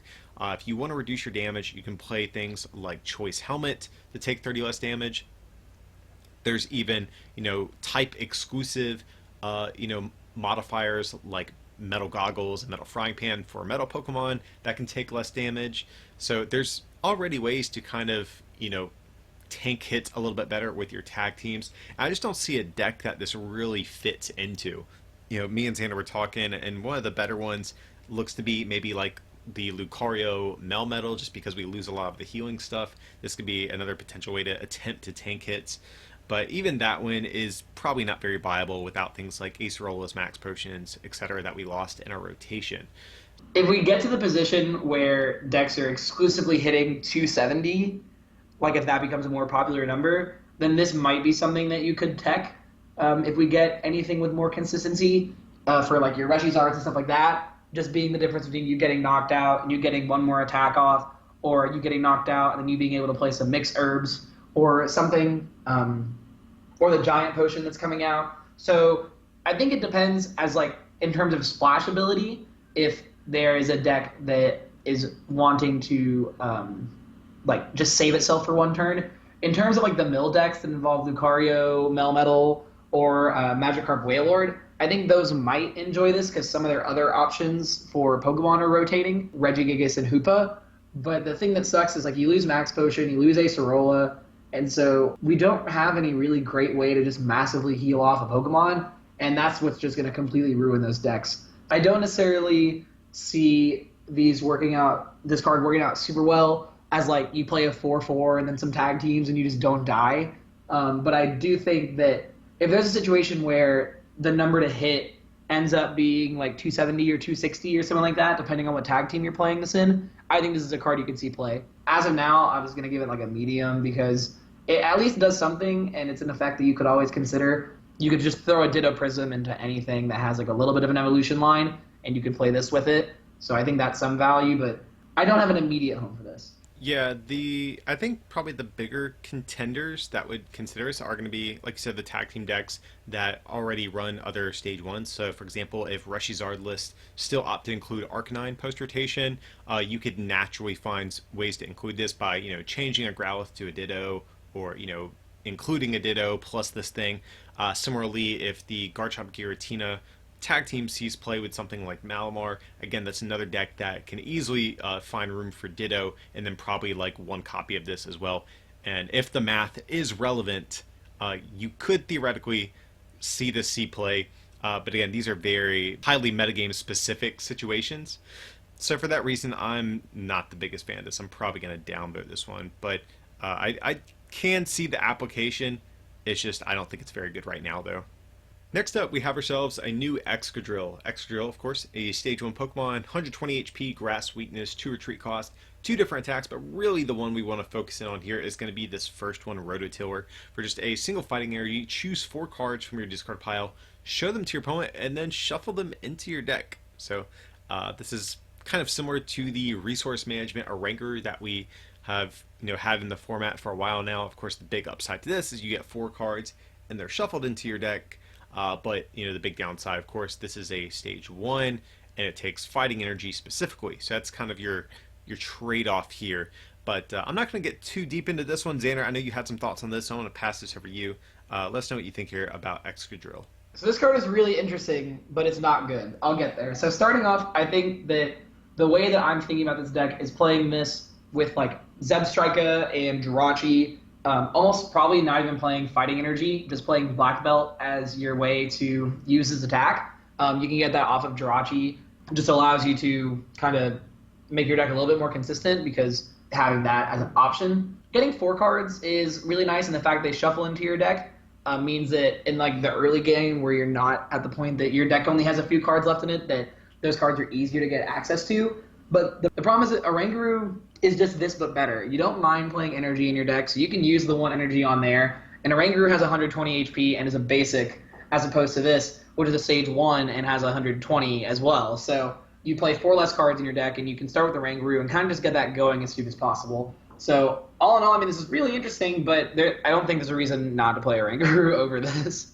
Yeah, Oranguru is just going to be more consistent at the end of the day. Is 4 extra spots in your deck worth the extra card that you get off of this? I'm just not quite sure. And of course, you can always have those games where you just start Drillbur and you might be wanting to use Rototiller, but you can't because you haven't found your Excadrills yet. And we lose most of our ball search and rotation. So outside of like Pokemon communication, there's not really a good way at actually finding this guy. So I think Ranger is just gonna be better. Like, this is yet again another card we've looked at where it's like, this is actually a solid card, but there's no reason to play this over other options that already exist. Of course, the most notable one here being Oranguru. Gonna have to downvote this thing again, not because it's actually bad, just because Oranguru is just better. It's worth taking the 1 fewer card, and actually I think there's a lot of reason to get the cards on the bottom of your deck because you can still draw them via things like Ingo and Emmett if you choose to as well, whereas shuffling them in, you can't as reliably find those cards that you just shuffled in, whereas if they're on the bottom of your deck, there are ways to find exactly those cards you put back in. So overall, I'm just going to have to downvote this thing. It's fine, but Oranger is just better. Next up, guys, we have the last of the fossil Pokemon in this set we're going to be looking at. That is going to be the new Archeops. Archeops is a Stage 2, 130 HP. Of course, like I said, it does evolve all the way from the unidentified fossil. So we do have to keep that in mind when talking about this card. But Fighting type, 130 HP, like I said, Fighting Resistance, Lightning Weakness, 1 Retreat, 2 different attacks, both just for a single colorless energy, which is actually pretty nice. I do like that. The first attack is going to be a single colorless for 40, and you switch this with 1 of your bench Pokemon. And then its second attack does 80 for the same attack cost, and you discard an energy from your opponent's active Pokemon. So I think this card is actually really, really neat. It has a lot of synergy with the Aerodactyl GX that we took a look at already, because you can use this first attack to do 40, or hopefully with things like Martial Arts Dojo, Diancie, etc., you can modify that damage output even a little higher, and then just pivot into your Aerodactyl and make it harder for your opponent to attack you. So between that and between the second attack discarding energy automatically, I think there is a good little bit of synergy here between this and the Aerodactyl, and the fact that we're a colorless attacking Pokemon is also super cool, because that will, potentially give us some wiggle room to play this with some different other partners if we choose to. So I think at a glance, this card seems pretty good. I think the biggest downsides to this card are going to be from the rotation. Losing Choice Band makes your damage a little bit awkward, and also losing Ultra Ball is kind of a pain too, because the only solid generic search card we have is going to be Pokemon Communication, and Pokemon Communication is a solid card, but usually only in decks that have 20-ish Pokemon. And since you're playing Unidentified Fossil, that inherently in and of itself is going to reduce your Pokemon count and making your methods of finding Archeops a little bit tougher. And those are, I think, some of the bigger downsides I see to this card. I think it's fine. I think it's probably one of the better, more obvious partners, at least for the Aerodactyl to kind of do this switch and stall deck. I think it's very obvious that you have a Pokemon with a good U-turn ability and a Pokemon with a good U-turn attack that are both fossils. I feel like these cards were definitely designed together, or at least meant to be together. Whether or not that's good, I'm not entirely sure. I think that it's probably fine. The U-turn, you do 40, but with Diancie, you're doing 60. And so I think that math can add up over time, especially because you can attack with Aerodactyl if you need to. It is a little bit harder as a main attacker, like kind of Eric and I talked about earlier. But if you use the Stadium to get out 2 Aerodactyls, then you can attach a Fighting to 1 and then use the Stadium again, and you wall with the Aerodactyl that you didn't attach to. You can have 2 Aerodactyls in play and 2 Archeops and make it harder for them to attack in the early game, and then you can just use a boost to attack with the other one whenever you need to. So there is some synergy there between the deck. I think overall, though, the damage output might be a little bit too low. Just even 60 for 1 every turn, it's not necessarily a rate that you really want to do, and they're going to have ways to get out of Aerodactyl eventually. Just because they're 1 turn behind doesn't mean that they're not ever going to be able to attack an Aerodactyl. It just means that they might need to find a way to put an extra energy on there. But since you're only doing 60 a turn, you're not really killing them. So I think it's probably mediocre. I want to say middle of the road, but I wouldn't be shocked if this did not do super great. I think I'm going to fall somewhere right around there too. I do like the card, and as you guys can tell, there is definitely synergy between this and some of the other cards that we have. And we haven't even mentioned there's other wall Pokemon. We've kind of mentioned, I guess, when talking about Beheeyem earlier, like Keldeo GX, Shuckle GX, etc. But Aerodactyl, I think, is going to be the main partner. But the fact that we still have Crushing Hammer in the format also pairs nicely with the second attack. I don't think people should underestimate how good an auto discard is for just a single attach. Just think, energy removal all the way back from base set used to be an automatic discard. The card was so oppressive, they had an actual stadium to attempt to counter it because of how oppressive just removing an energy for very little resources is. So I actually really like this second attack, and the fact that we have Crushing Hammers means you might even be able to potentially build around doing that whole type of shenanigans. And also, of course, that idea has synergy with Aerodactyl, because Aerodactyl forces your opponent to need an extra energy to attack. So there is some cool synergy between both of these Pokemon, like we've been mentioning. So I like the card. I'm just very hesitant to endorse it just because the lack of good search for your Archeops and the slightly less than impressive damage output, I think, is what's going to hold it back from being really top tier. But this is definitely, I think, a combo and a card to have in mind going forward, and I think at some point this could actually be pretty good. So I'm going to remain in the middle, like you said, Xander. Next up, we have ourselves a new Zygarde Pokemon. So this is going to be one of the other forms. I forget which form this is. It's one of its earlier, weaker ones, as you can probably tell by the HP and such. But this is going to be a new Zygarde. Like I said, 90 HP, Grass Weakness, 1 Retreat. Has this ability, as long as this Pokemon is on your bench, your Zygarde's attacks, including Pokemon GX, do 20 more damage to your opponent's active Pokemon before applying weakness and resistance. And then its attack just for a single fighting energy is 20, and you attach a fighting from discard to one of your benched Pokemon. So this is a card actually when this was originally revealed back in GGN. This is, I think, one of the more standout cards from this set that got revealed. But of course, GGN got revealed prior to the rotation being announced, which unfortunately does drastically change the playability of this card. So before we get into, I think, some of those downsides, let's just run through some of the math and some of the uses for this. One thing that's important to note about this ability, like it says, you can apply this to Zygarde GX, the one back from Forbidden Light, and there's even like another random promo one floating around, but I think most likely people are going to be thinking of the one from Forbidden Light. So you can use this guy in conjunction even with Diancie Prism Star to add a ton of damage to your Zygarde GX, or you could just swarm these little guys and try to be like an effective non-GX deck, because if you have 4 of these Zygardes in play, you're going to be doing 100, 120 if you have Diancie in play. So it's, this damage scales very, very nicely, and you can, with this attack, kind of start setting up a Zygarde GX on the bench as well throughout the course of a game, and try to transition into that guy maybe later in the game. So that's, I think, the whole strategy with this. Now, I think, personally for me, the biggest downsides to this card are going to be the cards we lost in rotation. We lost Double Colorless Energy, which has synergy with Zygarde GX. We lost Nest Ball and Brookwood Hill, which are the other, I think, really huge ones, because there's really not an effective way to search out fighting Pokemon in this new format. We don't have Mysterious Treasure, Netball, or a card like that for fighting Pokemon, so we're going to be reliant on things like Pokemon Communication, which isn't the greatest in an all-basic deck, or we're going to be reliant on things like Pokemon Fan Club, which is a supporter and, of course, not nearly as consistent and is a bit clunkier than something like a Nest Ball, Brookwood Hill style engine. And, of course, we lose Choice Band as well, which I think is also kind of a downside. But I think the most important thing, like I said, we lost the way to actually search these out and swarm them into play. And I think that might actually keep this card from being competitive. I think the biggest thing that this card is actually missing is that it doesn't boost the damage from the EX Zygarde, which I think is better for the sake of expanded.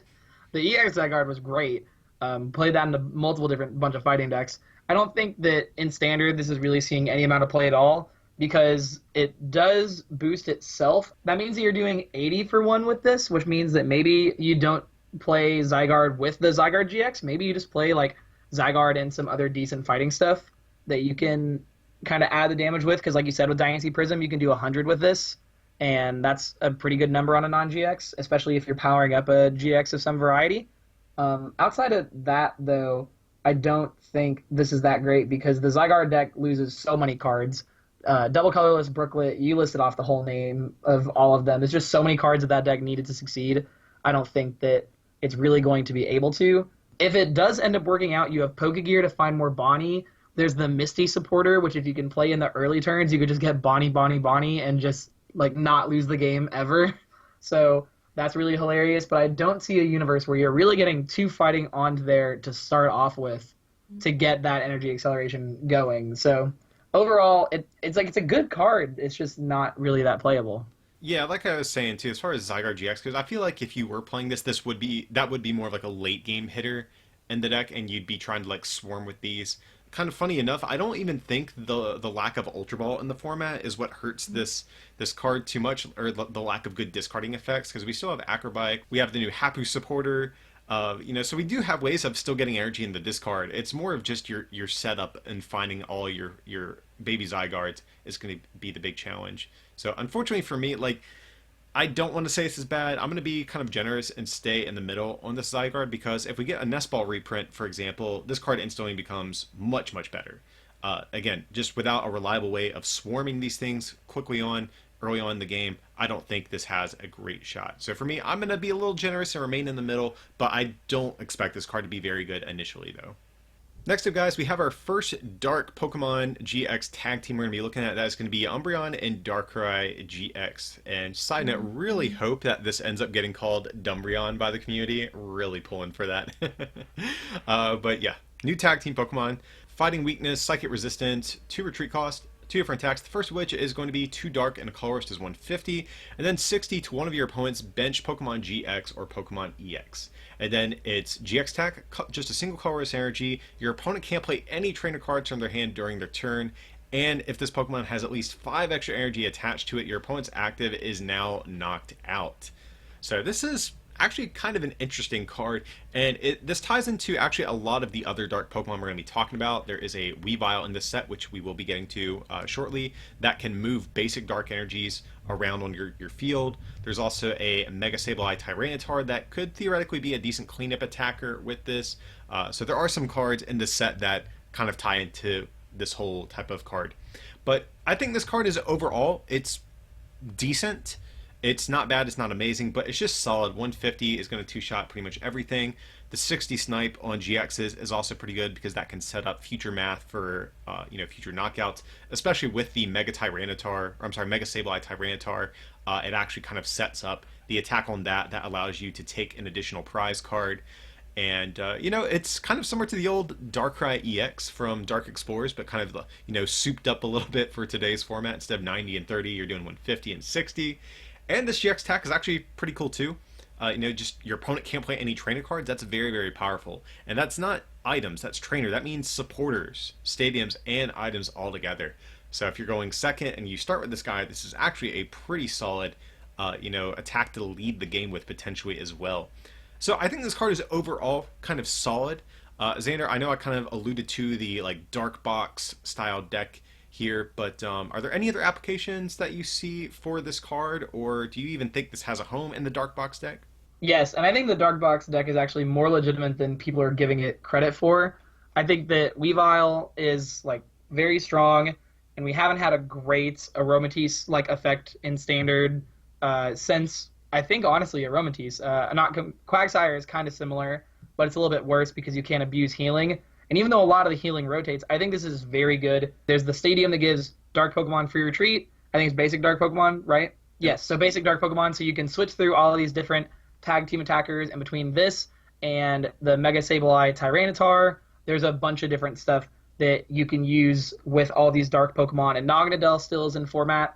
It is going to be a little bit clunky because you can't get both types off of Mysterious Treasure, so I don't exactly know how you're going to get it all out.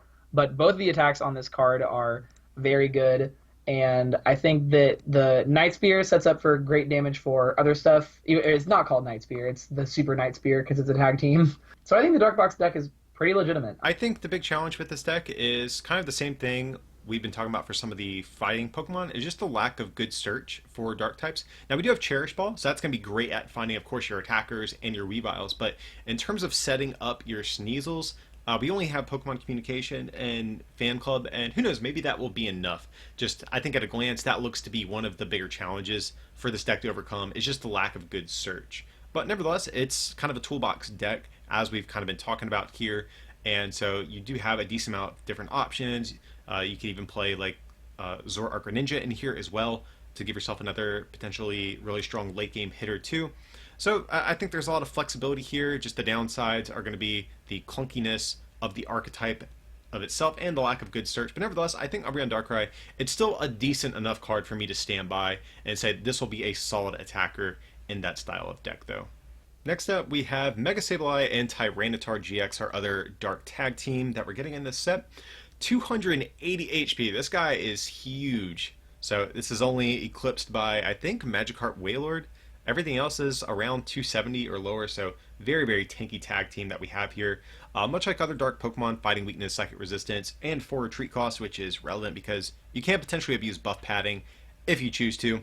But 2 different attacks here we're going to be looking at, both of which require 4 dark and a color. So this guy is pretty high maintenance in terms of powering up. Both of its attacks are interesting here. First attack is 210, and then if your opponent's active is a Pokemon GX or EX and is knocked out by damage from this attack, you take 1 more prize card. And then its GX attack, again for the same cost, 250, but if you have 5 additional energy attached to this Pokemon, in addition to its cost, discard the top 15 cards of your opponent's deck. So there's a lot of shock value built into this card here. And initially I thought this card was really, really bad, and I've kind of come around to thinking it's only bad most of the time.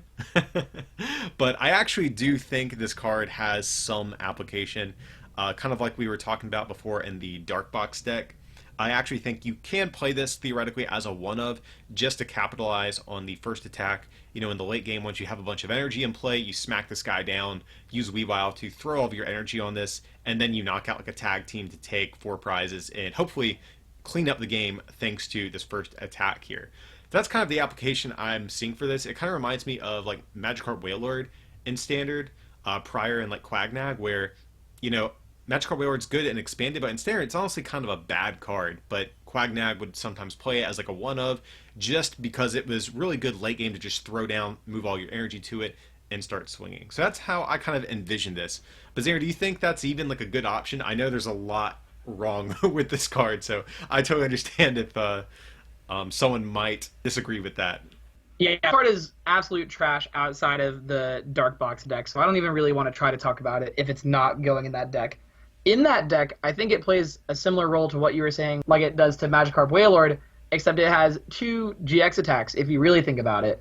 The GX attack where you just mill them out for 15 cards if you have all those energies, I don't expect that to really ever come to fruition with 10 energies, but just 250 for a GX attack is nice. But if you think about it, you're probably only using the not GX attack once because you're going to be taking that extra prize more often than not, and that's going to be really close to closing out the game for sure. So I think that that's the best way to think about it, is that this is just like the slam this card down at the end of the game, you win, and it's got to be good enough, right? Because you're doing so much damage, and if they're an EX or GX, you're taking an extra prize. So I definitely think that that math adds up really fast, and I think the deck's going to be getting 5 energy in play with some level of frequency. Between Naganadel and Darkrai Prism, you definitely can get there by maybe like turn 3 or 4, depending on how consistent it is. And I don't know if you're using Mega Sableye Tyranitar that quick. I don't think that you are, but this kind of just like a new version of Guzzlord GX where you can just slam it down and take a huge crazy knockout. Yeah, in this case too, it's even stronger than Guzzlord in terms of its damage output too. Yeah, there's definitely a lot going against this card, though. We should mention 5 energy is absolute nonsense. Like we said, though, with Naganadel and some of the options you have in the Dark Box deck, you can probably fulfill this, but more often than not, this is going to be a really annoying attack cost. Also, for retreat cost, pretty annoying if you start with it, but again, luckily, in the context of the Dark Box deck, we have the new Stadium, which will allow us to retreat for free, which is really nice. So there's a lot of really good and really bad about this card. It's very polarizing, but because of it being, I think, a strong late game attacker in the Dark Box deck, I'm going to stay kind of in the middle on this one. I think this is pretty much a bad card, but it happens to have one really solid practical application. So in a vacuum, it's bad, but in practice, it actually is kind of decent in one specific instance. So I'm going to stay in the middle on this one. Xander, where do you think you're going to fall? I think it has no potential outside of the Dark Box deck. I think it's only ever good in that deck. There's no way you're really playing this outside of there. Downvote, but it can maybe be like a middle of the road if you're playing that deck.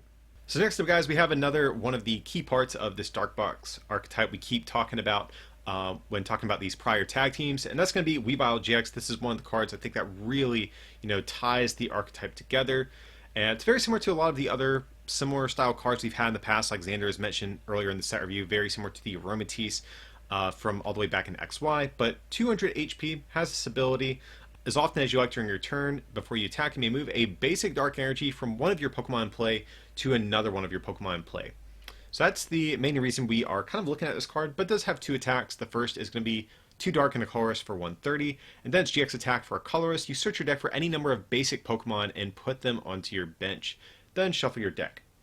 So, like I said, its other attacks really aren't bad, but the ability is definitely the star of the show because in conjunction with the new Stadium that we'll talk about later in the set review that gives your Dark Pokemon free retreat, you can kind of cycle between different attackers, at will. Maybe one of your tag teams gets swung on, well, you free retreat into another one, then use this ability to move all of the energy to that Pokemon. So that's kind of the entire strategy. If you guys have been playing the game for a while, you're probably familiar with archetypes like this. And traditionally, they have been pretty good. Aromatisse saw play, Hydreigon from Dragon's Exalted saw play, Kling Kling also saw play back from Black and White. So I think there is some potential here, and I think there's enough good dark Pokemon in the format to allow you to actually successfully run a deck like this, as you can probably tell as we were talking about these tag teams. So I think one of the only downsides to Weavile, though, is the lack of good search to get your basic Pokemon set up. So finding your Sneasels is going to be the hard part in this format, just because outside of Pokemon Fan Club, we only have Pokemon Communication, and typically in decks that are reliant on basic attackers, they typically don't play that many Pokemon, but I guess if you do play the Naganadel line in here as well, in addition to the Weavile and all of your basic attackers, that will kind of increase the amount of Pokemon you have, making communication a bit better. So who knows, maybe that will get the job done. But I think that's really one of the only big downsides, other than, of course, this ability only working for basic Dark Energy. Nevertheless, even with those limitations, I'm still a fan of this. I mean, obviously it's the glue that holds the deck together. You can't really play this deck without this ability. Just like if this ability did not exist, we wouldn't be talking about any of these cards. So obviously I think that that's like a step in the right direction right there for this card being playable. Outside of the ability, it's fine, but like you're definitely playing it no matter what. The attack, just 3 energies for 130, you'll take it, and then the GX attack does help you set up your board, so that could be something that allows your deck to kind of have the consistency that it needs overall. Outside of the ability, I'm not super excited about this card. It's fine that they put like a mediocre attack and a mediocre GX attack on it, so I'm excited for it, and I think that it's going to be great. Even though the attack, I think, at a glance looks kind of mediocre, if we think back to the Umbreon Darkrai GX, it hits for 150. So actually, sometimes Weavile can come in and clean up knockouts after your Darkrai Umbreons have already swung on some of your opponent's Pokemon play. So unlike some of the other Pokemon in the past, like Aromatisse, that have kind of forgettable attacks, I actually see application for using this, since you only give up 2 prizes as opposed to 3. But overall, I think this card is solid. It's definitely good enough to make this archetype actually be a thing. So yeah, I'm also a fan. I agree. So next up, we have a new Yveltal card. Yveltal is going to be a basic Pokemon, 130 HP, Lightning, Weakness, Fighting Resistance, and 2 Retreat cost. 2 different attacks we're going to be looking at, though. The first of which is going to be just for a Dark Energy, 20 plus 20 if there's a Stadium card in play. And then its other attack for 2 Dark and a Colorist is 120, and put 3 damage counters on one of your Pokemon. So both these attacks we've kind of seen before on other Pokemon. First attack is very similar to the attack on the old Zygarde EX, and the second attack is very similar to the Giratina that we have right now in format. So I think really this Yveltal is only going to maybe see play as maybe like a potential Keldeo GX counter if you're like a Dark Box deck, just because it does give you a decent single prize attacker that can go through Keldeo without the need for something like Power Plant to otherwise accomplish the same thing. So I think there's application here for this to be a tech. And, you know, again, in the Dark Box deck, you can potentially just play one of these anyways to just have a decent single prizer that can hit for 120. Because if your Darkrai Umbreon swings for 150, the 120 will clean up most knockouts on most different tag teams outside of stuff like Mega Sableye, Tyranitar, Magikarp, Wailord, etc. So I think there is a world where this does see play. If this card does see play, it's only going to be a one-of in like your Dark Box decks. It's not really strong enough to build around.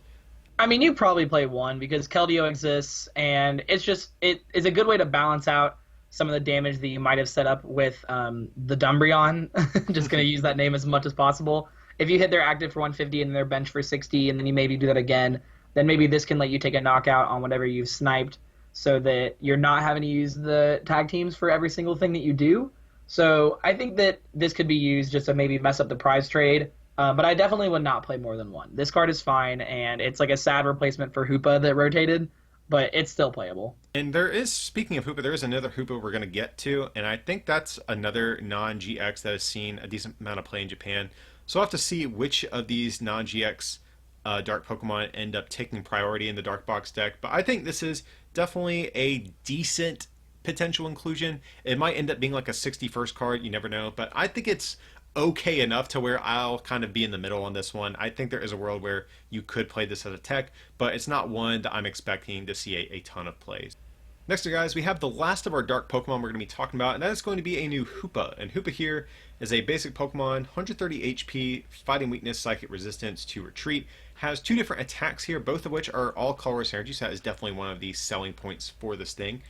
And the first of which is Evil Admonition, very similar to the Weavile that we have, but a little bit weaker, but just a colorless energy 10, plus 20 more for each of your opponent's Pokemon that has an ability. And then its second attack is 80 for 3 colorless, and it isn't affected by weakness or resistance as well. So this is actually a card that has been seeing a decent amount of play in Japan, and me and Xander have been kind of scratching our heads to figure out why. Now, to be fair, this has been released in Japan into a pre-rotation format, so that obviously can affect things. But I think this card is pretty weak most of the time, just to be honest. This is very good, actually, against Malamar, especially dealing with Giratinas. So if you are maybe like a Mewtwo deck or something like that, and you're scared of Giratinas, you could maybe play this in there potentially as a tech. But I think generally speaking, this card is pretty weak. If your opponent has a full bench of Pokemon with abilities, all their Pokemon play have abilities, you're hitting for 110, which is kind of mediocre, to be honest. Like, you're not two-shotting tag teams, you're one-shotting Giratinas, which is, don't get me wrong, pretty nice. But outside of that, I'm not a big fan of this card, I have to say. Xander, is there anything I'm like just blatantly overlooking? But I feel like this card is extremely mediocre. No, and we can laugh at ourselves in a few months whenever we realize, like, oh, that's why this card is good, but I don't really see it. The math doesn't do a whole lot. They have to have 3 Pokemon in play that have an ability for you to knock out, like, a basic of something, and that's embarrassing. So I just don't really get the hype that's behind it. I'm very willing to say that this card is bad. I mean, even if every single Pokemon in play they have has an ability, sure, you're doing 1 for 130, but that's not necessarily the math that I'm like anticipating doing when I'm putting this card in my deck, because not everything that they have is going to have an ability. So I just am not expectant of this being anything that's that special. Yeah, I mean, the fact that this is all colorless energy is the card's kind of saving grace, which does make it to be a splashable tech. But I just don't think what it does is necessarily good enough to make me want to splash this in. So again, this is another one of these cards. I've been wrong about plenty of good cards before. Like, I think probably the most notable one I can think of was Archies and Maxies. When those first came out, I was like, oh, these cards are like hot steaming garbage. And of course, we all know how that worked out. So I've definitely been wrong before. I have no problem admitting that. But this definitely seems like a card that is very lackluster, especially with Choice Band rotating as well. So for me, right now, I'm going to pass on Hoopa. But like I said, it's saving grace. It is a colorless attacker. So this actually could theoretically see play getting splashed into decks that might have a hard time dealing with Malamar. But overall, I think it's a little bit lackluster. Next up, we have another Pokemon GX. That's going to be Mawile GX. So it's a Metal-type Pokemon, which means it is going to be weak to fire, psychic resistance, 1 retreat cost.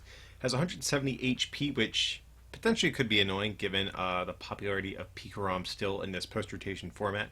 But it has this ability: whenever you play this Pokemon from your hand onto your bench, you may have your opponent reveal their hand and put any number of basic Pokemon you find there onto your opponent's bench.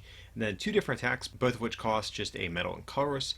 First one does 10 plus 30 more for each of your opponent's bench Pokemon. And its GX attack says your opponent reveals their hand and discard all supporter cards that you find there. So this card's kind of interesting. It's kind of a mashup of a couple different cards. It's like a captivating Pokepluff combined with the Zoroark from Breakthrough mixed with, a little bit of Honchkrow GX too. Yeah, I think all of these different attributes, like all these different effects are, not too bad. But man, this is one of those cards I'm definitely struggling to really find a home for. Like, obviously with this ability, it's nice if you can find a Dedenne GX or something like that there and force your opponent to bench it and, prevent them from getting an effect off of it. That's definitely solid. But, what deck really, really wants, to have an effect like this? Like, what deck is committing space to Mawile GX for that?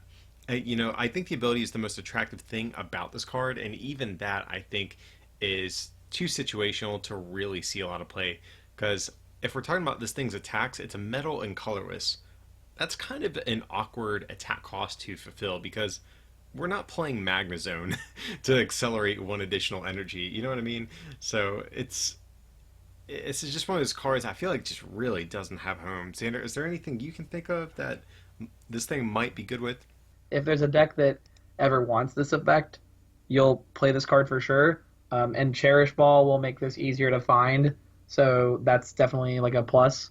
But for now, it's not great at all. Yeah, definitely. So there's just, metal as a type is not too great overall right now. So you're not attacking with this thing, and there's nothing that wants this ability so badly that it will find the space for it.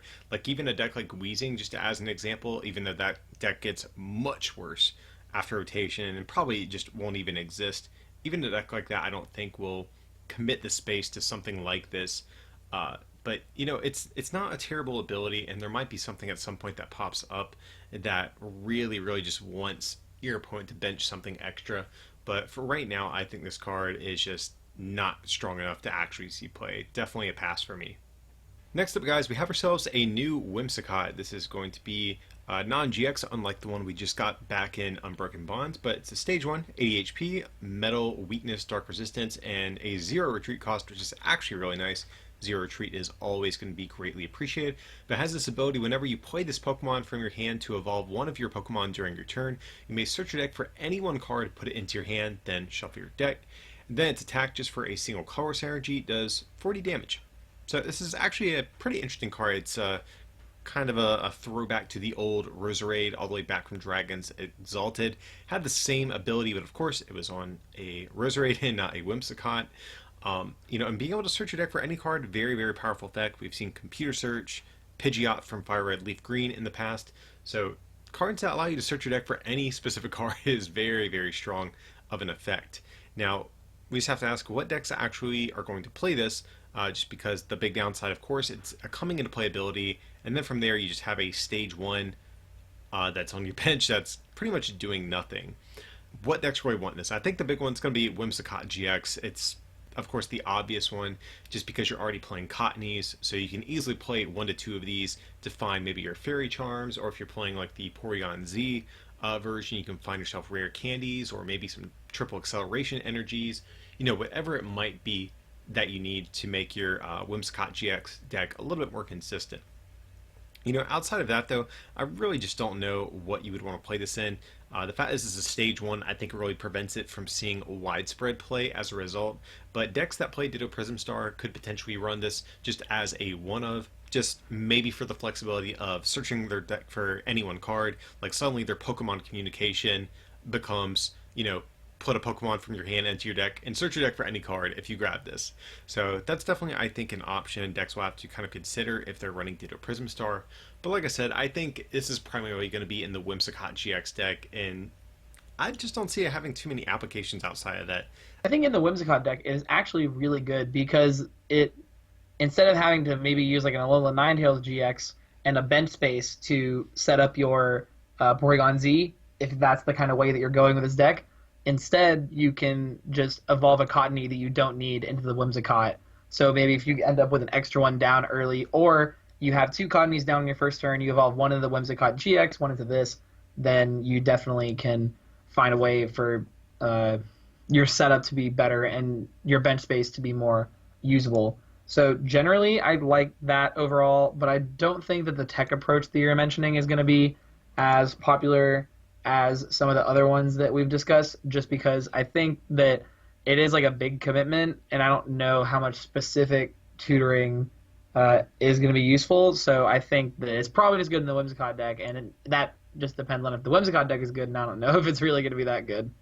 Yeah, it's just one of those things where this is a stage 1. You're committing at the very least 2 spots of your deck to a one-time effect, whereas we have something like Jirachi, which we can abuse every turn if we choose to, and that's a basic Pokemon. So it's a card we can get consistent value out of throughout the course of a game, and it's easier to get into play. So I think just the fact that we have that kind of overshadows this Whimsicott and kind of makes its uses a little bit narrow. But like we're kind of saying, guys, I do think this is good in the Whimsicott deck. So just for that reason alone, I'm going to kind of remain a little bit neutral on this one. And I think it does have some degree of potential, but again, it's just very limited though. So next up, guys, we have another tag team Pokemon we're going to be looking at. That's going to be the new Garchomp and Giratina GX. So basic Pokemon, of course, 270 HP, Fairy Weakness, and 3 retreat cost. 3 attacks we're going to be looking at, the first of which is going to be just for a colorless energy and does 40 damage to one of your opponent's Pokemon. Interesting enough, it says don't apply weakness and resistance for bench Pokemon, but Dragon right now hits nothing for weakness, so kind of a funny clause there on the card. But next attack for a Psychic Fighting Colorist is 160, plus 80 more if your opponent's active already has any damage counters on it. And that's GX attack for 2 Psychic and a Fighting Discard one of your opponent's Pokemon, all cards attached to them. If this Pokemon has at least 3 extra fighting energy attached to it, discard 2 of your opponent's Pokemon and all cards attached to them instead. I think the GX attack looks like really wild if you just read this and take it at face value. Second attack I think is definitely going to be the big one most people are going to kind of like focus in on here. Xander, I'll pass this one to you. I know you had some thoughts on Garchomp Giratina here. Yeah, so just forget that this card is a GX attack. This just like start there, and then this card's great. The first attack is not nothing. 40 damage on one of your opponent's Pokemon does set up for math with this attack to knock out some of the other tag teams. Think of this, that if you play down a Shrine of Punishment in a Malamar deck, or if you use Giratina from Lost Thunder, use Distortion Door to spread the damage, this is 3 energies for 250, which is a better rate than any of the tag teams are doing right now. So the relevance of the first attack is that you could put 40 onto a Reshiram Charizard and then hit it for 240, so that'd be 280, so it would get knocked out. I think that between having Viridian Forest, even though that is 2 stadiums, and just like naturally being able to draw some energies, that I think that you can easily get the 1 fighting energy necessary to use this attack. And I don't even think you have to commit your Malamar deck super hard to using this. Giratina, the non-GX one, the cost is PPC, so you could still use fighting on that and then get away with it. And so the fighting energy is not really a downside. If you're playing Spell Tag, then this gets even better because you can just put 1 damage counter on each of the different things that you think could be attacking you in the future, and then just use this to take a big knockout. And then if hypothetically you're playing the Espeon Deoxys GX, you can still use the GX attack with a fighting energy because it's PCC. So I think that the downside of this is very minimal. Fairy is not a super relevant type right now, depending on how popular Whimsicott gets. And I don't think you're really beating 240 for 3 energy. Like, that's just the best rate that Malamar's had historically, and I don't think that it's going to change. I remember when I first looked at the scans from GGN, I was like, this card seems, kind of okay. Hitting 240 is good, but you have to set up a damage counter somehow prior to that, and that can sometimes be clunky. But like Xander said, especially if we're playing this in Malamar, you already have the Distortion Door Giratina. You can play Shrine if you want to go that route, but I think just playing the Giratina is going to be enough. Between that and the linear attack, the first attack on this thing, I don't think it's going to be too hard to set up these big KOs. And as we've seen with Ultra Necrozma, running the additional type of energy really isn't too big of a deal. You're just going to play probably like 3 fighting energies, maybe 4, let's just say 3, with a couple of copies of Viridian Forest to search them out. And you're going to be good to go. You want to play Viridian Forest anyways, just because it's one of the better options of discarding your energy in Malamar post-rotation as well. So I think getting this thing set up is pretty good. And also, of course, Mysterious Treasure searchable. That's huge in the post-rotation format. Any type that has its own type-specific search is automatically, having a little bit of an edge over some of the other types. So that's really good. Even the GX attack I don't think is terrible. Like, I think there's a world where you even go, reset stamp GGN GX, and wipe your opponent's only threat off their field, and then just attempt to sweep them from there in terms of damage. So that's a play you could potentially go with as well. The one thing that does annoy me about this card, especially the GX attack, is the fact that for the secondary effect you need 3 extra fighting energy. Like, how in the world are you ever accelerating 3 fighting to this thing? That's, I think, just obnoxious. I really wish this was 3 extra energy. That would make me like this a little bit more. But nevertheless, like you're saying, Xander, being able to hit 240 for 3 is a really good damage to energy ratio. And I'm curious to see if this is going to be the ideal dragon attacker going forward in Malamar. The big difference between this and Ultra Necrozma, of course, you are giving up 3 prizes, but you do have a lot more HP. So we'll have to see which way players are going to favor, but I think this is strong enough to still see some play. I don't see too much that's really going to be one-shotting you in the near future. So, it's not one of my favorite cards from the set, but it's definitely, I think, pretty solid, and I'm going to stand by. I think it's pretty good. Alrighty guys, so next up we have the first of 2 different Dragonite cards we're going to be talking about, and the first which is going to be a non-GX Dragonite, 160 HP, Fairy Weakness to Retreat Cost, and it has this ability once during your turn before you attack. You may attach a Water Energy and Lightning Energy from your hand to your Pokemon in any way that you like, and then its attack for a Water Lightning and 2 colors is 170, and you discard 3 energy from this Pokemon. So at a glance, this actually looks very similar to the Vikavolt that we're actually losing in rotation, and I think that's probably where a lot of people's minds are going to go. And I think a knee-jerk reaction could be, oh, Vikavolt was pretty good, so Dragonite's going to be pretty good. But I would caution people to maybe rethink that. Just because the big thing that was so great about Vikavolt is that you accelerated the energy from deck, which is substantially different than accelerating energy from hand. So one of the huge issues to this card, just right off the bat, of course, is it's a stage 2. So every turn, or maybe not every turn, but when you're trying to get this thing set up, you're concentrating on finding the pieces that you need to get this card set up. And then after you manage to find your treasures, your rare candies, all that stuff, you still have to find energy, and you need lightning energy and water energy at the same time whenever you use this ability. Excuse me. So I think this is just asking for kind of a lot. I really don't think this is a very efficient form of energy acceleration. If this was accelerating from deck, I think we would actually have a completely different story on our hands. I think this card would actually be pretty solid, especially since it does pair well in theory with the Dragonite GX that we're going to be looking at shortly as well. The attack on this thing really isn't too bad though, because you can accelerate 2 of the energy and then just attach a triple acceleration to fulfill the attack cost if you do want to. And you can discard the triple for the discard effect of this attack as well. So if you somehow can fit custom catchers into this stage 2 deck, you can bring up a Dedenne and just knock it out for an easy 2 prizes if you potentially want to. So I think just at a glance this card looks okay, but accelerating from hand is just substantially worse than accelerating from deck, especially since it's 2 different types of energies. So Xander, I normally love stage 2s, and in our set reviews, I probably have been the guy that's been a little bit lenient as far as our ratings go on the stage 2s we look at, but I'm just like, ugh, man, I kind of think I have to pass on this one. If we had like a professor's letter type effect, this would be decent. We do have Viridian Forest, lets you search for one of these, but it's not necessarily something you can rely on to kind of keep this engine going. So I think that this card is just not really great. Obviously, it's meant to partner with the Dragonite, the Dragonite GX just having huge attack costs. But I think the best way to go about that is to just play like Welder and Triple Acceleration. So I don't really see this card having a home. Maybe something with Lance in the future that can get 2 of these out, and then it doesn't necessarily matter if you have both of the types. You just get to attach extra energy. That could be something. Maybe a new way to fuel up the Water Box deck. Generally speaking, I'm not very impressed with it. Yeah, it's such a shame too, because it actually has a lot of things going for it at a glance. It has built-in energy acceleration. It's 160 HP non-GX, searchable by treasure, lower retreat cost than some of the other dragons, a fairly irrelevant weakness. It can knock out the Dennes. Like, it has a couple of cool things going for it, but it just asks so much of you to do what it wants to do, and that's really where this Dragonite is going to fall short. Next up, guys, we have the second of the 2 Dragonite cards that we're going to be talking about, and this, of course, is going to be a Dragonite GX that we kind of already alluded to when talking about the previous Dragonite.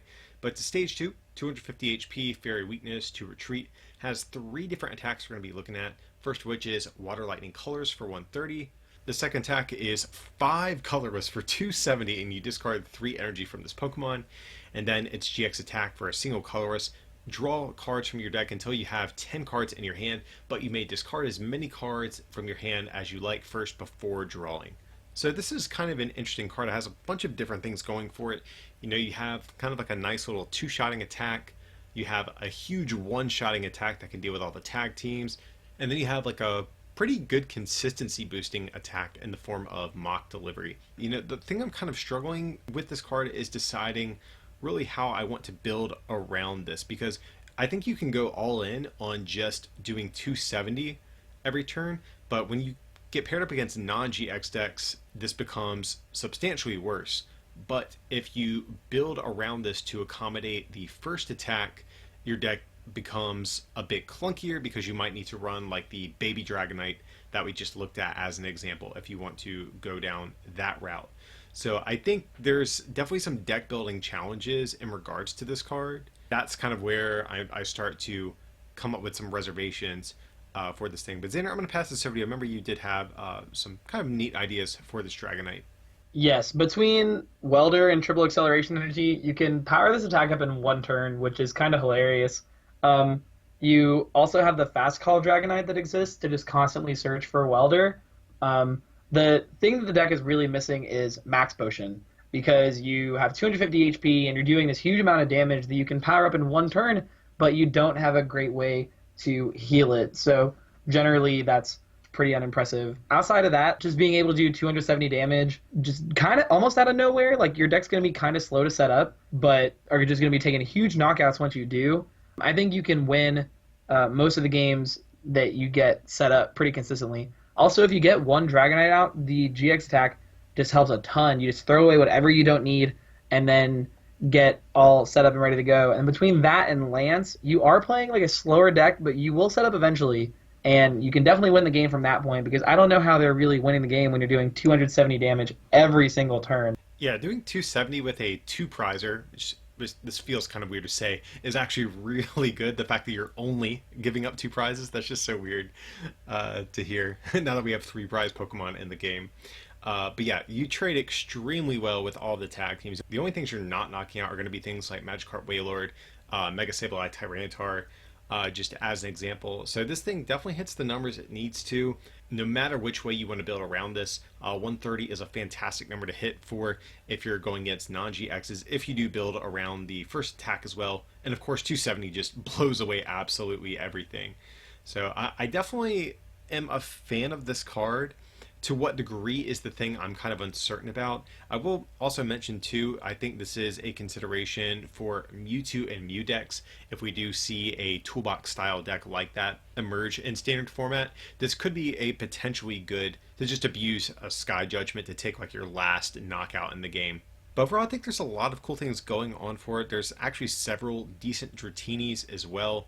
If you do want to build around the first attack, we do have Volkner to get that set up. And of course, like Xander said, we have Welder and triple acceleration energy if we want to just go all in on the second attack. So between that, Lance, the Fast Call Dragonite to keep you set up throughout the course of a game, and the fact that Marshadow from Shining Legends rotates is also huge, because now you don't have to worry about filling your hand up to 10 cards and getting let loose immediately afterwards. So that's also really, really nice. I'm a sucker for stage 2s. I'm going to kind of remain a little bit neutral in the middle on this one. I think this card definitely has some deck building challenges it's going to have to overcome, just because, like I said, you can either go all in on this second attack and be more consistent but struggle against non-GX decks, or you can build around kind of both attacks but then be a little bit clunkier. So I think that's the thing that Dragonite really has to overcome, but I think there's enough here to where this is going to warrant some testing. Next up, guys, we have ourselves a new Haxorus, and Haxorus is going to be a stage 2 Pokemon, 150 HP, has one ability, one attack. The ability says once during your turn you may discard a stadium card in play. If you do, attach up to 3 fire energies or metal energies from your hand to this Pokemon, and then its attack for a fire and metal, as you would probably expect, is 10 plus 40 more for each basic energy attached to this Pokemon. I actually have to say right off the bat, this is probably the best Haxorus, debatably, I think we've had since Haxorus has become a Pokemon. Haxorus has been, I think, notorious for getting pretty bad cards, out of the short lifespan it's had as a Pokemon. So I do want to say straight up, if you're a fan of Haxorus, this is finally your chance to play a somewhat viable Haxorus. Having said that, though, despite I think this card being kind of half decent in a vacuum, I think in practice the card doesn't quite stack up. I actually have some games logged in with this deck I was pretty excited to test out, and for me, I think the big issue with this card is going to be its damage output. So 10 plus 40 is just honestly kind of awkward. So if we run through the math, if we have 7 energy attached to this Haxorus, we're hitting 280, and that's really the amount that we're going to need most of the time to knock out most tag teams. So you're asking us to get 7 energy on this thing, and we're accelerating energy from hand.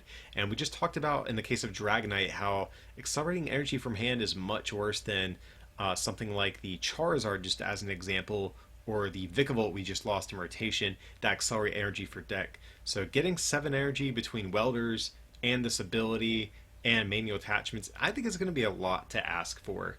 And, I think you're going to set up actually, fairly decently we have access to Mysterious Treasure. The Axew actually has a fantastic ability. It basically is immune from things like custom catchers and other items and supporters, which is really fantastic. But I just think the damage output on this guy is, you know, a little bit low. Xander, feel free to agree or disagree, but this kind of feels to me just like a nerfed version of Charizard. Like, this probably has a better setup engine since you can play Treasure, but the damage output and ability is a bit worse than that. So to me, I'm kind of looking at this thinking I might just play Charizard if I want to play one of these styles of Stage 2s.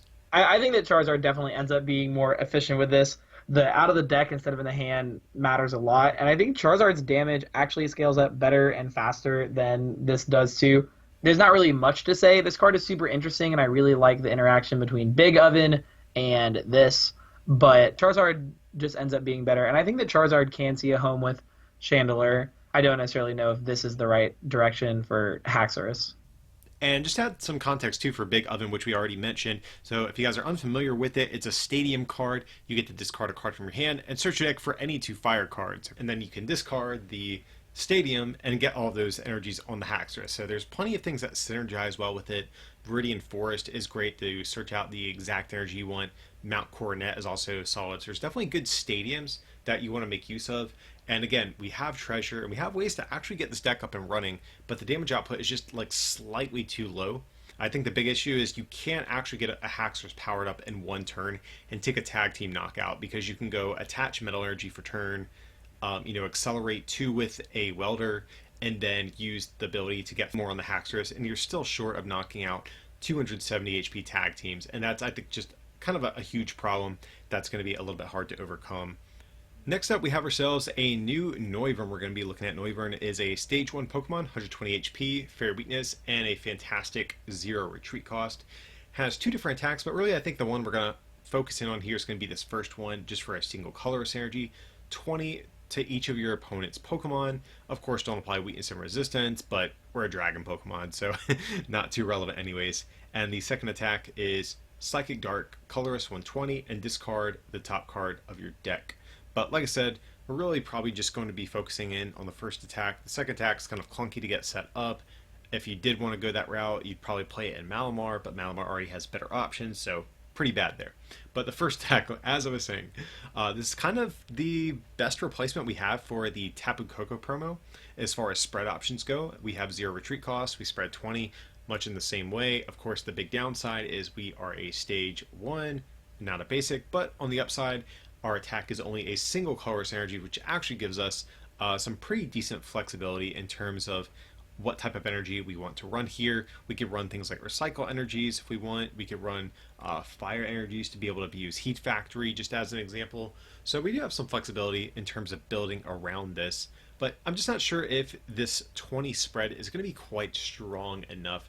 You know, we've seen Wheezing not too long before the rotation, performing pretty well in the Unbroken Bonds format, but Wheezing, I think, was a much stronger spreader, and even towards the end of the Unbroken Bonds format, Wheezing started to fall out of favor, so I'm not sure if a flat 20 is going to be, quite enough to really push this card into, like, competitive territory. We do have things like Shrine of Punishment, we do have Dragon Talon from Dragon Majesty to give some more damage onto the field, but I don't know, Xander, I feel like this seems relatively weak, especially compared to Wheezing. Do you see this as a potential spread option in the new format? Possibly. The catch is that Flying Flip has rotated, which means that this ends up being a little bit better. Not because it's good, but just because it's the best option that exists. So maybe you play this just because you can get this off of Mysterious Treasure in the Wheezing deck. But outside of that, I don't think that this is really the card that you want to be playing, just because even though 20 on your opponent's stuff does add up over time, I don't think that you're getting to a position where that's really winning the game. I don't know how you're building the rest of the deck around Noivern's existence. I think I'm passing on this card. It does seem neat, but there do seem to be better spread options that exist. Well, just in general, I think spread just loses a lot in the rotation. Losing counter energy was going to be really big because a lot of your cleanup options that you would use to close out games were reliant on things like counter energy or double colorless energy, and not having those, this card gets substantially worse. Really not a terrible card by any means, especially in a vacuum, but it's just not quite good enough. But the one thing I will say about this that I love is the fact that we are finally getting a Dragon Noibat. Xander here knows I am a big Noivern GX fan in the expanded format, and one of the big challenges that deck has had in the past is the fact that your Noibats have all been colorless, so you can never like attach a double dragon energy and then play like a Sycamore or an N and find your Noivern GX. You always have to have them at the same time, and now having a treasure searchable pre-evolution that you can also attach your double dragons to is actually really big. So I'm actually like really excited for the Noibat that's coming out of this set. Not so much for Noivern though. So I think I'm gonna have to probably pass on this one as well overall though. Alrighty guys, up next we actually have, I believe is the very last Pokemon GX of the set review, and that's going to be a new Naganadel GX. It's going to be a Dragon Pokemon, Stage 1, 210 HP, Fairy Weakness, 1 Retreat Cost. Has this ability once during your turn before you attack, you may discard an Ultra Beast card from your hand and draw 3 cards. And then its first attack for Psychic Triple Colorless, discard 2 energy from this Pokemon and does 170 to one of your opponent's Pokemon. And of course you don't apply weakness and resistance, but that's kind of laughable because we're Dragon Pokemon. And then we have a GX attack for a Lightning Energy. Choose 1 card from your opponent's discard pile, show it to your opponent, and put it face down as one of your opponent's prize cards. We've seen, I think, a lot of attention online for this card because of this ability. We're losing Zoroark GX, so I think a lot of people's minds are going to be going to this as like, oh, this could be a good Stage 1 support Pokemon, just because its ability is debatably stronger than Trade in some ways, but I think people should probably check their anticipation in that regard, just because this ability is definitely a lot more narrow in its potential use. But I still think this ability is super, super solid. If you're playing this in something like a Beast Box style deck, or even Blacephalon GX, I think you can pretty consistently make use of this ability, especially in Beast Box where you're playing essentially all Ultra Beasts, maybe outside like a Dedenne or something like that even. And with a bunch of Ultra Space, you can pretty much consistently find your Ultra Beast to discard whenever you want, which I think is actually pretty cool because you can even get kind of techie with it and play a lot of Ultra Beasts that normally might see kind of narrow uses, like the Xurkitree we just looked at in this set review, or maybe even like the Baby Kartana, etc., etc. So I think that's definitely where this card can shine in that archetype. Like Blacephalon GX, also this is like a natural one of if you want to go that route. So I think that's kind of where most people's minds are at. But Xander, do you see like any potential in this card to be an attacker? Yes, and I think it actually works out really well with the Porygon Z because you discard the recycle energies. 170, even though Lele is rotating, it still knocks out Dedennes, and it can really just hinder your opponent's setup. If they have like a mediocre draw, or they just kind of can't really get off the ground, you can just kind of hit whatever they are starting to power up. You don't have to be sniping for this to be good.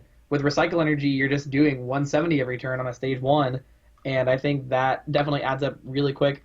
The list that I've seen play a few other different Ultra Beasts that they can use, obviously to discard the ability, but also to attack with. And I think that does end up being better than you give it credit for. The ability here helps you get out the Porygon Z, and the Porygon Z helps you attack with this. So I think the deck is very synergistic, and I think the GX attack is interesting too. You're not really playing lightning energies in the deck, but you are playing rainbows, and that can be used just to like mess up the math of them taking a certain number of prize cards on your Pokemon between you doing things with the Ultra Beasts, because they all really care about prizes. One thing that's also sweet is that you can like put them to a number that they would end up on a certain thing for either Nihilego or Xurkitree or Buzzwole. They all do a bunch of different stuff based off of how many prizes players are at. The more that I talk about it, the better it gets, and also Mysterious Treasure Searchable. We can't forget that going into this format. And there's still Ultra Space, which is, I would say, probably one of the top 3 best stadiums going into this rotation format, just because it guarantees get you whatever you want. So I think this card's pretty solid. Another partner we haven't talked about, and I think this is probably another kind of obvious one, and that's going to be Malamar, because you need Psychic Energy to be able to attack with this. So you could theoretically just go the Malamar route, just because you're going to be discarding energies, and Malamar naturally is going to recycle those. And instead of playing like huge heavy hitters like Giratina Garchomp as an example, you just basically are just going to be very efficient with your damage and put it exactly where you want it every turn. And so maybe you could even play like a more like Ultra Beast heavy version of Malamar, and then maybe play like one Espeon Deoxys just to kind of make use of its GX attack as well. And just make sure you have a ton of flexibility with wherever you put your damage throughout the course of a game. And of course, we still have Giratinas, which can get some extra additional bench damage down too. I think there's a couple different options, both in the support role for this card and in terms of being a primary attacker as well. So I'd say I'm a pretty decent fan of this card. This is not one of the cards at the time of filming I've been able to get to for testing just yet, but I think there's a lot of potential here. So I think this is going to be, I think, a pretty solid GX that we have here. I'm going to stand by it. So next up we have ourselves a new Licky that we're going to be talking about, and briefly we will want to point out the Lickitung that we're getting in the set is also kind of relevant for this discussion. So Licky really quick though, stage 1, 130 HP, has 2 different attacks, the first of which is just 40 for 1 energy, but more importantly the second attack for 3 colorless energy does 90 damage and discard 1 card from your opponent's hand without looking. If you do, discard 1 card from the top of your opponent's deck. If you do, discard 1 energy from your opponent's active Pokemon. So it also has 4 retreat, and very important to note about this and Lickitung, they both have 4 retreat because there's a new supporter that we're going to kind of talk about during this discussion as well that benefits Pokemon with 4 retreat. And the Lickitung does have an attack worth pointing out here for a colorless energy. You draw 1 card for each of your Pokemon in play that has a retreat cost of 4. So you can kind of see the synergy here. So Licky, I think this is actually kind of a neat card that we have here because it's flexible in terms of how you want to power it up since it is a colorless Pokemon.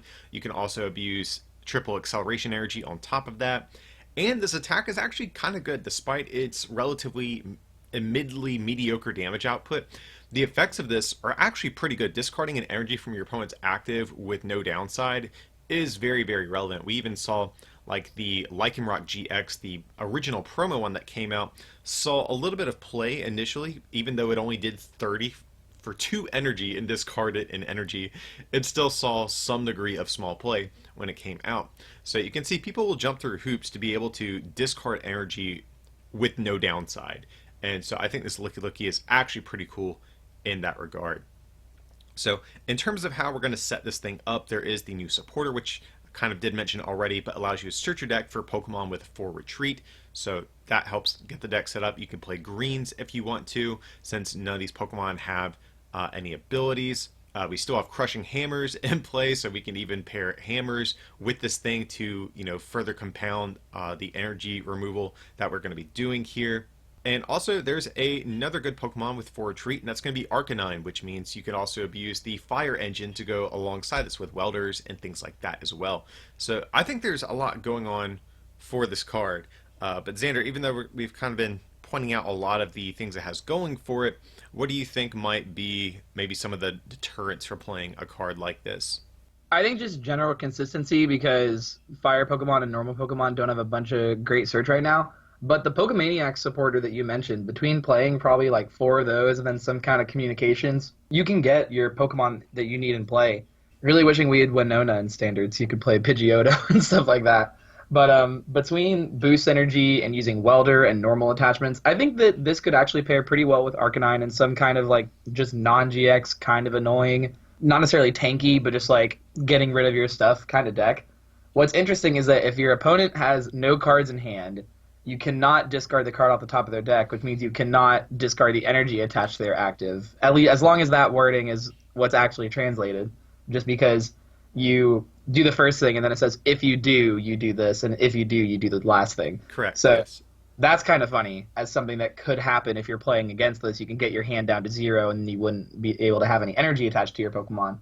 But between Arcanine being able to power up like another Arcanine, and then you just use a triple boost on this whenever you need to, I think that there is actually a convenient way where you, with greens involved, you can get the cards that you need to get this deck working and established.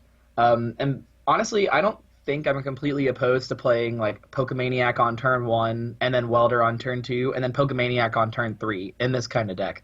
I know that that's like not really drawing many cards other than the 3 off of Welder, but that's getting your board set up, and then from there you can just go the rest of the way. I'm probably going to give it a middle of the road of this, but this is definitely my favorite bad card in this set. I don't even know if it's bad. I think that triple acceleration energy to most likely guaranteed discard of energy off of their active. There are certain decks that are playing really greedy counts of energy right now, and I think that'd be really good against it, especially if you hit a Crushing Hammerheads as well. There's also Nita, which is a really bad card fundamentally, but I might be willing to play it. If your opponent's active is a basic, you put a basic energy attached from it on top of their deck, which generally is not good because they're always going to get it back. But no, I think this card is sweet. Solid middle of the road just because I don't ever expect it to break out. But I think that if you have like an extra hour and a half on PTCGO and you want to mess around, try building this because I think there might actually be something to it at a competitive level. Yeah, I think I'm going to fall kind of in the same spot with you. I think I'd actually be very enthusiastic if this was hitting for, around 120, or if we still had choice band in format, just because unfortunately, probably right now you're going to be playing the 3-shot game with this thing, which isn't too fun.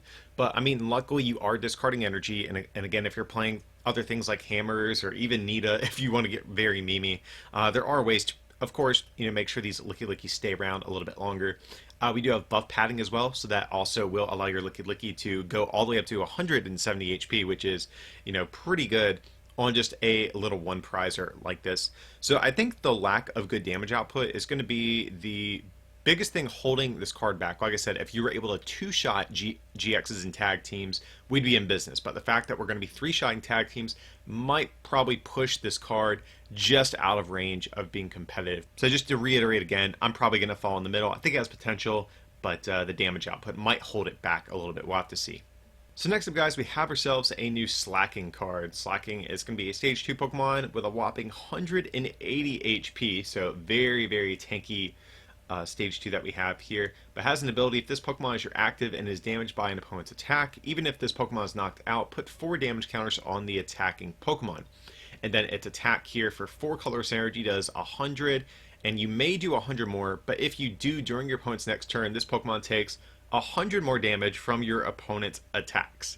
But, so I think just a quick glance at this card, you might think, oh my god, this is so terrible. Why are we even discussing this? I don't completely disagree with that line of thinking, but there is more to this card than I think maybe initially meets the eye. So we are getting a somewhat powerful new tool card in the set, Giant Bomb, and basically if your opponent does 180 or more damage to the Pokemon it's attached to, they are going to take 10 damage counters from the tool, and then the tool gets discarded at the end of your opponent's next turn. So between that card and between the 4 damage counters that they're going to take on this, they're going to be taking 140 without you even attacking them potentially. So that is where the card is going to shine. It's 180 HP Stage 2, which is nice. It hits for 220 effectively. So these are all the things that kind of come together to give this card some degree of legs to stand on. And of course, the fact that it's colorless does give it some flexibility in terms of how it's going to be powered up. But my big issue with this card is that it just takes one too many energy to really get going. So what I mean by that is, if this was 3 energy, you could just attach a triple acceleration energy and be good to go. But the fact that it's 4 energy now forces you to need additional energy acceleration to get this thing powered up. So another thing that would have been great had this been a 3 energy attack is that you could just go Welder, attach to Fire, and then attach one from hand to fulfill the attack cost. And of course, on turns that you don't have access to Welder, you could just attach triple acceleration and be good to go. But the fact that we need 4 energy is, I think, just a huge bummer for a card like this. So, Xander, I mean, those are kind of my gripes. I think it's just, you have to go through a lot of hoops to get through this requirement of this card being good. Like, to be attacking to eventually win the game, you have to get 4 energy on here, which means that you're not really using triple boost unless you have another energy attachment on here, or you have to go Welder into triple boost, which I think is still asking a lot. There are other ways to power things up like Malamar, but that's just a lot of bench space. So I don't know if that's really worth thinking about as a option. I think that there's better things to do. Even though Giant Bomb does synergize really well with this, I think Giant Bomb's actually a better card on its own than it is paired with something like this Stage 2 Slaking that requires 4 energy.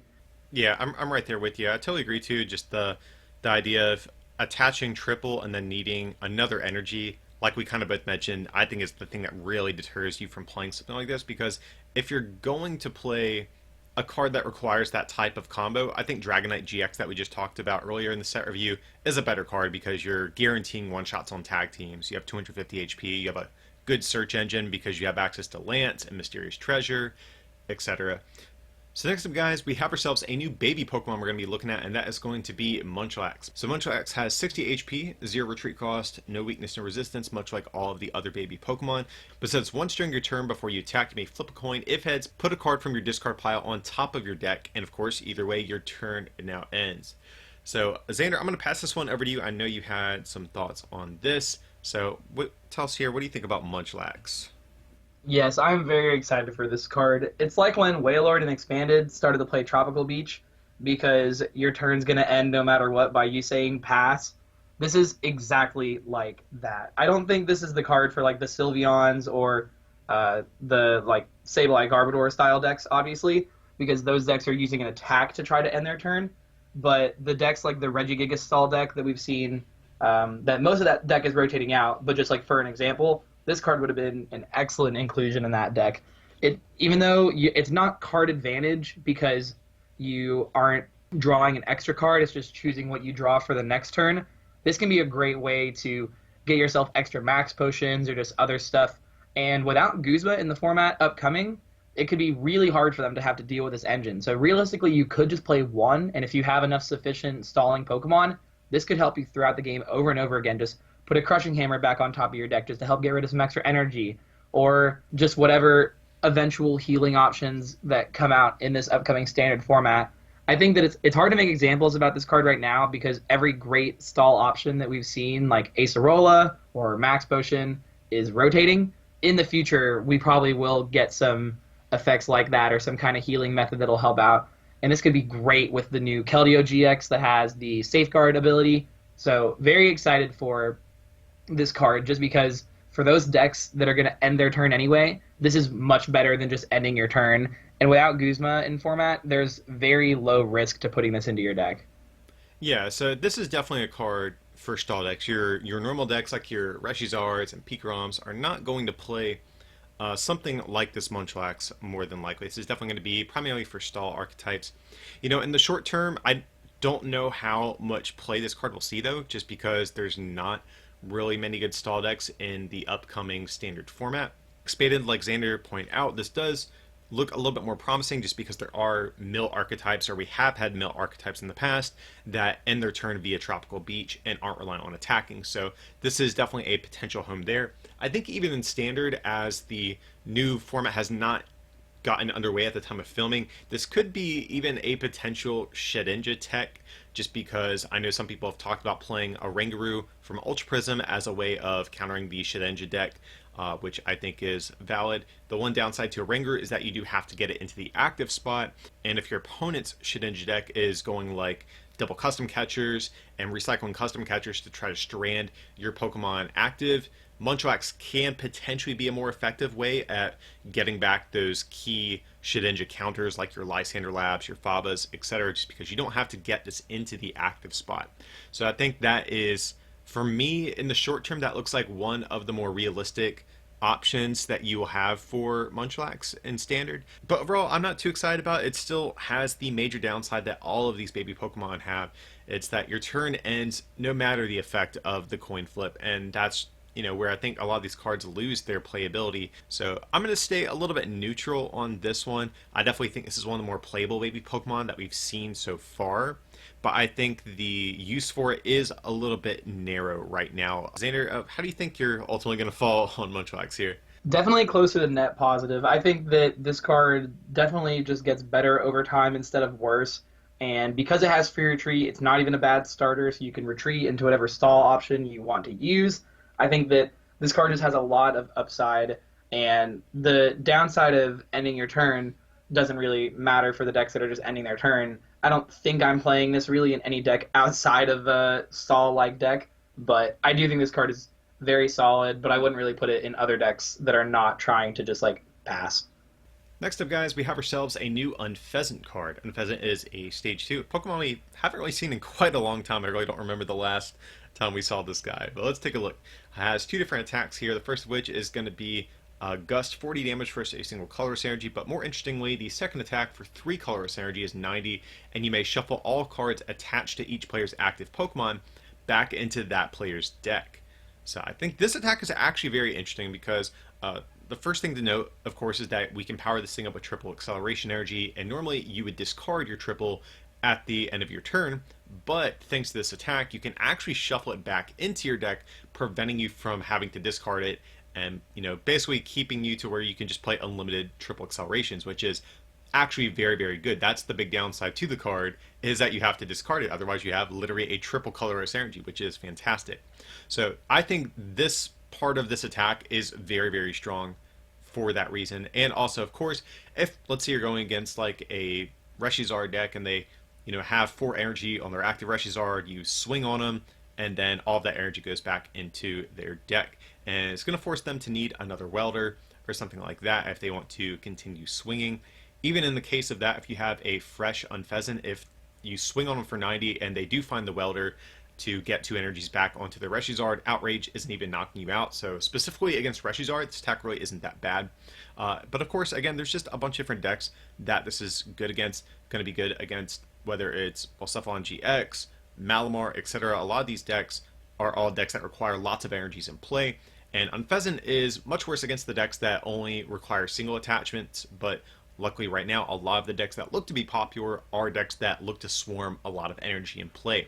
So this is actually a pretty effective attack against those decks, but of course, there's definitely some downsides to this card. Xander, I'm going to pass it over to you. I know you discussed with me a lot of the things you didn't like about this card. Are you just the guy that gives all the uplifting energy, and then I'm just the guy that like shoots you all Yeah, down? we're good cop, bad cop over here. Yeah. I mean, the card is very interesting, and I'd be willing to say, like, on its own good, but the same problem that we've had with all of the colorless Pokemon is that we have no good way to search for this. Luckily, it doesn't, like, shuffle in the active Pokemons entirely, so you still keep the damage on them, you just mess up the energy. Maybe you can play this with, like, Pidgeotto just to have as many outs to finding boost energy as you can. You get clapped by Zapdos, so that's just, like, one thing that you're going to have to accept to happen. And probably Pikachu Zekrom as well, because if they ever get one full blitz off, they'll just put the energy onto another Pikachu Zekrom, and then even if you shuffle in the ones off the first active, then they can just flip back to the other one and attack you. Fundamentally, the card is good. It's just, can you get this effect off over and over again to make it something that you're worth playing at like a tournament? And I don't know if I can say yes to that. Like, the card has inherent strength, and I think this would straight up body Reshiram Charizard. Like, if you can get this attack off once, then you can probably just beat that deck. And maybe that's part of the reason that you play this deck, is if you're just very ready for a metagame that is like a lot of Malamar, a lot of Reshiram Charizard. I'm trying to think of some of the other big energy decks. If the new Rowlet Exeggutor Serena deck becomes anything, then you get all the energy off of their Pokemon. But I just don't. It very much seems just like the hardest read on like a meta game. Like I'm not as trashing on it as much as you probably want me to, being bad cop here. But I think it's fine. Like I don't ever see myself playing this card.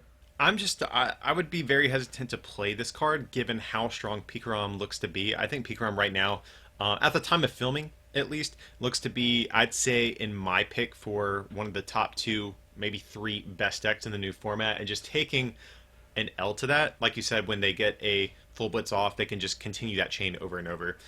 Just seems a little too bad for me to take. The other really big downside is just finding your triple acceleration energy every turn. We don't have anything like Energy Lotto in the format to reliably, or more reliably I should say, dig and try to hit those triple acceleration energies. So you're going to have to play maybe a high count of Judge Whistle, maybe Pokénav, maybe Acrobike, because you're going to need a lot of cards that are just generic draw cards, since there's not really a great way at searching the energy out. So between that and between being a stage 2, I think those 2 things are enough to, I think, push this card out of range of being, I think, a bit more viable. And of course, also, we didn't even mention the damage output, a little bit low. We don't have Choice Band in the format anymore. So doing 90 just kind of feels bad most of the time here, especially if you're a stage 2 Pokemon. For me, I'm probably going to have to pass on this one. I think I'll pass on it as well, but I think we should have said this for Licky Licky, but I'll say it here as well, and you can just apply it to Licky Licky. Because you're disrupting the energies on their Pokemon, the damage that you're doing doesn't necessarily matter, because you are most likely just making it so they can't really return knock you out, so you are able to kind of play a little bit of a slower game.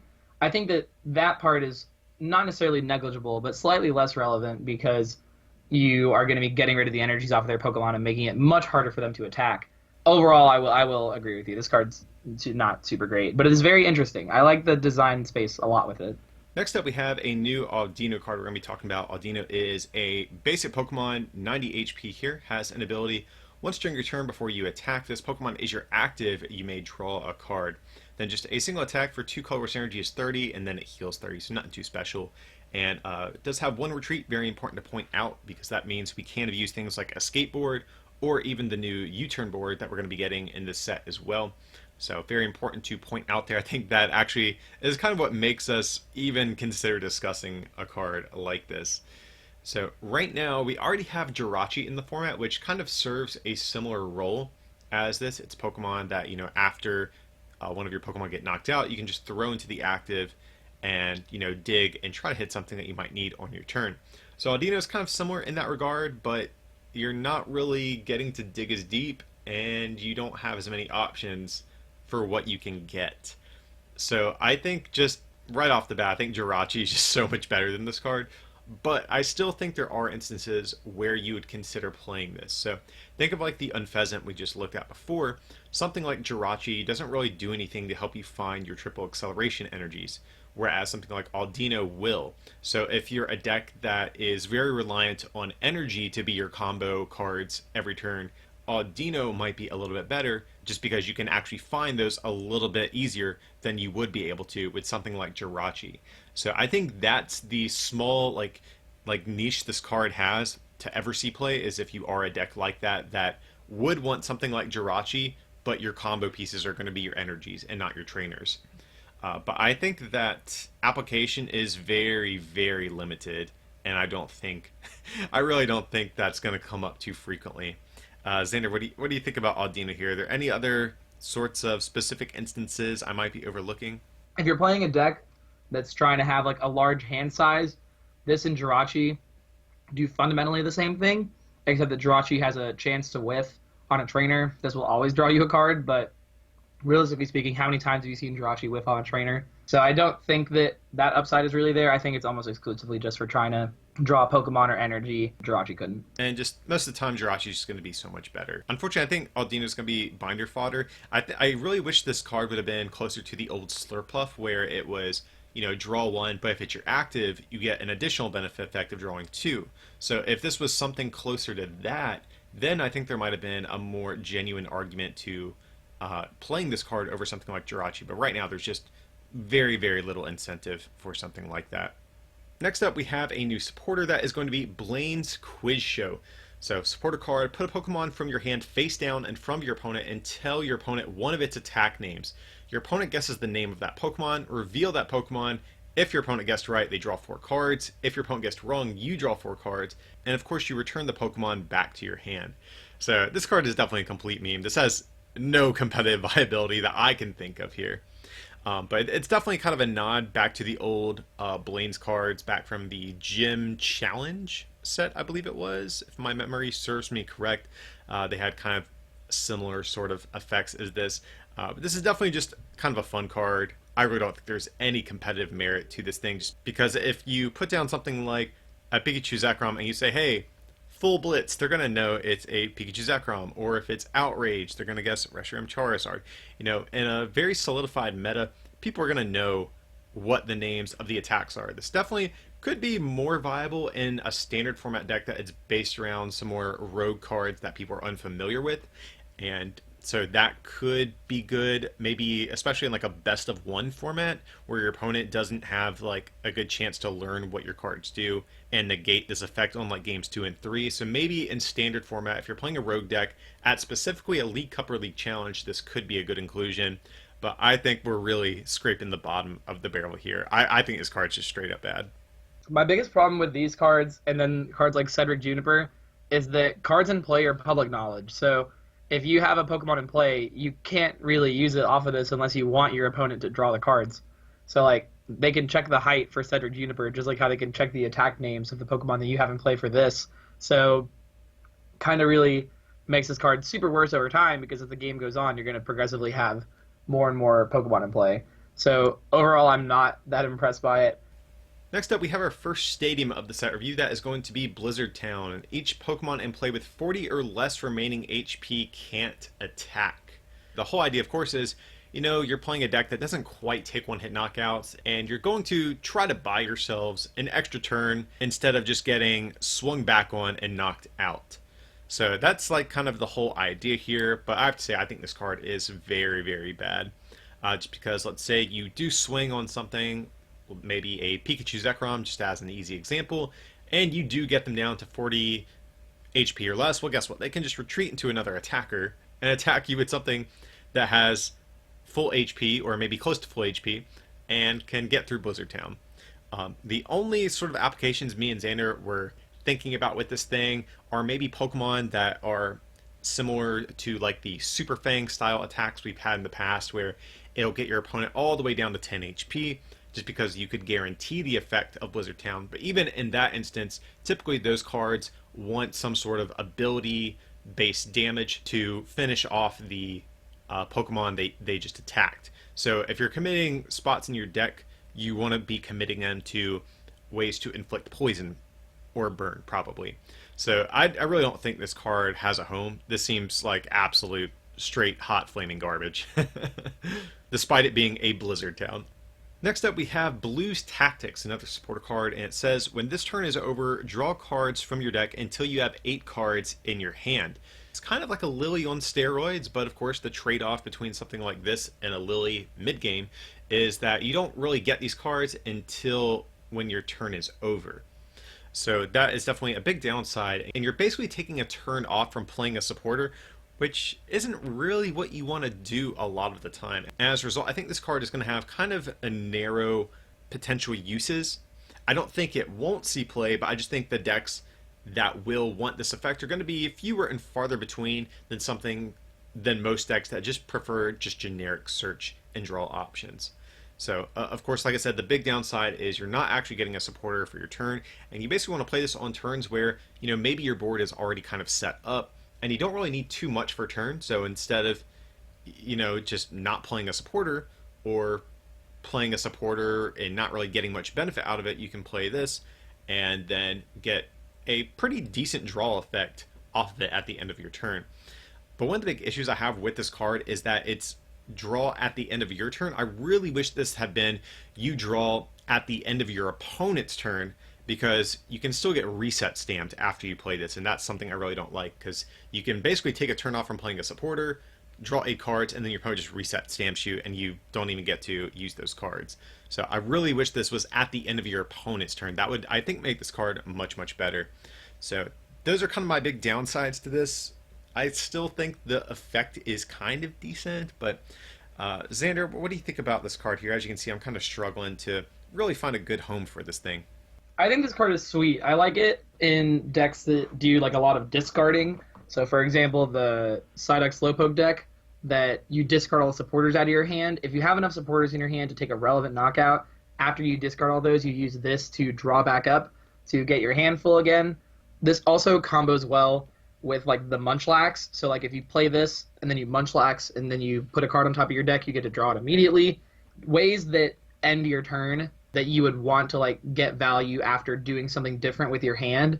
I think this could be good. If there's ever an attack that like you deal damage and then you shuffle your hand into your deck and you draw a certain number of cards, this could let you draw more after that. The problem is this, that I don't see a home immediately, but that doesn't mean there's not a home eventually. I definitely think it slots into the Psyduck Slowpoke deck very well, as maybe like a 1 of or a 2 of, but I don't really know much outside of that. We talked about it a little bit with the Fossil deck, the Aerodactyl shenanigans and whatnot, that you can use the Stadium, you can end your turn, and then you can draw up to 8 cards, but you might need to play a supporter beforehand to find the Stadium, because that's the most important card in your whole deck.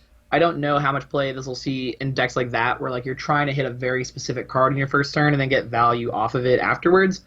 It's solid. Like, I'm not necessarily playing this over like a Lily or a Cynthia. I might be playing this in addition to. So it sounds like you're a little bit more neutral on this one. I think I'm leaning maybe a little bit more pessimistically on this card. I don't think it's bad, and I do think there are going to be potential homes for this thing, but for the moment, I still think it's just not a great card, so I'm still probably going to pass on this one, despite acknowledging that there might be an archetype at some point that can use this. Next up, we have another supporter that is going to be Bug Catcher. So for this one, we draw 2 cards and flip a coin. If heads, draw 2 more cards.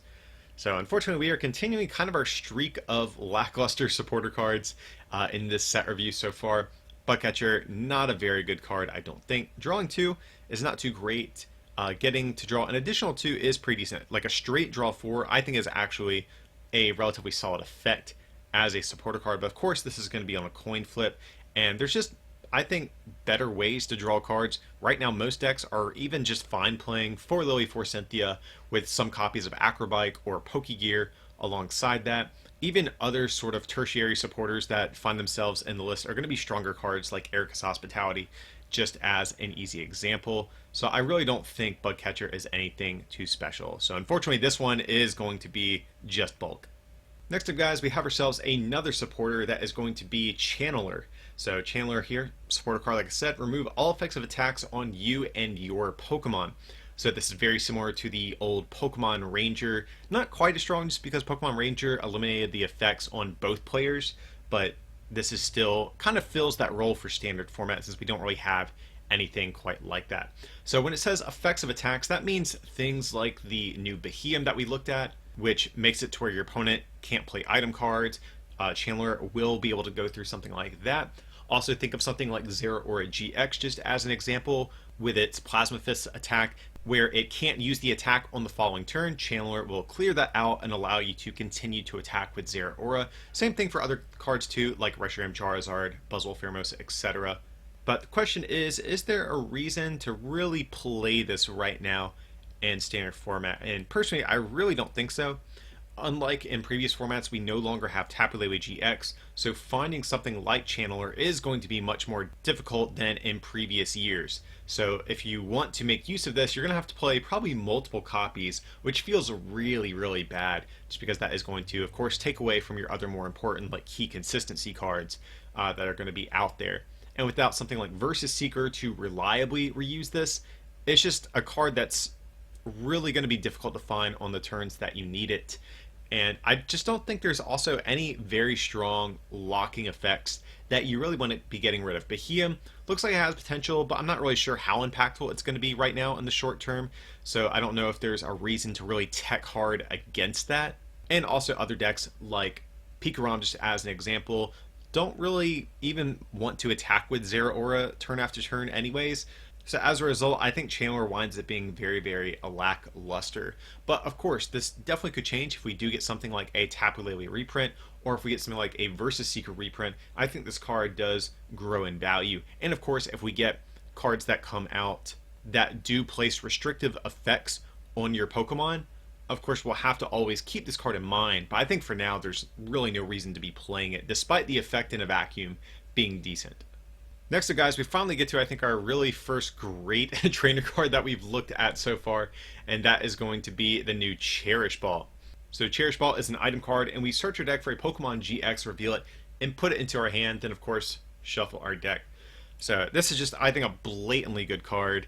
We lost a ton of search options with the rotation this year. Losing Ultra Ball, losing Nest Ball really has, I think, crippled the search engines for most decks, and this is definitely going to give GX decks one of the few very good search options for this new format. Another thing that makes this card, I think, so good is the fact that these cards go to hand, meaning we can abuse Dedenne GX with this card, whereas something like Nest Ball previously would not allow us to do so. So this is just a free search for a GX, which is really, really insane. There's no discarding downside or anything. There's like no downside whatsoever to this card. And one thing that's important to note, it actually will search out Stage 2 GXs and Stage 1 GXs as well. We do have to keep that in mind. I know we are in a, unfortunately, very basic, heavy, dominated metagame, but this still will work in your evolution decks as well. So we do need to keep that in the back of our minds here. I do it's just like an Ultra Ball for the GXs that you don't even have to discard the 2 cards, and more often than not in this metagame, you are getting GXs off of Ultra Ball anyway. So this card has some obvious upside there in that you're not discarding. Do you expect, this is more of a personal question, for decks to be playing, like, is this a staple 4 of, or is this like a 2 of? I think it's a solid, like, 2 or 3 of. Unless there's a deck that's just, like, all GXs and 1 non-GX, I think it's probably just, like, a 2 or 3 of. Yeah, it depends on the deck. I mean, right now, At the time of filming, guys, we are in early July, so the format has not been very defined yet. But I think a lot of decks will play this in kind of smaller counts, like Pikarom, just as an example. They'll probably play this, but Electromagnetic Radar is just so good in that deck. They're not going to play for Cherish Ball. They're going to have some sort of split. You know, even something like Charizard will need some copies of Pokemon Communication or even Pokemon Fan Club to be able to search out things like Jirachis or Volcanions as well. So I think this will be a split in most decks, just because there's not too many decks out there that are just GXs other than Pikarom. But like we said, Pikarom already has other good search options that it wants in addition to this. So I think this will be played in probably smaller counts, at least initially. But it will absolutely for sure see play. So yeah, just to kind of recap, guys, this is, I think, definitely one of the best trainers that we are getting in this set overall. It's definitely going to be a very impactful card once it releases, especially, like I said, since the post-rotation format did strip us of so many good search options previously. So next up, we have another supporter card that is going to be Coach Trainer. Coach Trainer says draw 2 cards, and if your active is a tag team Pokemon, draw 2 more cards. So you saw us be, you know, kind of harsh there on the Bug Catcher supporter we previously looked at, which kind of falls into a similar style of card as this, but I actually think this card has a little bit more potential than some of these other types of draw 2 plus a bonus effect type of card that we've seen in the past. Just because there are a pretty decent amount of tag teams running around right now. Think of Pikarom, think of Reshiram Charizard, even the new Mewtwo Mew GX, just as an example. There's definitely no shortage of good tag team Pokemon, but I think the style of deck that really benefits the most from this are going to be the more quad style of tag team decks, like the Buzzmosa Mismagius or Gardevoir Sylveon Mismagius, where you're basically just a bunch of tag teams, just because you're almost always guaranteed a strong effect off of a card like this, especially since in these style decks you're usually playing stuff like greens over and over and like kind of just gradually building up a big hand size. Stuff like Lily and Cynthia don't feel as good as they do in other decks. I think Coach Trainer is probably just better in these style of decks. Xander, what do you think about that idea? And do you think this has a home even in like the non-quad style tag team decks? Do you think you could see decks like Pikarom or Reshizard integrating this into their normal supporter counts? I think that Pikarom might be able to get away playing this because I'm assuming that they're also playing the Raichu Alolan Raichu. I don't really see the Reshiram Charizard decks upping their count of tag teams more. They're already playing 1-2 Reshiram Charizard and then an Eevee Snorlax in the list. So I don't know if that's exactly the card that they want, and their deck revolves around a much about just like Welder over and over again, that might not be it. But I think that you have to be playing probably about 4 tag teams in your deck for this to be worth it, and you have to plan to attack with them frequently, just like Pikarom and Buzzmosa and stuff like that do. Obviously, this card is not meant to go in like the Zapdos deck that plays like the one of Marshadow Machamp or Buzzmosa, or the Quagnag deck that plays like a one of Buzzmosa. Like, you need to have a few tag teams that you're ready to use frequently for this card to have value so that you can get your tag team active and draw the extra cards. Yes, I think it actually is good in the decks that are more specifically revolving around tag teams. Draw 4 is pretty impressive, and we haven't really had a draw 4 without some kind of downside before. So that might be something that's helping. And like you said, those decks are getting to such large a hand size that this could actually be really good, especially the Buzzmosa Mismagius deck, because Mismagius will get you up to 7, so Lily doesn't do a whole lot, so this lets you draw even more cards. I think that this card actually is pretty good in those decks, and I'd be willing to play maybe like 2, give or take. Yeah, I'm right there with you. I think that's definitely the home for this card. I think overall I'm going to remain a little bit neutral just because those decks lately haven't been very strong, and it's hard to say if they will be front runners in the new format. So I think just because of the lack of viability lately in those styles of decks kind of hurts the viability of Coach Trainer. As a result, I think forces me to remain a little bit more neutral, but I definitely think if there is a deck like that that does start to gain a little bit more traction, I think Coach Trainer is like almost a no-brainer in the deck, assuming it's not a fire deck, because otherwise you'd just probably rather play Welder most of the time. But any like quad style non-fire tag team deck I think will definitely benefit from this. So I'm very actually cautiously optimistic for Coach Trainer here. I'm actually willing to put it positive, because I think that in the decks that you are playing tag teams, I don't think you can get around playing this card. I think the card advantage is actually pretty good. And without Ultra Ball to kind of narrow down your hand as much to make Lily like a draw 4 in the middle of the game, I think this is actually something that will let you see more cards physically throughout the game. Next up, we have another stadium card that is going to be Dark City. Dark City says, all basic dark Pokemon in play, both yours and your opponent's, have no retreat cost. So very straightforward card that we have here, and is pretty obvious to be comboed with the Dark Box style deck that we outlined a little bit earlier in the set review with things like Weavile GX, Darkrai and Umbreon tag team, the new Mega Sableye Tyranitar, etc. So this is definitely going to be one of your more preferred stadiums in a deck like that, just because giving yourself your retreat is going to allow you to preserve your energies, which means you'll be able to retreat an attacker and then use Weavile to move those energies to whatever Pokemon you want to be attacking with. So this is just kind of like a no-brainer as an inclusion in the Dark Box deck. There's still other good stadiums that are going to be kind of vying for your stadium cards of choice in that archetype, but this still seems like a card you would play as maybe even a 2 of. I think that seems like a solid count, just to give you free retreat on those turns that you do need them. Not really a great card in Expanded, unfortunately, since we still have Darkrai EX with the Dark Cloak ability. I don't think you're going to play this there, but in Standard, you're going to play this probably in Dark Box, and I think it's a good enough effect to where you will play this in some sort of counts. Yeah, you can't really complain about this effect. It's better than playing physical switches and other stuff in your list, and so there's not really a whole lot to say about that. In that specific deck, this card's good, and I don't really see much application outside of that. It's solid. Next up, guys, we have a new Pokemon tool card that is going to be Ear Ringing Bell. This was actually a card I was very unfamiliar with whenever we found the set list for this. This was originally a Japanese promo, but it says, if the Pokemon this card is attached to is your active Pokemon is damaged by an opponent's attack, even if that Pokemon is knocked out, the attacking Pokemon is now confused. We've seen cards like this constantly over the years. We have the Poison Barb, which does the same thing but for poison instead of confusion. We've had things like Rocky Helmet as well to get damage counters on the board. So we've seen these sort of reactionary tool cards in the past to varying degrees of success, but most of the time they have not been very powerful. We just have to ask, well, what decks want confusion? And there are a few different types of decks that might want something like this. There is, for example, a Parasect that we got back in Team Up that says put 2 damage counters on your opponent's confused Pokemon in between turns. So if you're playing the Parasect, this card effectively turns the status condition into burn and confusion, effectively, once you factor in the damage counters. But no one's playing Parasect for a pretty good reason. I think the other style of decks that might want something like this are going to be decks that do more damage for each special condition inflicted. And so one of the main attackers like that in the game is going to be Ariados, that's in Celestial Storm.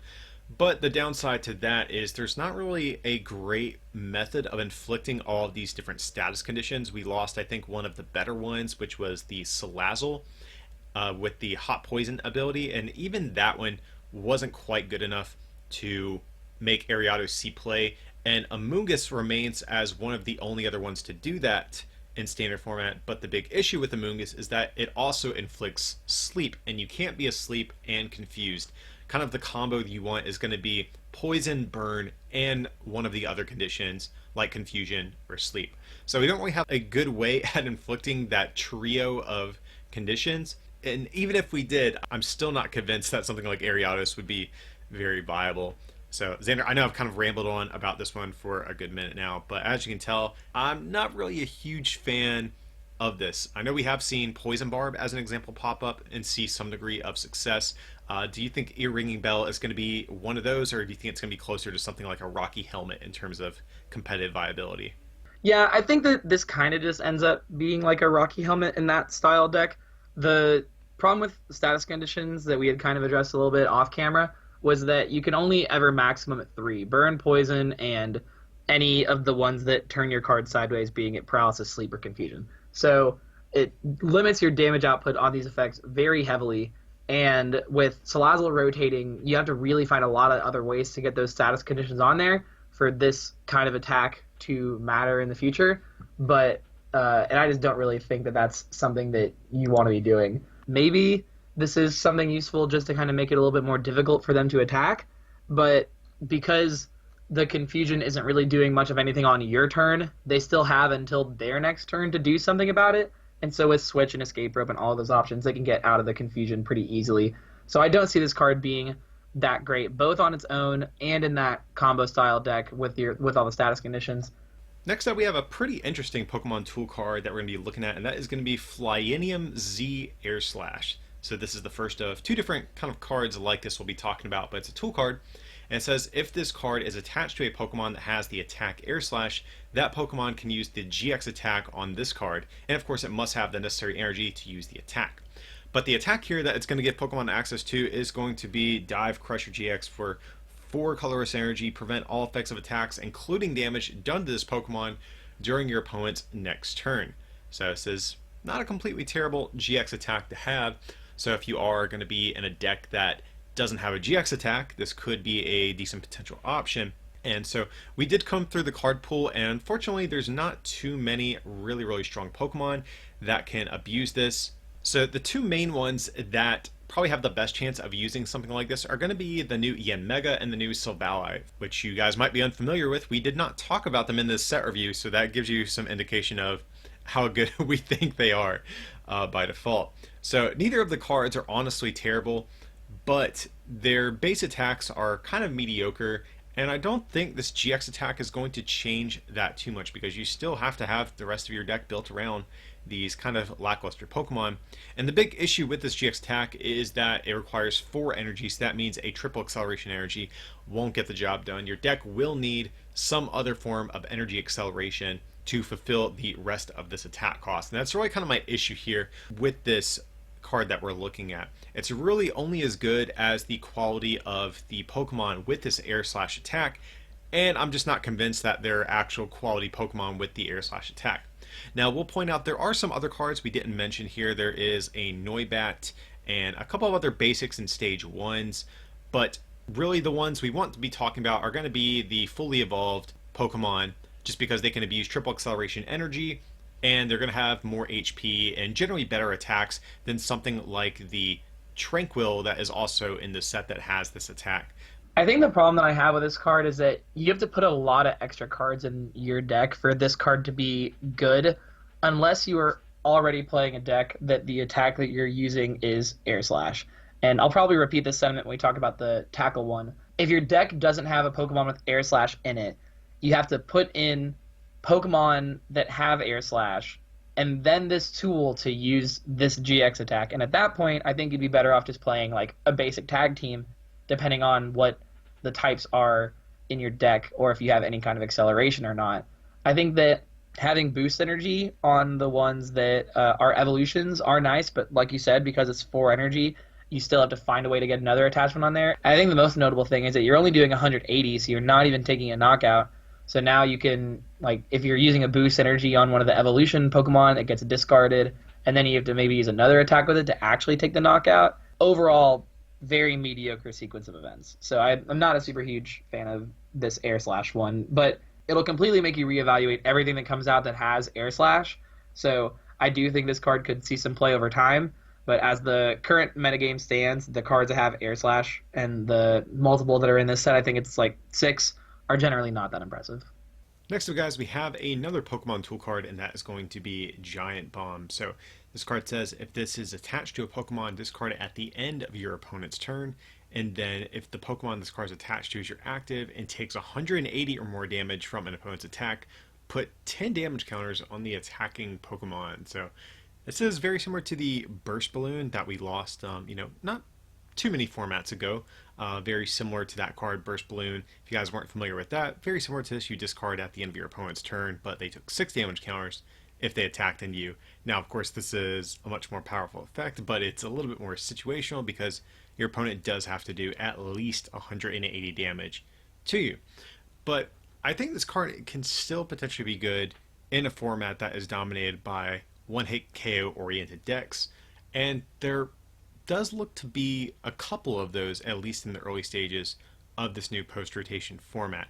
So Reshizard, Pikarom, and Blacephalon GX all look to be fairly hyped archetypes that are still going to be powerful going into this new format. So all of these decks have one-hit KO potential, and if you can, use Giant Bomb to your advantage and set up some KOs with it, that could definitely be good, especially if you're like a 2-hit KO oriented deck. Something like Giant Bomb can kind of make the difference of turning some of those 2-hit KOs effectively into 1-hit KOs once you factor in this damage. So this is definitely a pretty interesting card. I've seen the community be a little bit divided on this thing. I've seen actually a lot of people be somewhat negative about the card, and I'm not sure if it's quite warranted. Xander, I'm going to pass this over to you, though. I remember you had some thoughts on this card. Yeah, I think this card is sweet. It's not like obviously 4 of in every deck sweet, because the decks that are taking one-shots, this obviously doesn't really matter in. But the card that I was thinking mentally of this deck was Zapdos, or like Zapdos Ultra Beast. With Choice Band and Guzma rotating, I think that people are already willing to let that deck down. But I think that Giant Bomb only has to trigger once for this card to give you value in your deck to let you take a knockout that you wouldn't have taken anyway.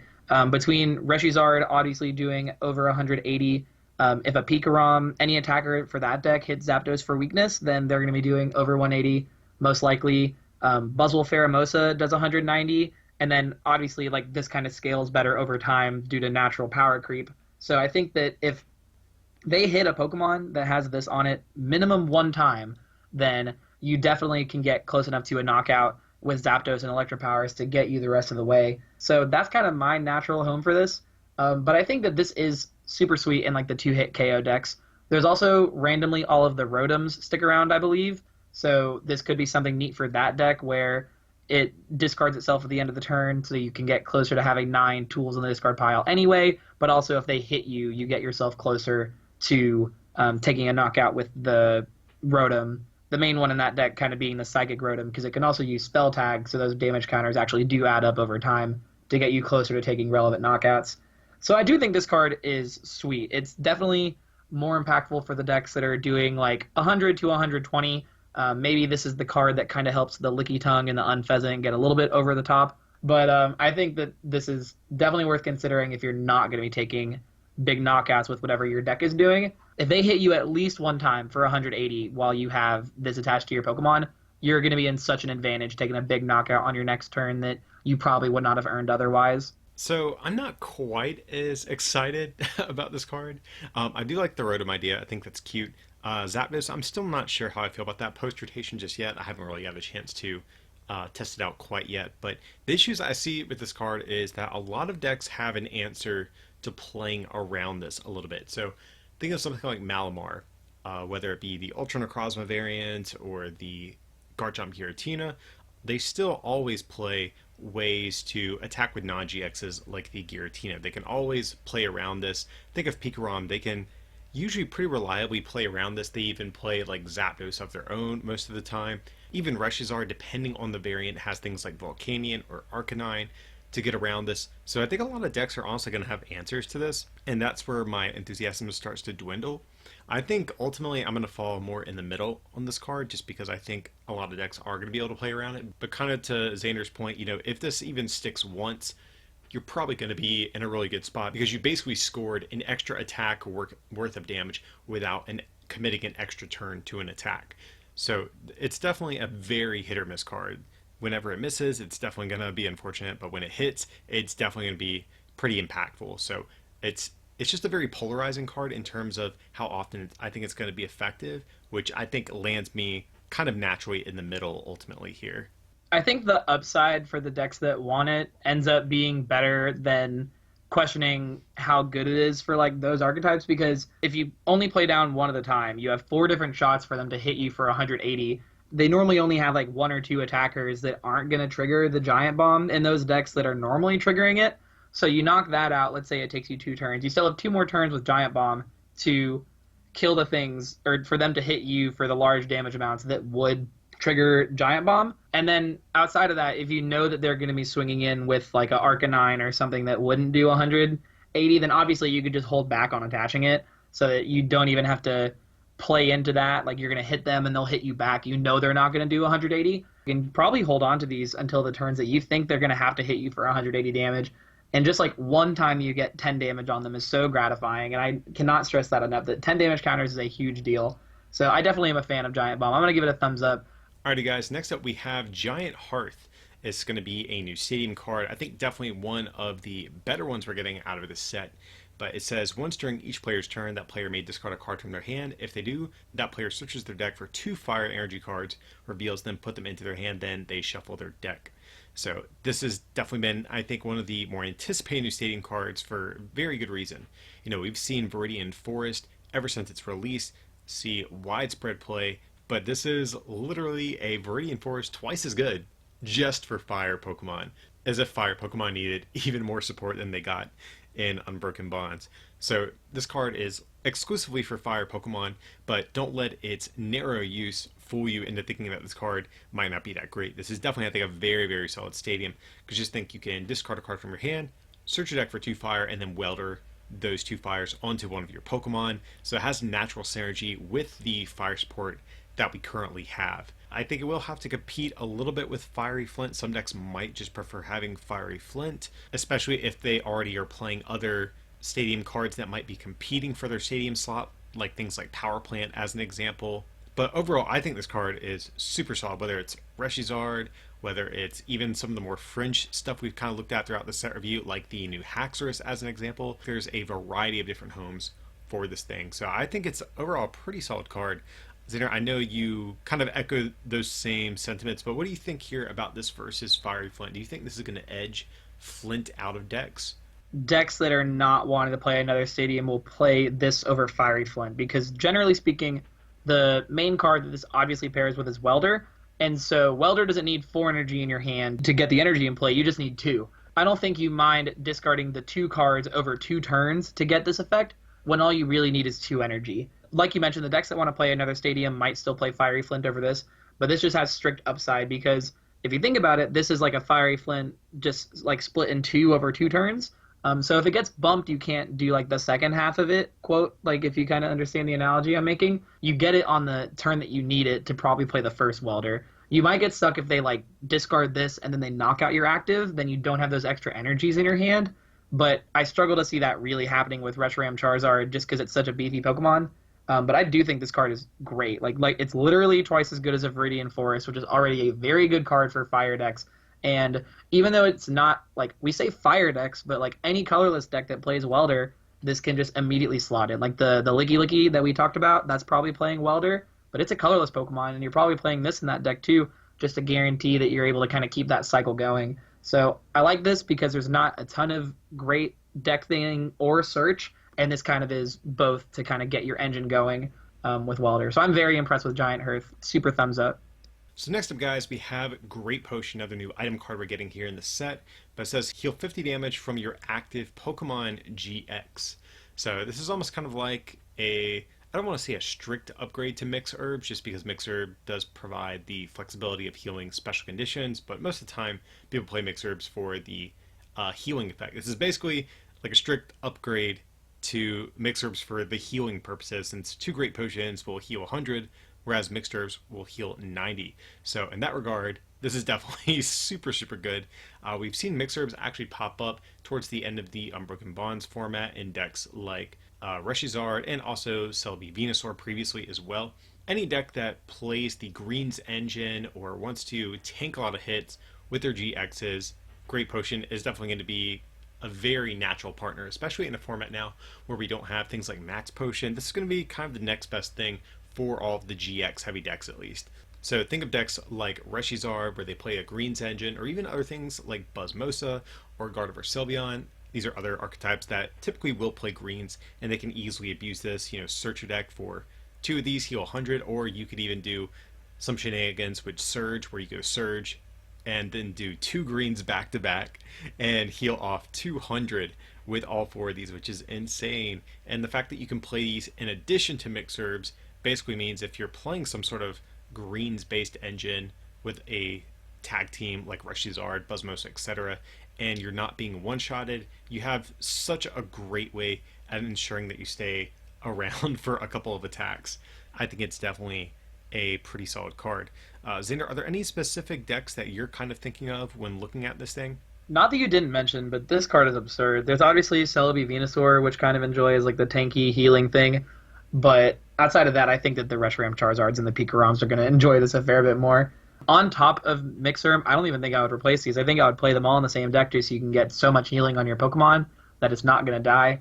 alongside greens, this is just wild. Like, you play greens, it's effectively heal 100 on your active, and you can kind of synergize that. Like, if you have a mixed herb, you can just get another one and then get a great potion, heal 150. So the healing that those decks are going to be able to do is definitely going to be great, and I would say probably necessary because Miltank is rotating. Not every deck relied on Miltank, but this is a very strong effect to kind of help you in that regard. I don't want to say this card is a mistake, but this card is absurd. It's just like, you want GX and non-GX to exist hypothetically in a good metagame, and this card is just silly. Like, all the two-hit like knockout decks that we were talking about that could exist is just going to be like, giant potion, you didn't attack me, and I'm going to hit you, and you're going to laugh at me. Like, it's just not necessarily that interesting. I don't really see stall decks playing this card just because 50 damage healing is not like a lot in terms of like the whole game. So don't think that that's the place for these. But the decks that are trying to like win quick or close to quick that might just need like an extra turn to keep going, this is going to help that a lot. And so like this card is super solid. This is going to be good in like attacking like tag team decks where you're basically trying to turn 2-hit KOs into 3-hit KOs. I think that's definitely going to be the best home for it. And even in some of my early testing for Unified Minds, this card has been very problematic for like non-GX and also 2-hit oriented decks, which a lot of times happen to be non-GXs, just because, you know, a lot of times in your non-GX decks, it's hard to find space for the thick custom catcher line, and your opponent being able to retreat between tag teams while healing with this in the process is very, very annoying. So I think this card is definitely super good. It's not going to be in every tag team deck, but it will, I think, for sure see play. Alrighty guys, next up we have ourselves another new supporter. This is going to be Grimsley, and it says move up to 3 damage counters from one of your opponent's Pokemon to another one of your opponent's Pokemon.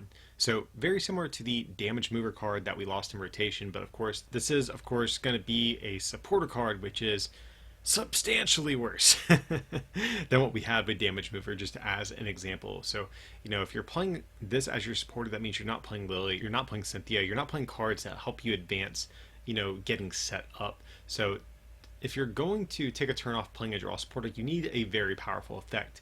And honestly, I just don't think this is it. I'm not really sure what decks really would want to benefit from this.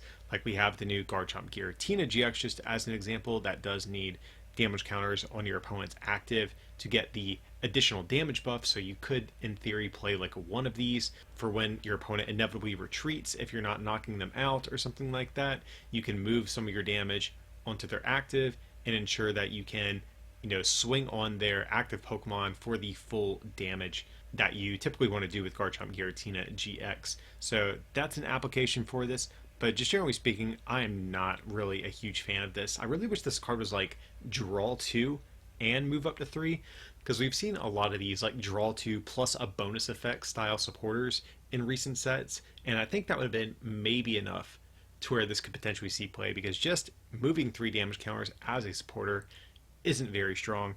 Even in a format without Guzma, I just think something like Custom Catcher is going to serve you much better in this format than something like this in terms of cleaning up knockouts. We talked about Evital GX because the GX attack says that if they have 4 damage counters on them, they're knocked out. But I struggle to see where this kind of works out, where the exact math of moving 3 damage counters helps you. This, you kind of mentioned this of like something you would change. I would move 3 damage counters from one of your Pokemon to one of their Pokemon, just as something that could like heal you a little bit, maybe give you like a little bit more utility. But overall, I'm not super impressed with this. Next up, guys, we have ourselves another new supporter, and that is going to be Hapu. So Hapu says, look at the top 6 cards of your deck, put 2 of them into your hand, and discard the rest. So this is actually very similar to a supporter we had many, many years ago called Sage's Training. Very similar effect. Sage's Training only let you dig 5 cards deep, but even still, Sage's Training did see a fair bit of play in a number of different decks. So if that's any indication, Hapu might also be pretty solid as well. So I think this effect is pretty cool, and especially since we did just lose Ultra Ball, one of our primary methods of discarding cards is going to be gone, and so decks that want to discard things have a very aggressive form of draw here that can fulfill that type of role. Now I do think probably Malamar as an example is fine without this, just because they already have Mysterious Treasure and Acrobike. I don't think they're going to lean too much on this, but I definitely think this has potential, especially in maybe more like tag team oriented decks that don't have a lot of moving pieces like rare candies and things like that that are really, really bad to discard, I think Hapu's really going to find its way into decks like that. I think one of the big ones that comes to mind out of the new set is going to be maybe a Mewtwo and Mew like tag team like box style deck where you want to get a bunch of these other GXs in the discard to be able to copy their attacks with your Mewtwo tag team. So Hapu seems like a natural inclusion in a deck like that. But like I said, also just basically any like GX heavy, usually basic heavy deck that really wants an extra aggressive form of draw power and could potentially benefit from having some cards in the discard pile as well. I do think this card is solid. I like it in Aegislash, though we kind of disagree on that just because it helps you really fill up your discard pile. But you might not need to rush filling up your discard pile in that deck as much as I would want to, because once you get to doing 130, you don't obviously need any more items in your discard pile. Outside of that, though, I think the standard uses you pretty much hit on. Mewtwo Mew, that deck does have Mysterious Treasure, but I'd be looking for more outs to potentially put stuff into your discard pile, and this definitely helps enable that, as well as discard potential psychic energies and stuff that you might want if you're kind of pairing it with Malamar. This is not necessarily the supporter that you're like, it's very much like it's great for your deck, or like there's probably other options. But I do think this is better than a card like Sightseer, unless you're like trying to discard the stuff out of your hand. But if we're thinking in terms of like, at least just for example, the Mewtwo Mew Malamar deck, you have Mysterious Treasure to discard cards out of your hand, as well as Viridian Forest, so this kind of lets you see more cards to potentially get more stuff into your discard pile. So I like that as an option just to kind of give you some additional filtering for that deck.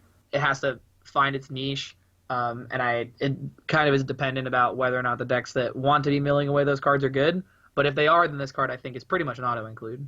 I think also some of the decks that might want a card like this are going to be decks that might run things like Pokemon Fan Club as an example, or other cards that they want to see early on that they run in high counts. Like hypothetically, if we start to see starter Pokemon like Dunsparce or Mesprit or something like that come into the equation, I think Hapu is a good supporter for those types of decks as well, just because in the mid to late game, you can kind of toss away some of these cards that you're running in thick counts that you wanted to see early on in the game.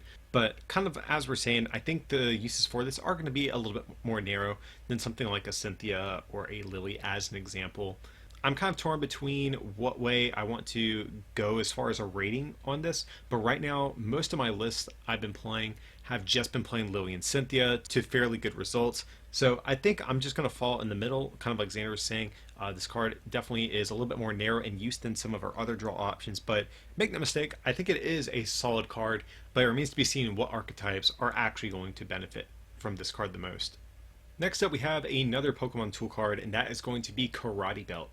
So it says if you have more prize cards remaining than your opponent, the attacks of the Pokemon this card is attached to cost 1 fighting less. So kind of like counter game, which we've had for a little bit now. But in this case, of course, this is going to reduce just fighting energy, not colorless energy. But being able to reduce an actual colored energy, I think is actually a very, very powerful effect. Counter game is seen play, even though it just reduces colorless energy. But reducing a fighting energy, I think is going to be pretty impactful for a number of different Pokemon out there. Of course, there's the new Garchomp that we looked at earlier in the set review, which has some pretty blatant synergy with this card here. But there's a couple of other Pokemon even in this set review that also I think could benefit from something like this. So I think most notably that will be Pokemon like Aerodactyl GX and also the new Garchomp Giratina GX. So in the case of something like Garchomp Giratina in particular, the big downside to that in a Malamar deck is finding one of your 3 to 4 fighting energies that you're going to be playing. And if you're behind, if you can throw down Karate Belt, that will kind of take care of that a little bit for you and not make you quite as reliant on another energy.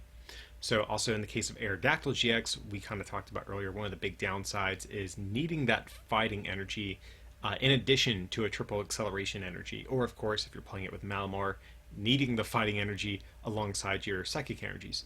But there's even some older Pokemon still like Marshad and Machamp that this has synergy with as well. And I really do like this effect though. Xander, what are your thoughts here on Karate Belt? I think it's sweet, and it definitely gives the fighting decks acceleration that they have never really had. Fighting has generally been one of the worst types to ever have acceleration, I would super argue for.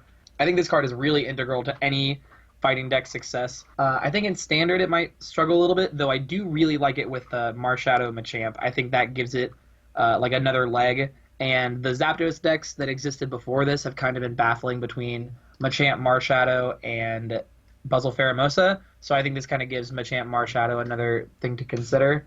Outside of that, I don't know too many other practical applications, but this does make every other fighting GX that comes out, as long as this is in Standard, much more playable.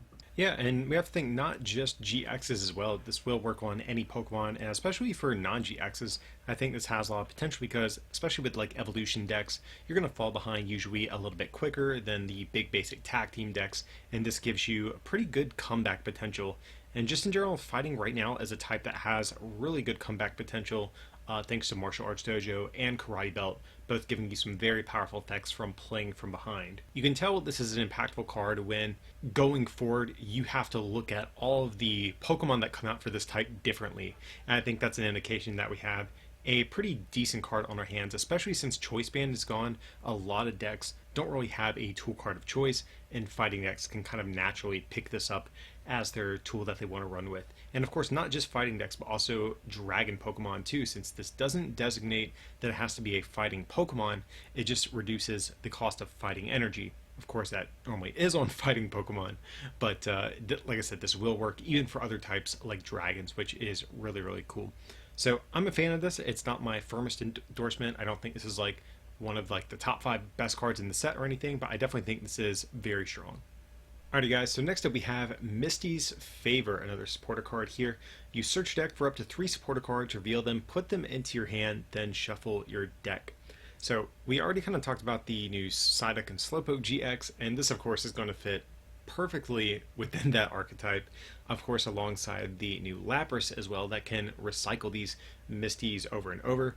That is definitely going to be, I think, where most people are kind of thinking about this, and we've kind of already touched on this card in that archetype earlier in the set review, so I don't want us to spend too much time on that. I like us to try to think about maybe some other applications for this card, and that's where my enthusiasm starts to dwindle a little bit. I just think its potential use is going to be a little bit limited.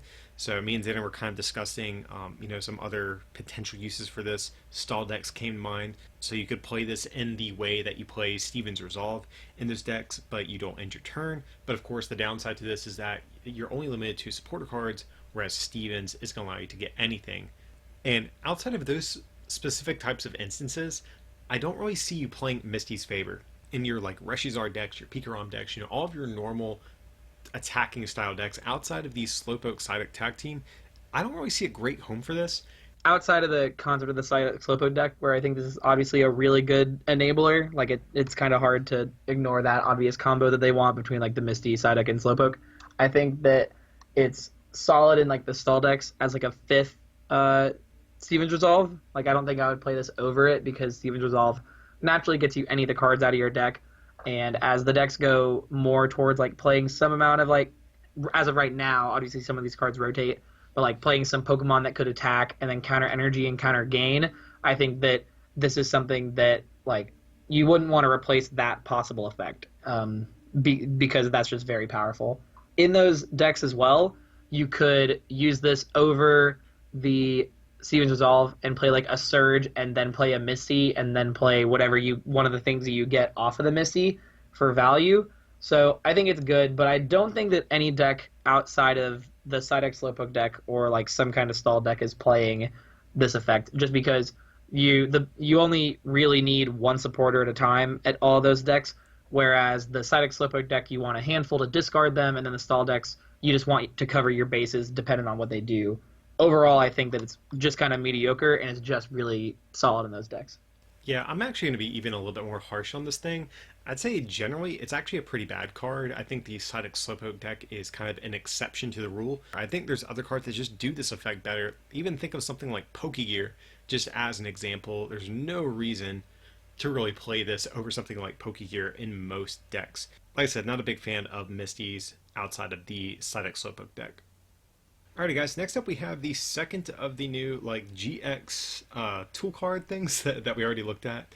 This time we have Normalium Z Tackle. So it says if this card is attached to a Pokemon that has the attack Tackle, that Pokemon can use the GX attack on this card. And the GX attack here, for 4 colors energy, dash attack GX 200, and you flip a coin till you get tails, and there's 40 more for each heads. So much like the other one we looked at with Air Slash, this is really only going to be as good as the quality of Pokemon with tackle in the game, and there's no shortage, don't get me wrong, but if we're playing this, we need to play this on a Pokemon that actually has means of getting powered up to use this thing. So your random basic Pokemon that just does like tackle for 10 for 1 energy probably isn't going to be the best. We're going to need a Pokemon ideally that can abuse triple acceleration energy or has some form of energy acceleration built into their typing or into their card to be able to actually power up and use this thing. So for me, looking at some of the cards we have, I think the new Camerupt is going to be one of the better contenders. It's a card we didn't really talk about too much in this set review. We actually skipped over it, but it is relevant for this card. Camerupt, it's not too bad of an attacker. You can get it powered up with Welder and triple acceleration, so it kind of fits both of the criterias that we kind of outlined there. You want to be able to use triple acceleration and or some other form of energy acceleration. So I think that's probably the top pick for this. The Yanmega also from this set that we mentioned previously too can abuse this, but I don't think Yanmega is quite as strong just because it doesn't have any additional great acceleration to really make use of, unlike the Camerupt. But Xander, I'm going to pass this over to you. What do you think about this tool card that we have here? Do you like the Camerupt, or are there any other Pokemon with tackle that you are kind of thinking of for this tool card? There are 2 specific notable includes that have tackle that I've paid attention to. Technically 3, but you'll see what I mean. The one that I think that has less potential of the 2 is that the Bronzor from Team Up that has the evolutionary advantage ability has tackle. So for the expanded Bronzong decks, you could use this just as like a 1 prizer that can take a really huge knockout, instead of something like a GX that might be able to also take a big knockout, but maybe get return KO'd. I don't know if that is the way that those decks want to go, because I think that the Bronzong decks, if it exists, will kind of act more like the Marshadow Milotic decks with Mewtwo and try to go for like the Timeless Meteor Tempest combo that's just like hilariously devastating. The one that I think we'll see more play is that the Squirtle and Wartortle out of the Blastoise line from Team Up, they both have tackle. So it's the powerful Squall Blastoise that lets you kind of max elixir your top 6 and put as many waters from there into play. You can use these Pokemon to kind of take a big knockout in a very similar way and accelerate the energy with Blastoise. So I think that this card just tends to be a little bit better than the Air Slash one, just because they print Pokemon with tackle in every single set. And I didn't dig through every single expanded card that has tackle. I'm sure there's like a random deck that something has tackle, or like a basic of a deck that's good has tackle, so you can maybe even use that. Between this one and Air Slash, I'm more interested in playing this one than the Air Slash one, just naturally because, 1, I think the attack is better, and 2, the Pokemon that pair with it are better. So yeah, I would definitely agree. I think the Normalium Z is going to be the better out of the 2. Like you kind of said, they print tons of Pokemon with tackle, and I think this has the strongest partner card, that being Camerupt. Whereas I think with the Flyinium Z, I don't think the potential partner Pokemon are quite as strong. Having said that though, I'm still not a big fan of this card. I don't believe Camerupt to be that great of a Pokemon just in general, hence us not even really discussing it in this set review.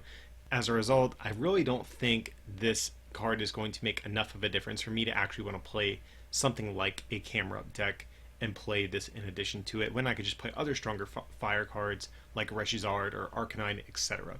So next up we have another supporter card. This is going to be Pokemaniac. We already kind of talked about this one earlier, but just to kind of recap, is supporter. You search your deck for up to 3 Pokemon with 4 retreat cost and put them into your hand, then shuffle your deck. So one thing that's important to point out here, it does not say basic Pokemon. So that means you can get basic Pokemon stage 1s, stage 2s, tag teams, whatever it might be. But of course, this is only going to be as good as the quality of 4 retreat Pokemon that we have in the format. So I think probably the best example of how to use this card is going to be the Licky Licky that we looked at a little bit earlier in the set review, just because both stages of the evolution line can be searched out with Pokemaniac. And that's really the big downside to this card, because we actually did comb through the card pool, and there's a lot of Pokemon with 4 retreat, but there's not a whole lot of evolution lines with 4 retreat, that is going to be kind of the issue. I think some of the only notable evolution lines that exist in the card pool are going to be the Steelix evolution line, either the one we just looked at in this set or the one going back to Celestial Storm. There's that, but that card kind of lost a lot of the control cards that paired so nicely with it, so that card might not even be too relevant anymore for this discussion. And the other one that is probably a little bit more relevant is actually the Rhydon evolution line that we just got back from Unbroken Bonds, the like milling style one. So if that card ever starts to see some success, this could definitely be a good option for that. So there's really just a very narrow window of use for this card. Like I said, I like this in the Licky Licky style deck if that ever catches on. But outside of that, this card does not seem very good here. It's very obviously specific with 4 retreat, and I don't think that you're playing this in any deck that doesn't have like 10 plus Pokemon that have 4 retreat. I think that the Licky Licky that we mentioned is the best example. But like if your deck has like 1 or 2 free retreat Pokemon, this card isn't even netting you its fullest potential. So unlike a card like Elm's Lecture, where you're obviously going to have 360 HP or less basics, 4 exactly retreat is much harder. And I'm willing to just say it's bad. Like even though we've mentioned the one deck, it's like if this is in a vacuum, this card's trash. It's kind of like the Misty supporter we looked at, where it has a kind of gimmicky use where the card just like blatantly designed for this one specific use, but other than that, there's really no reason to ever play it. So I'm going to treat this the same way I've treated Misty. It's good in the gimmick deck that it's being pushed with, but just generally speaking, it's a pretty bad card. So I'm going to downvote it, though feel free to experiment it with Licky Licky. And of course, we'll have to keep an eye on the card pool to see what gets printed. And if there is another evolution line that comes out that is playable, that has 4 retreat cost across the board, then yes, we will have to revisit this. But unfortunately, until then, card is probably not going to see too much play. Next up, guys, we have another stadium card, and this is going to be Pokemon Research Lab. And it says, once during each player's turn, that player may search their deck for up to 2 cards that evolve from unidentified fossil and play them onto their bench. Then that player shuffles their deck and their turn ends. So this is actually a pretty cool card, I have to say. It's almost kind of like a pseudo Tropical Beach for fossil decks, which is really cool. One of the biggest downsides to anyone who's ever attempted to experiment with any of these fossil cards is that they're just kind of clunky to get up and running, because you can't play things like Pokemon Communication or Pokemon Fan Club or Mysterious Treasure, whatever it might be, to search them out. So it typically makes them a little bit clunky to get going. And having a card like this to more easily get them into play, this along with Fossil Excavation Map, might finally give fossils enough resources to where they actually can be potentially a little bit viable. Now, one of the big downsides, of course, is that after you use this, your turn ends. That means you can't actually get an attachment down on whatever the fossil is. So that is going to be one of the big downsides here if you're playing a fossil Pokemon that needs multiple attachments to get going, like Aerodactyl GX as an example. This might not be the greatest, but if you're fortunate enough to find one of the unidentified fossils for turn before playing this, you could still get an attachment down before that. But I think that's really going to be the big thing. That's a downside to this. You can't use the stadium to get your fossils out and get an attachment down. But outside of that, I think this card is still really, really solid. And we have to really consider all of the different options that we have for fossil Pokemon. So some of the more notable fossil Pokemon that we have in format, of course, are going to be a lot of the ones we mentioned in this set review, like Archeops and Aerodactyl GX, but we do still have a couple of other ones that are worth highlighting as well, like the Item Lock Amistar, the Supporter Lock Kabutops, and even the Rampardos going all the way back to Ultra Prism. I think these are going to be some of the more likely candidates to want to abuse something like this. But I think Aerodactyl GX is going to be one of the main ones people are going to be thinking of immediately, at least. I think I am most excited for the ones in this set that we talked about, just because the design of the cards seems like obviously oriented around this thing's existence. The item lock and the supporter lock on the Amistar and Kabutops, respectively, is pretty good, but the attack costs are not super great overall to try to... Like, I don't think you can consistently attack with those, and I don't think that the stall cards that exist are going to be good enough to make that work. I like this overall because it lets you kind of use rare candies on the unidentified fossils and then just go ahead and already have something ready to go, so that whether or not you draw the stage 2 or the rare candy in the stage 2, you still have a really easy way to develop your board of fossils. And this thing just gets better over time as more fossils get printed. So I'm really excited for this, and I definitely think that it has potential depending on the fossils that come out. I think that Aerodactyl right now has the most potential, but I think a lot of these fossil decks are struggling from not having double colorless energy, and they have to use boost for a lot of their attack costs. So I think they might struggle based off of that, but I think that they do have good enough abilities that they could see play, and this would definitely be a piece that I would put in those decks. It like almost kind of works like a pseudo rescue stretcher, or like it essentially gives you 6 outs to evolving a certain Pokemon, and that's one of the issues that a lot of decks are going to face, especially evolution decks in the new post rotation format, is just reusing their Pokemon that are getting knocked out over and over. And I think the line of play with you're going to go with most of the time is you're still going to be rare candying and evolving your physical unidentified fossils that you're getting out, like ideally turn 1, because you want to be able to get a manual attachment down. But then Research Lab is basically setting up your future attackers for subsequent turns. That way you don't have to actually worry about finding them. But like I said, as far as resources go, you're probably sinking them into the fossils that you're getting in play. But kind of two different ideas there. So overall, I think this is a really awesome card. I'm not really sure if there's going to be any decks immediately that are going to break out at the beginning of the Unified Minds format that uses this. But nevertheless, like I said, you have to keep this in the back of your mind for fossils going forward. It's just too powerful of an effect to pass up on. Next up, we have, I think, actually probably one of the most powerful cards we've looked at up to this point, and that is going to be a Reset Stamp. Is a new item card. And it says your opponent shuffles their hand into their deck, and then they draw equal to the amount of remaining prize cards that they have. So at a glance, if you guys have played for a couple years now, this will look very similar to the card N that we've had in previous formats, and of course still in our expanded format.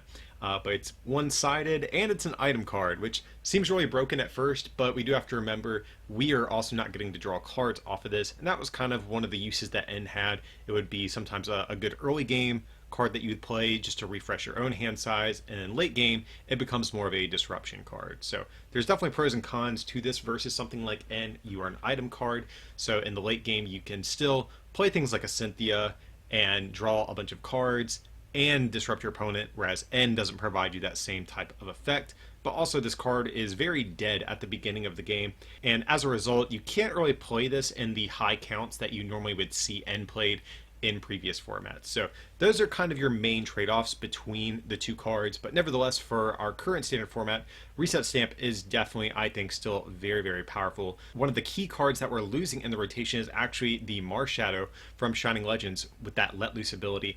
Even as soon as the first turn, just hitting your opponent with an effect where they have to shuffle in and draw only 4 cards sometimes was enough to shut them out of the game and just allow your opponent to take easy wins for, very little effort.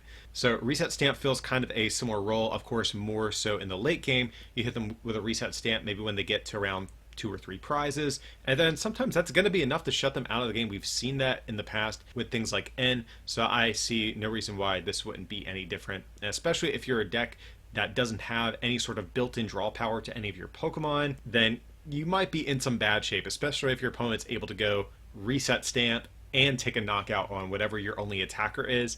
Sometimes that can just shut you out of game, and for that reason this card is very, very powerful. And there's a number of different cards right now that can easily search this out. Think of something like Volkner for Pikarom decks. There's of course Jirachi still in the format with its Stellar Wish ability. We even have other things that have kind of dropped off and play a little bit, like Alolan Ninetales GX, just as an example. So there's a variety of ways to find this whenever you need it, and it's definitely going to be, I think, probably one of the most impactful cards that we're going to see come out of this set. I feel like this is not a card that you put in a deck unless you are at like 3 cards shy and you're like, okay, I think I might be able to like fit maybe another supporter and then like 2 of these, because I think that your deck space generally is more important than your opponent's hand size.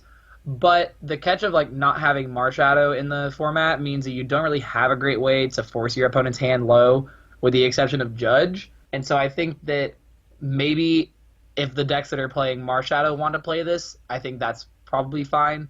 But I think they kind of have different effects. Like Marshadow, you can basically use at any point in the game and get automatic value out of it. Whereas this, you generally want to be playing later on in the game just to kind of stifle them from taking their last few prizes. I don't even know if it's as clean cut or as easy to put in your list as like a card like Marshadow, where you still kind of get a little bit of draw off of it, though notably not great, and definitely has been seen biting back on the user in the past.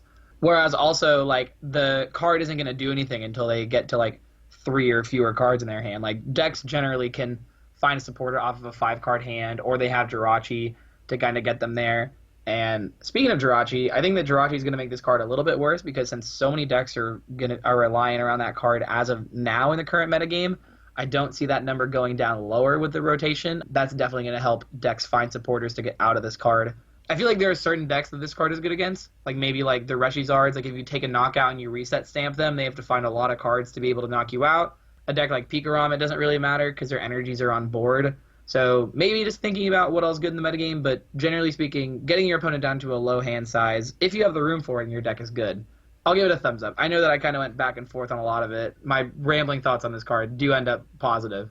So just to kind of expand on something you kind of said in terms of thinking about like the different matchups for decks. Like think of a deck like Malamar, and of course other previous incarnations of Malamar like Electric and Bronzong. Decks like that typically don't really mind getting reset stamped too much, just because they can usually play off of their board. All they really need is an attacker in play. In the case of Malamar, they can always get their Giratinas back, and they're going to have Malamars in play to recharge to the Giratinas. As an example, if you are a deck that typically has pretty solid matchups across the board but might struggle against Malamar, Reset Stamp might not even be a card you want to include, because it doesn't even do anything to address your bad matchup. You do have to, like Xander said, kind of think about what matchups your deck is going to have, but nevertheless, I think this card is very, very impactful. But like Xander said, it's not going to be a 4 of, like N. You're going to play this in different counts, and not every deck might even play it, so... You will have to keep those things in mind. But like we said, card is still very, very good. I definitely think it'll be one of the more defining cards that comes out of this set. Next up, we have ourselves another Stadium card, and this is going to be the Slumbering Forest that we briefly kind of talked about when discussing Breloom earlier in the set review. But to Stadium, it says flip 2 coins instead of 1 for a sleep Pokemon between turns. If either of them is tails, that Pokemon is still asleep. So of course, this is going to give decks that are based around the status conditions a little bit of a buff. And as we kind of mentioned earlier in the set review too with Breloom, we have lost Guzma, we have lost Acerola, we have lost Escape Rope, we lost a lot of the reliable switching cards that were very common in decks prior to rotation.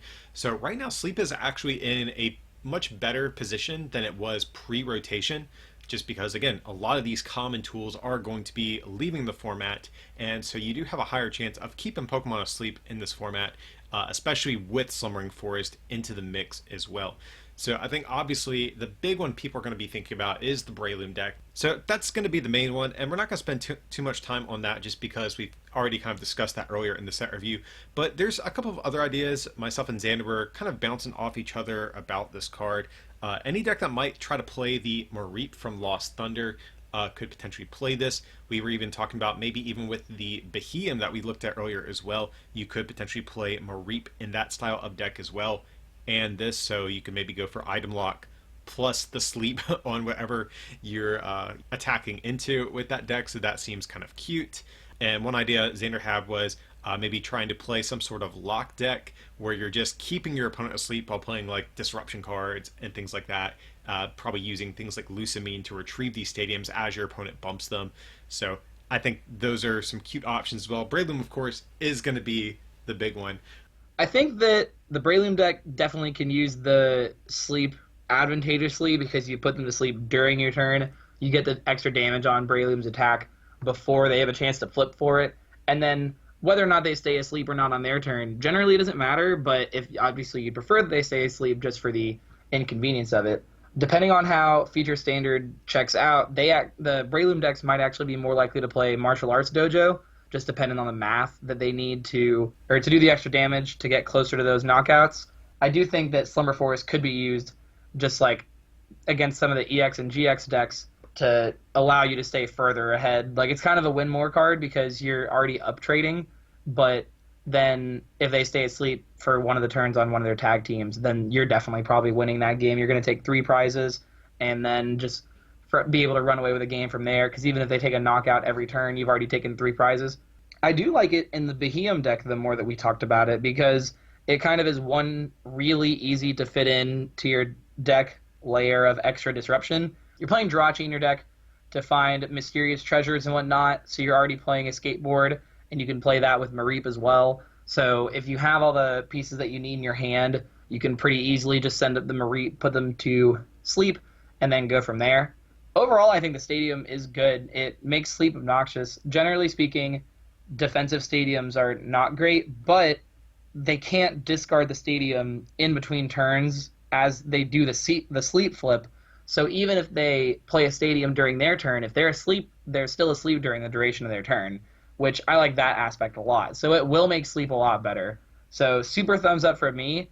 I don't necessarily know all the perfect practical applications of this, but I do like it in the Behemoth deck and the Breloom deck that we've kind of alluded to. Yeah, same here. This is definitely, like Xander said, one of the better, more passive stadiums just because you really only need one turn of this to stick. Expanded, probably not the best home for this though, just because they do have a lot of the methods that we lost that makes it easy to get around special conditions, and as a result, Summering Forest isn't as strong.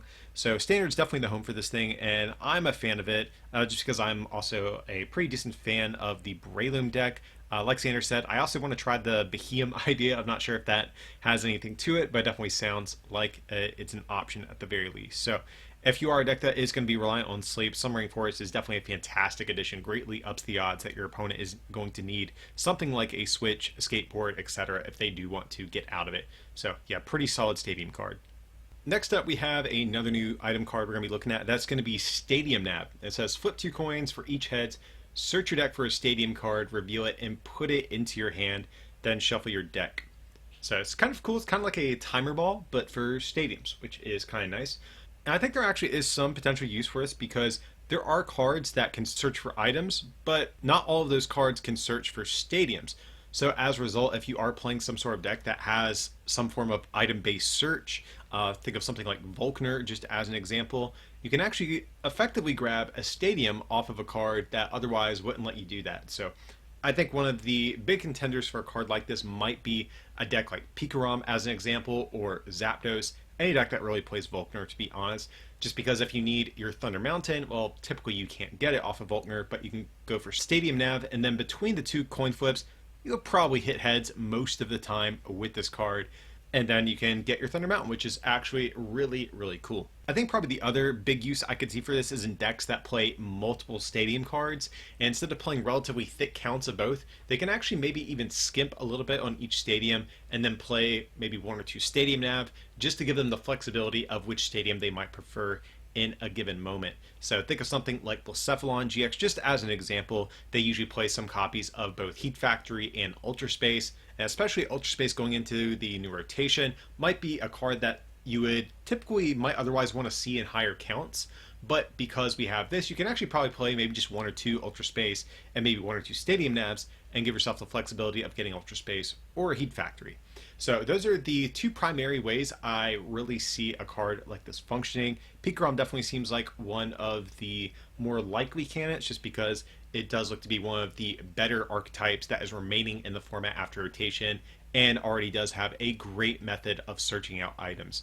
So that's kind of where my head is at initially. So Xander, are there any other sort of applications you can see here for Stadium Nav? No, but I definitely think this card is pretty solid. If you think about it, it's kind of like a timer ball for stadiums. And obviously, if you think about the physical effects on the card, that makes sense. But when you are considering how likely you are to put it in your deck and to play it, you only need to get 1 stadium because there's no effect in Standard that allows you to have more than 1 stadium and play at a time. So I think you can realistically get away with this being a way to find a stadium in your deck with some amount of consistency. I think the decks that you mentioned are definitely the best examples. Being able to get Thunder Mountain in Pikarom is the most ridiculous thing that I think I've ever heard because that card is just so beneficial for that deck that I think that you would almost maybe play like 2 of these and Thunder Mountain just so you can get it on the turn that you need it. Where I really like it is the decks that play 2 stadiums because this kind of acts more so like an Adventure Bag, where Adventure Bag would let you get either of the tools if your deck plays multiple tools, even though that effect was guaranteed. This would let you get either of the stadiums, though the effect is not guaranteed. I'm willing to take the risk because there's no upside of you really flipping heads on this thing twice. You mainly just want the 1 stadium you're going to use. So I think that 75% chance you get a stadium that's very impactful ends up working out pretty well. You can junk hunt for this, which is good. You can get this off of Alolan Ninetales, which is very solid for decks that play Alolan Ninetales. So I do think that this allows more access to you playing maybe not necessarily like a broader variety of stadiums in your deck, but easier access to stadiums in your deck. I'm a fan. So one of the other, I guess, practical applications for this that I can think of is an expanded 2. Speaking of Junk Hunt, is actually maybe even in Archie's Choice. I think this could be a consideration just because those decks are already playing 3 to 4 order pads as it is. And right now, order pad only lets you get an item card. And outside of computer search, if you've already used it, there's not really a good way at finding your Silent Lab on the turns that you need it to shut off things like Mr. Mime. So if you do play one Stadium Nav, you will be able to get it off of order pad and watch your opponent be furious when you flip a heads on order pad and then flip another heads on Stadium Nav to get your Silent Lab to shut off their Mr. Mime. So that's, I think, definitely one of the more practical applications for this card in the short term. But overall, I do like this card. It's not like a ridiculously busted card, but I think it does have enough potential use to see play. Next up, we have ourselves another item card, and that is going to be Tag Switch. So Tag Switch says move 2 energy from one of your tag team Pokemon to another one of your Pokemon. So this is kind of like an energy switch on steroids, but of course just for tag team Pokemon. And so this card, it kind of actually reminds me, specifically if we're talking about Pikarom, because I think that's going to be the main one people are going to be initially thinking about. This kind of reminds me of the way that we saw Multi-Switch see some play, in terms of like, you primarily run Energy Switch just because it's very flexible, and you do run several non-tag team attackers, but you play, 1 or 2 tag switch as well, just because it is very powerful for the instances that you can use it.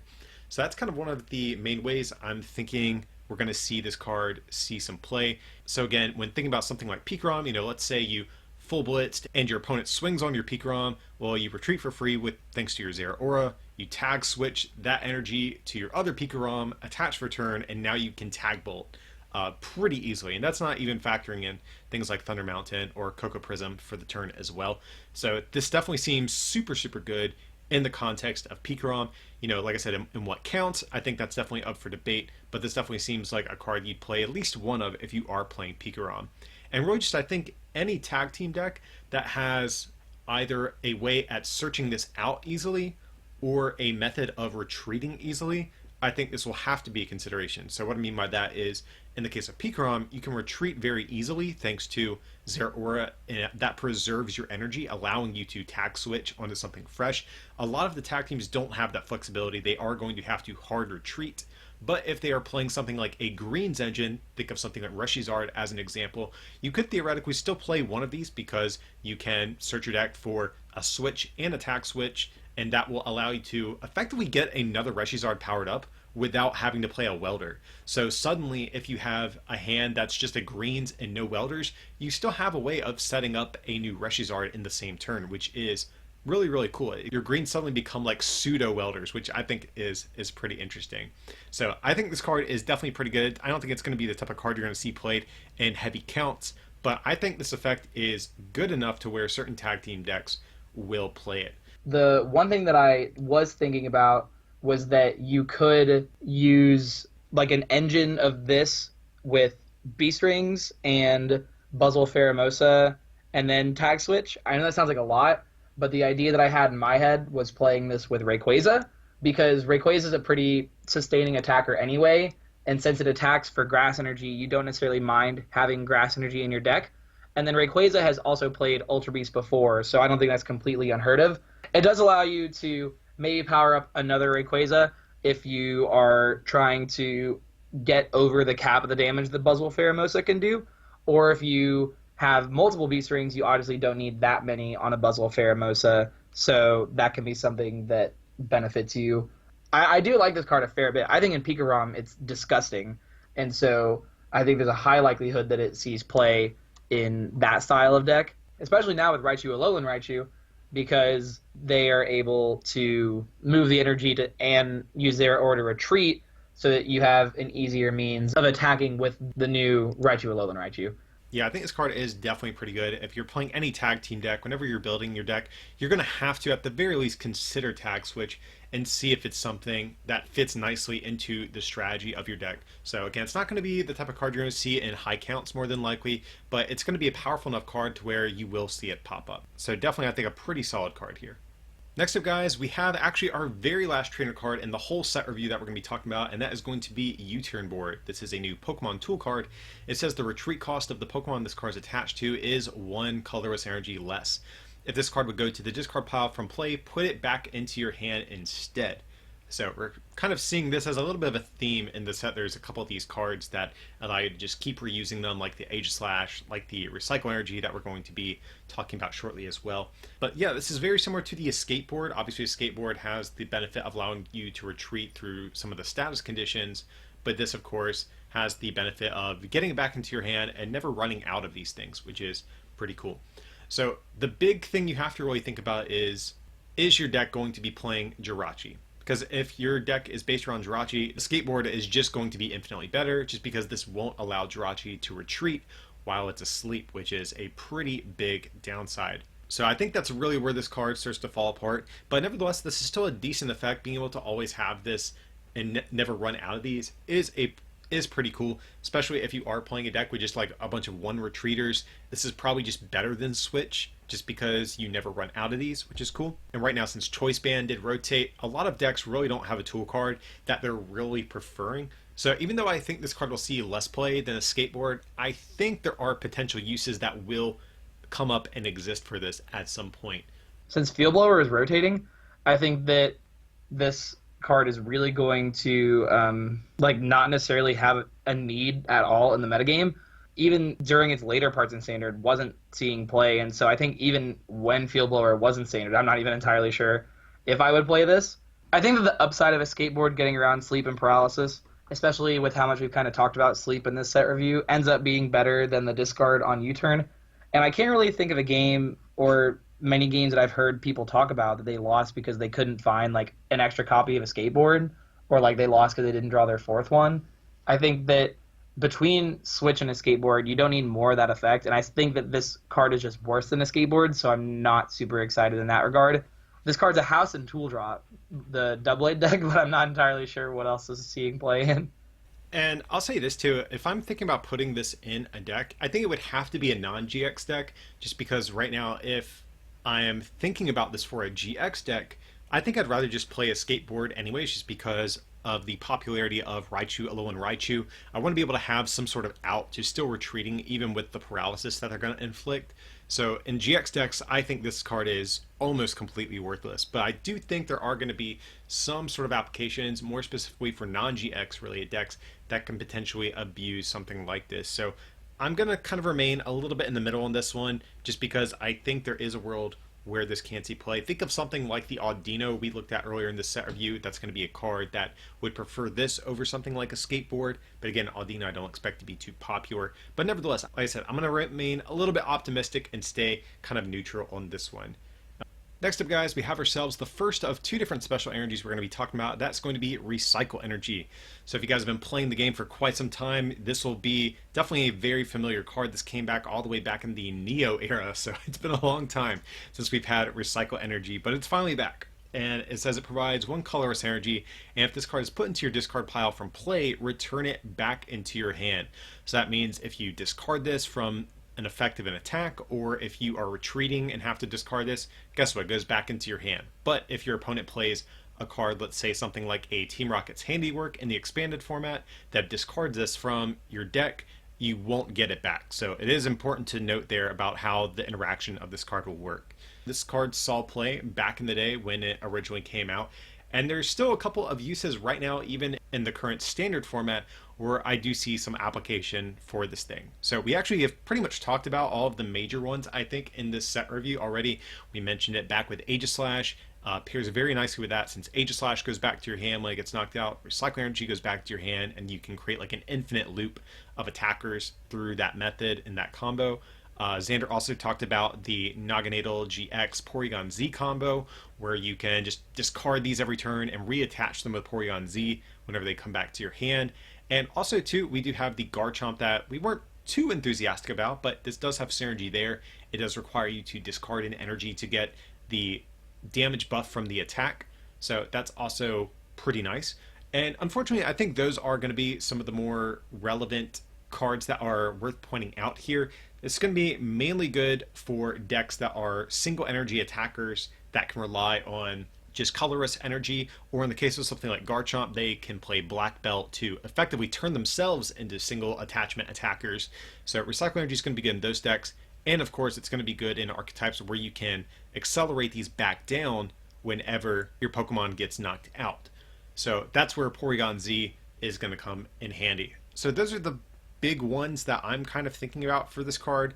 The Nagadel Porygon Z deck has actually taken off in Japan, and so I definitely think that that will continue over here. But I think this deck is very solid, and I definitely can see it becoming something more in the future. The interaction between Porygon Z and the Recycle Energy just kind of helps that deck succeed very well. So I definitely think that it'll work out well for that deck. And then the Aegislash deck, I remember that whenever you were doing it for your testing grounds, you were very ecstatic for it. So I definitely think that that's a solid contender of something that could like be a legitimate threat in that deck. So I think it's very impressive in those two decks, and struggling to think more outside of those, but it is very solid. I think one of the other potential options is going to be for like stall and control decks. A lot of times they run very minimal energy, and so in conjunction with things like counter gain, you can potentially play Recycle Energy and basically just always have access to the few energy that you have in your deck. Also think of something like the Shedinja deck that's based around Oranguru. You can play this with that just because resource management only does require just a single colorless energy, and by playing this you can basically always have access to your energy, and you don't have to commit one of your resource management cards back to being energy or Brock's Grit energy back into your deck. This will basically allow you to never have to worry about that and always be able to get the 3 cards you want to keep up your lock. So this is definitely a card I would be probably considering in those types of archetypes as well. But overall, I think this card is pretty solid. The uses for it are definitely very select compared to other cards that we've seen, other special energies like Triple Acceleration and Double Colorless, which slot into a lot more decks more easily. But I still think the potential is still there. I think this card is pretty solid. So I'm a fan of it. I'm gonna upvote this one. Alrighty guys, next up we have the very last card of the set review. Thanks so much for staying with us all the way until this point. But up next we have Weakness Guard Energy. So it says a special energy card provides, of course, just one colorless energy, but as you can probably imagine, the Pokemon this card is attached to has no weakness. So we've seen cards kind of like this in the past. Weakness policy is one of the more notable ones that we just lost in rotation. Just as an example, so being able to eliminate weakness is definitely pretty good, especially if you are like a tag team Pokemon that gives up 3 prizes. Being able to deny your opponent the means of, you know, easily countering you and one-shotting you is something definitely to keep in mind, especially because a lot of tag teams out there do require at least one colorless energy in some of their attack costs. So think of something like Reshizard just as an example, or even the Rowlet Alolan Exeggutor GX, or probably I think most notably the Mewtwo and Mew GX that we looked at in this set review as well. I think those are the styles of decks that are really going to be looking for something like this. And I think also just in general, any sort of Porygon Z variant, I think we'll have to consider a card like this as well. Now, one of the big downsides, of course, and this is really where my excitement is kept in check, is the fact that there's not really a great way at searching this out whenever you need it. So, you know, let's say you're playing against a Reshizard deck and you're playing Rowlet Alolan Exeggutor for some reason. You know, if you're not playing something like the Cherrim from Ultra Prism and you need to find your Weakness Guard energy, well, guess what? You really don't have an effective way at finding this card. Some of the only ways we can actually search this thing out are going to be with cards like Red's Challenge, the new Whimsicott, or maybe even Pokénav. Those are probably some of the better options that we have, and a lot of decks just aren't going to play those cards, just generally speaking. Red's Challenge probably has some of the higher potential out of all of those, but even still, not every deck, again, wants to find space for something like Red's Challenge, just because other supporters typically wind up being a little bit stronger. So that's, I think, really the big issue with this card. I think it's great in Porygon Z, but in something like Reshizard, I don't know if I'm actually playing this, to be honest, because we can't really find it whenever we want it. So I think this is a good card. I just don't think the cards that we have that exist alongside of it allow for this to really see widespread play because we cannot search it out. The decks that this card is good in, that's definitely going to shine. I do think that not being able to search out for it is important, but there are a lot of decks that just like casually have a colorless in their cost that I think that you could get away with playing 1 or 2 of these and it having value. I think that Buzzle Pheromosa being one, because the main attack on that card is grass colorless, that could allow for it to succeed against the Reshizard decks. Reshizard also, its main attack is fire, fire, fire, colorless, correct? Yeah. Yes, so that definitely can help out against the Quagnags and stuff like that of the format. So I think that that's exciting. I don't know like how many decks are just ready to slam this into it, because with those decks you really need high counts of the grass energy for Beast Ring and then the GX attack, but then also for Reshizard you need the fires for Welder. So the decks that maybe kind of want that effect, they just need the specific energy for it. But I do think that this card being a generic colorless as opposed to like flash energy, which was just lightning in the past that we saw, definitely expands this use out to more decks that could struggle with stuff, but maybe now have like a fighting chance. Man, this is actually one of those cards, like, I actually really wish that Solgaleo GX was still a relevant attacker. I think now that we have tag teams, its attack is a little bit underpowered, but this would be so good in Solgaleo GX just because you can Soul Burst it into play. So maybe in like the expanded like Mewtwo box deck I remember you talked about earlier in the set review, this could be like a good card in something like that, just because not only in expanded do we have energy lottery, but you can compressor away Solgaleo GX and Soul Burst and get this thing into play for that format. So that's something you could definitely do. But yeah, this card would be absolute heat in Solgaleo if that was still a relevant attacker. But yeah, I still like this card. I think I'm going to remain a little bit neutral for the moment, though. I want to fall in the neutral camp, not necessarily because this card is bad or the effect is bad, but just because I don't know how many decks are going to be able to fit this card into it. The card in a vacuum is definitely one of the better, like, just colorless energies that we've seen, but I don't know, like, what's ready to put this into their deck. Alrighty, guys, we finally made it to the end. Thank you so much for sticking with us throughout this set review. I don't know about you guys, but I think Pokemon really needs to start cutting down the size of some of these sets. 230 plus cards it's too much. I'd really love to have smaller set reviews in the future, but of course without cutting down on the content for you guys.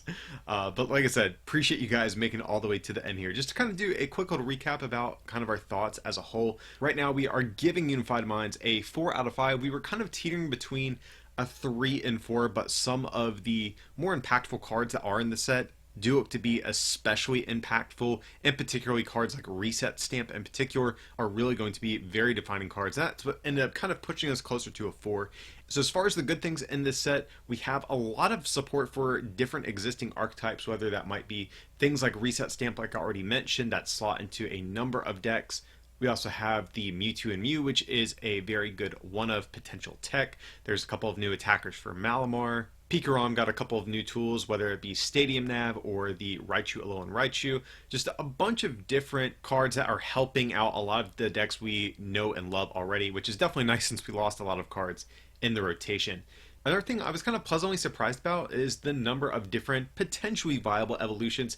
Now, of course, some of them are going to lean a little bit closer to not being quite as competitively viable. Think cards kind of like Haxorus that have engines and methods of getting set up, but still, might only see fringe play. But then we do have things that are much more close to being genuinely competitive archetypes like Breloom and Aegislash as an example. So I actually am pretty happy about the amount of different non-GX evolutions that came out in this set. That's always a big thing that we are going to look for in these sets that heavily influence our ratings. And the other, I think, really big thing with this set is the general strength of the item cards. Think of Cherish Ball, think of Reset Stamp. Those are going to be the big ones, but just coming through the different item cards we had, whether it be items or even the Pokemon tool cards, I think generally there is a very good assortment that we got in this set. Having said that, though, there's definitely a couple issues I think we have with this set. Despite the sheer size of this thing, there's actually very few new archetypes with high competitive potential. I think maybe one of the only ones that is really on people's radar currently, at least, is going to be the new Dark Box deck with Weavile GX, Umbreon Darkrai, etc. So that definitely looks like it has some potential, but just generally speaking, there's not like a Reshizard that's coming out in this set. There's not like a Pikarom. There's not like that new, just blatantly busted deck that turns the entire format on its head, which is surprising given the sheer size of this set. And the other, I think, pretty big downside of the set is the generally weak supporter cards. We are getting Hapu, but even that is a card that's not going to see the type of play like Cynthia and Lilywell, just as an example. And everything else ranges from very bad to only just kind of bad. So I think those are definitely the big glaring weak spots of the set. But nevertheless, 230 plus cards in this thing. There's a lot to like here, and it's definitely another welcome addition to the Sun and Moon family overall. So of course guys, that is going to be it for our Unified Minds set review. I know you guys probably have some thoughts of your own, so definitely sound off below down in the comments section. You know, what cards are you looking forward to out of this set? Are there any that you thought we were maybe a little too hard on, or maybe even not hard enough on? Definitely sound off below and let us know what you guys are thinking. But of course, if you did enjoy this content, feel free to like and subscribe, and consider supporting this channel over at patreon.com/rarecandytcg, or by picking up some merch from our online store, rarecandytcg.com. It would mean a lot. But as always guys, thanks so much for watching, and we'll see you next time.